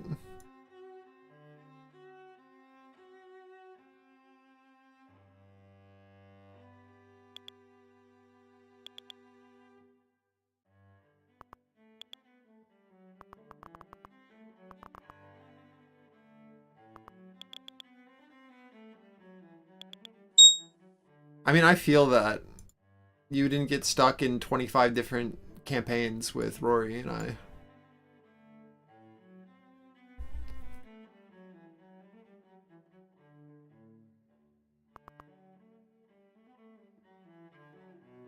Hmm.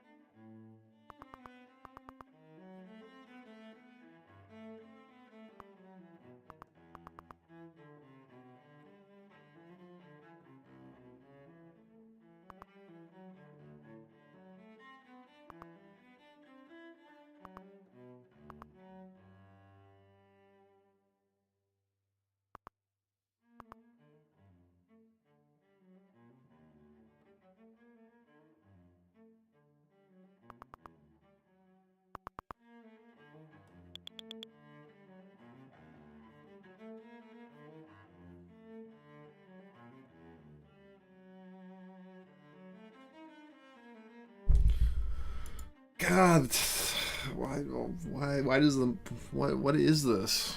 This is something. Bid stepped up pretty good here into 03, but you know 05 was main area. NQ value high here.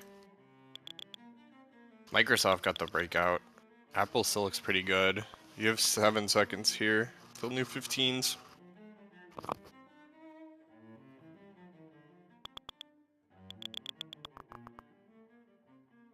Just give me a retest to 105, please.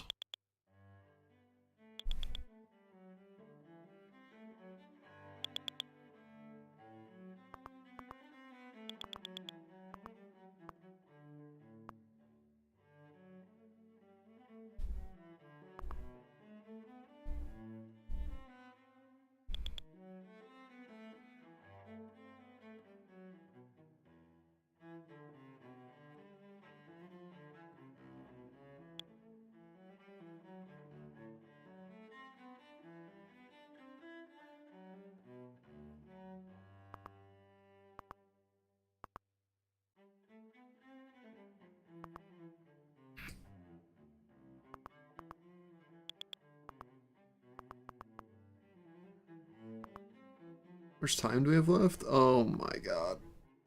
Like hour and a half. You guys are asking a lot from me to stay for this last little section. Holy.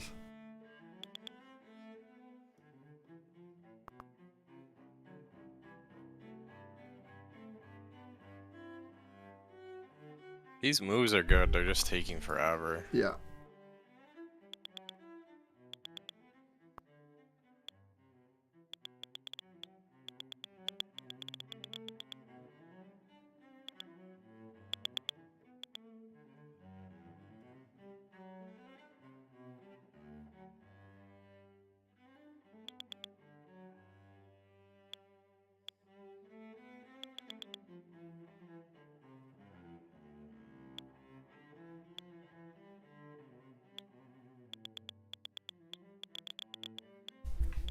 Having a VR headset on for 8 hours sounds so miserable. And the imprint that would be on your face would last for like a day. Like you just wouldn't be able to leave the house. Oh boy.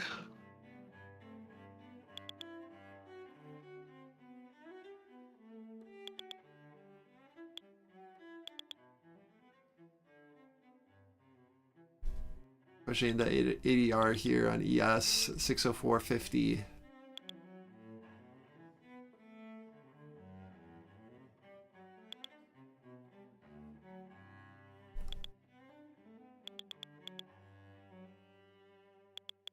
Long from 99. No, I closed that position and then entered from 60s. 060. And then I was in a runner from 66, my last one, and I just exited. I'm out. Into ES ADR. I think we can get continuation, but it just is a little risky up here with how slow we are.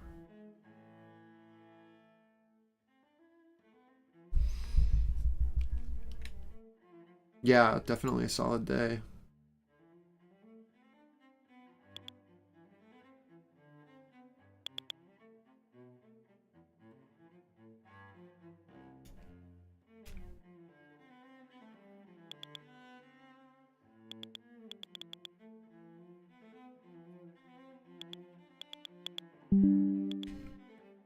This is definitely what you like to see even on like these slow periods. Like small losses, big wins.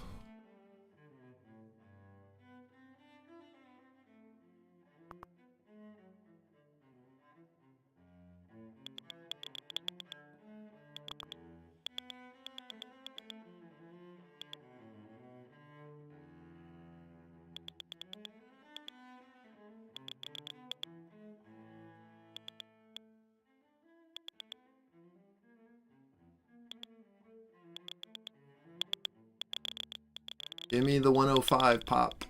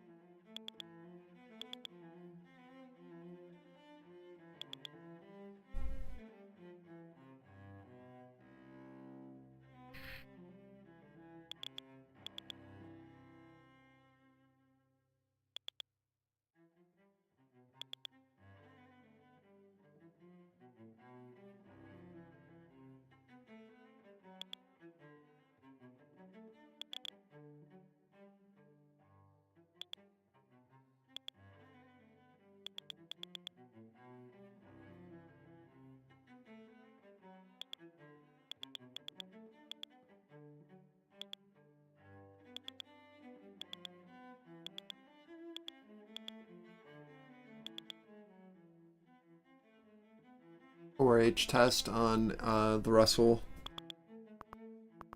ADR test. Yes. Just expect some chop. You can hold this 03, we can probably climb back to high a day. If we can hold this acceptance in this node.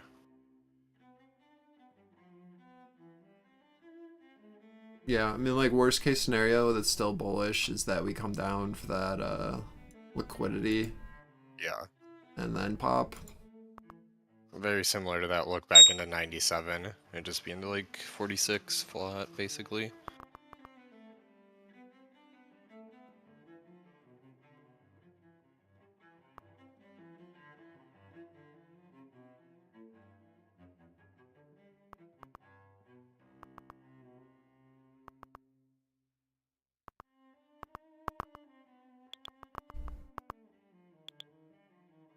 Zero taking that first kind of like edge hold.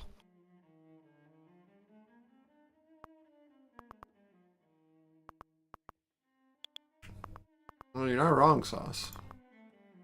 But it's to prove a point.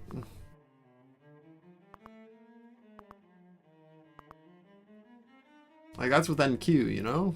Like, you don't... The losses don't have to be large.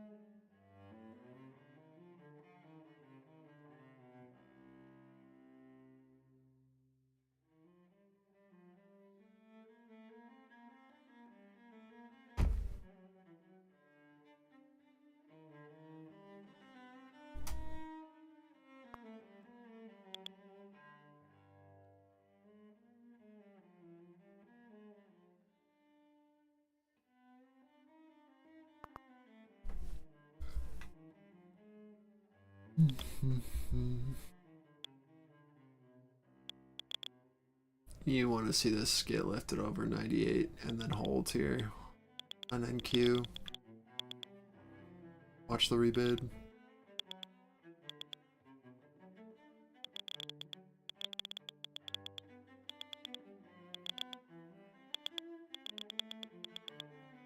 mark the level.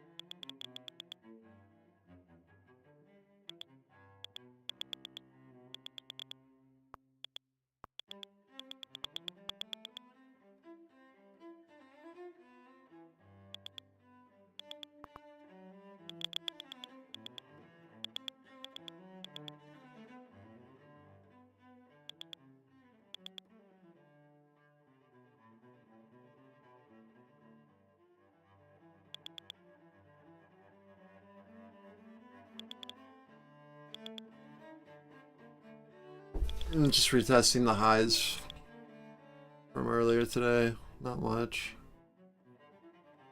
RTY at opening range high. ES at ADR high. And Q back at this 105 where I originally took the short right before you left. We know there's a seller here. I'd like to see this 98 bid on NQ. I think if like we get a look below and then that steps in as offer, then you probably go for that FG fill down to like 82, 80 area.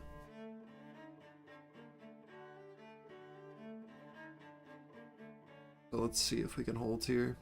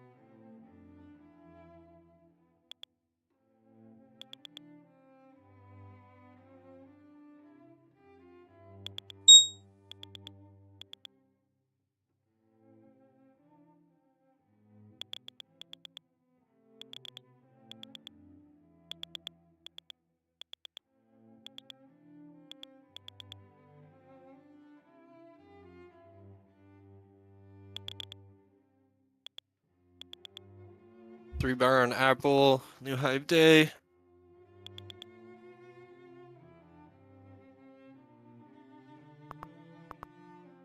if this gets smacked like earlier. Freaking hold.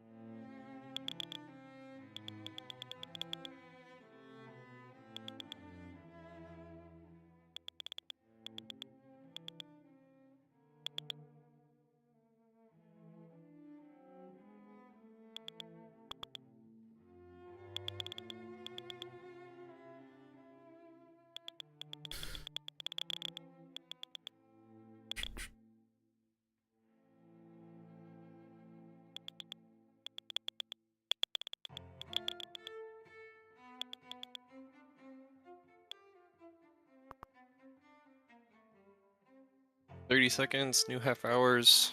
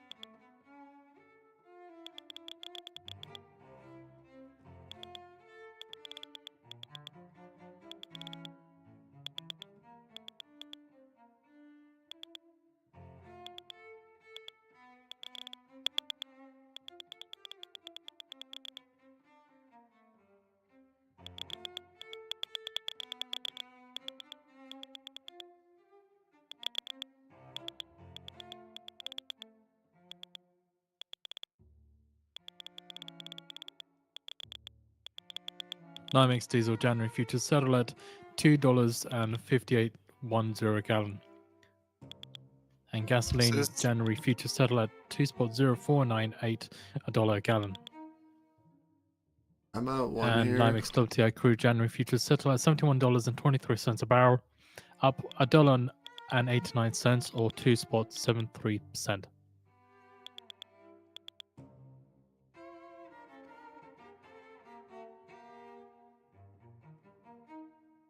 This is Russell ADR. I need to see a On look over NYMEX natural gas 105. January futures settle at 2 spot 5810.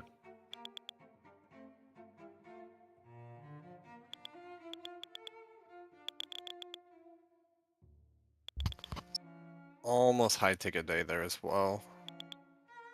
By like 40.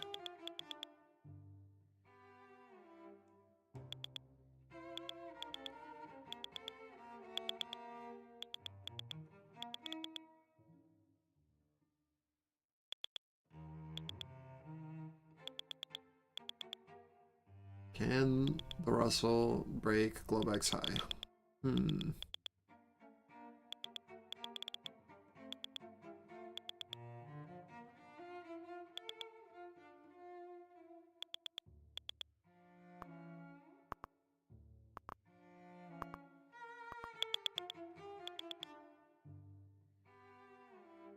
This just feels like so much effort.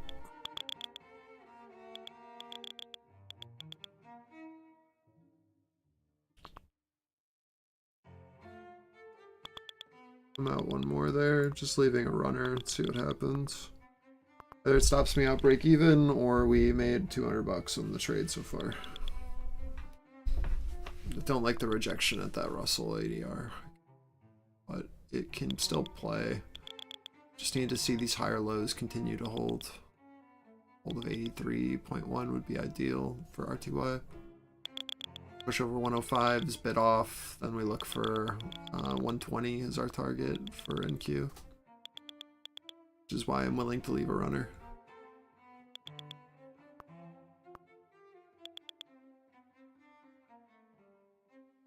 Later, Kevin.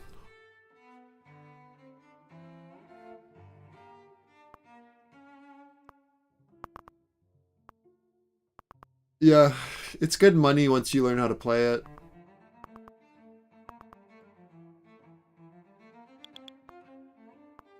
Especially when you just wait for the Russell to find a low, and then it gives you the bottom, and then you just buy, and you sell at the high.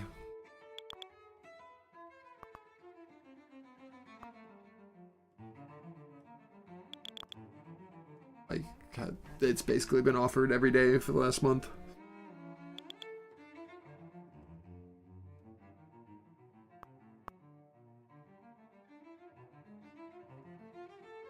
Zero tick here.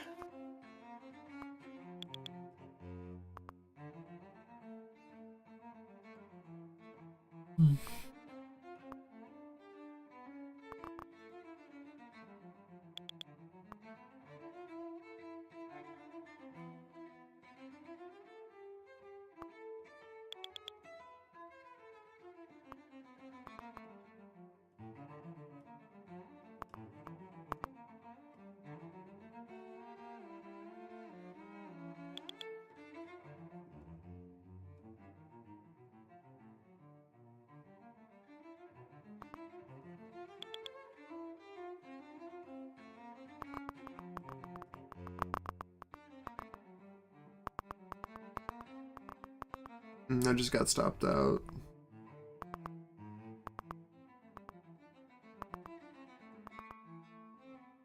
Look for Russell to hold opening range high here on retest.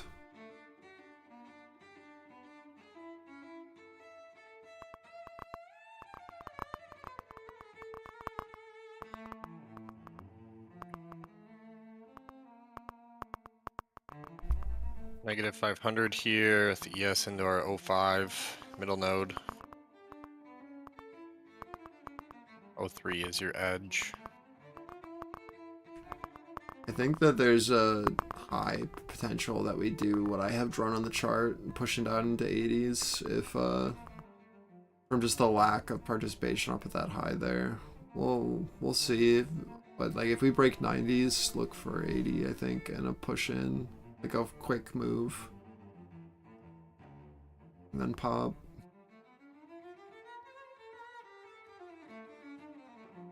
Yeah, it's actually already marked on your chart, Gav. It's called ADR low and high. Oh boy. It's a crazy concept.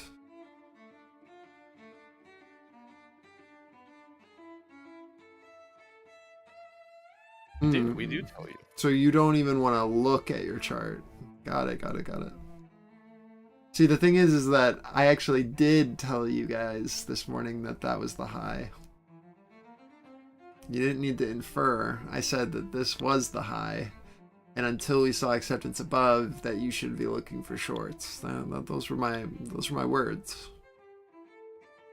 Why look at Gav? It's why we shorted 16,105.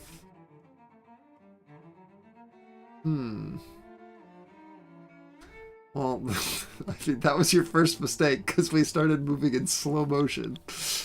Holy.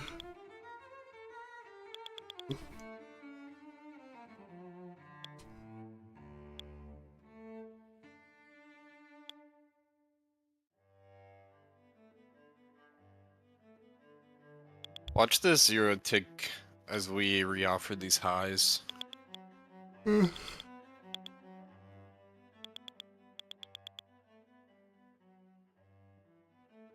think I might go take a nap. Nap time. You're gonna miss the new last hour. I'll live. I will live. Well, you, buddy. I'm like falling asleep at my desk. This has been. I told them this morning. I was like, I'm only staying for the half day, especially if it's slow. And then I just memed with you guys in chat instead of taking a nap, and I'm Take ruined. the lunchtime nap. I'm ruined.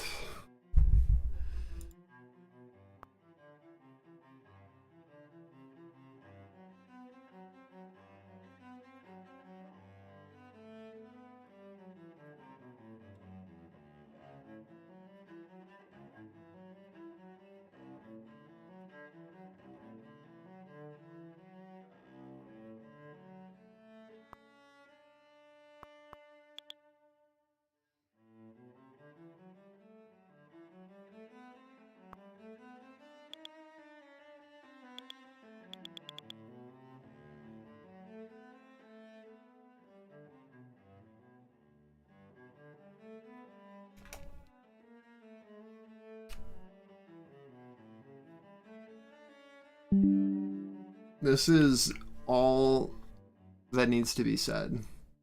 Is my... There you go. My P&L per time of day.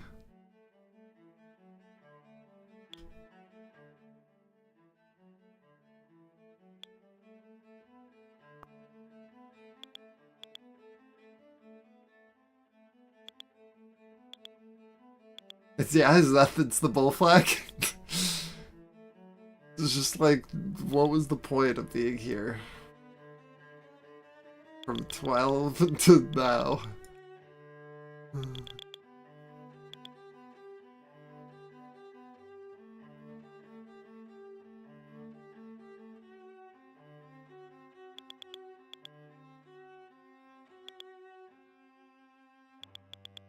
Nice, sir.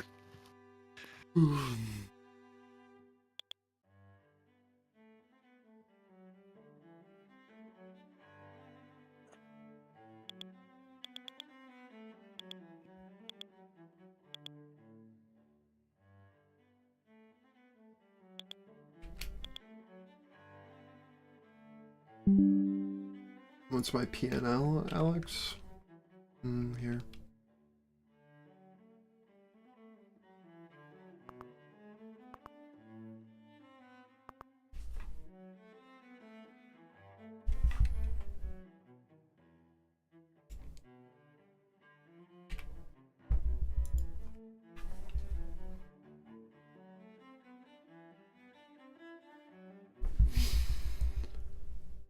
But yeah, you guys enjoy your last hour. I hope that we moon 100 points on ES and 1,000 points on NQ. You guys have a wonderful weekend. I love you all. Kind of. You're alright. You're alright, I guess.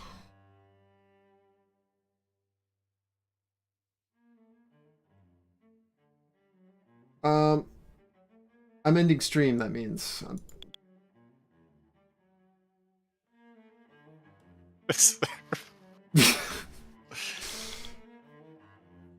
Goodbye, friends. I will see you all Monday.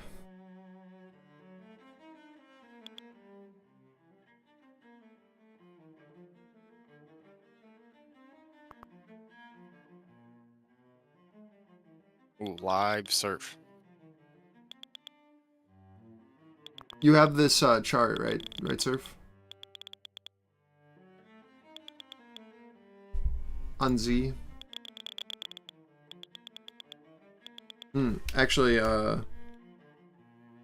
trade the gator.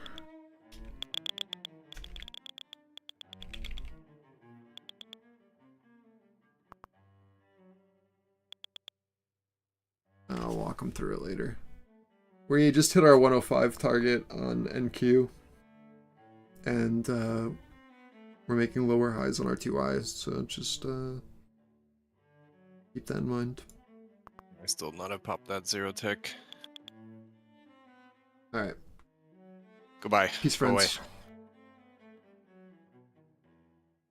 Hopefully you guys had a good day. I am out for the rest. You can catch us Monday live at 10 a.m. around that time, and I should be here for the entire day. Usually these streams will last a minimum 4 hours. And then Mondays we do aftermarket class. That will be live as well. Yep. Have a great weekend. If you are premium, Mario will still be in Discord navigating the market, and my charts will be live streamed there for the last hour. You guys have a good one. Peace.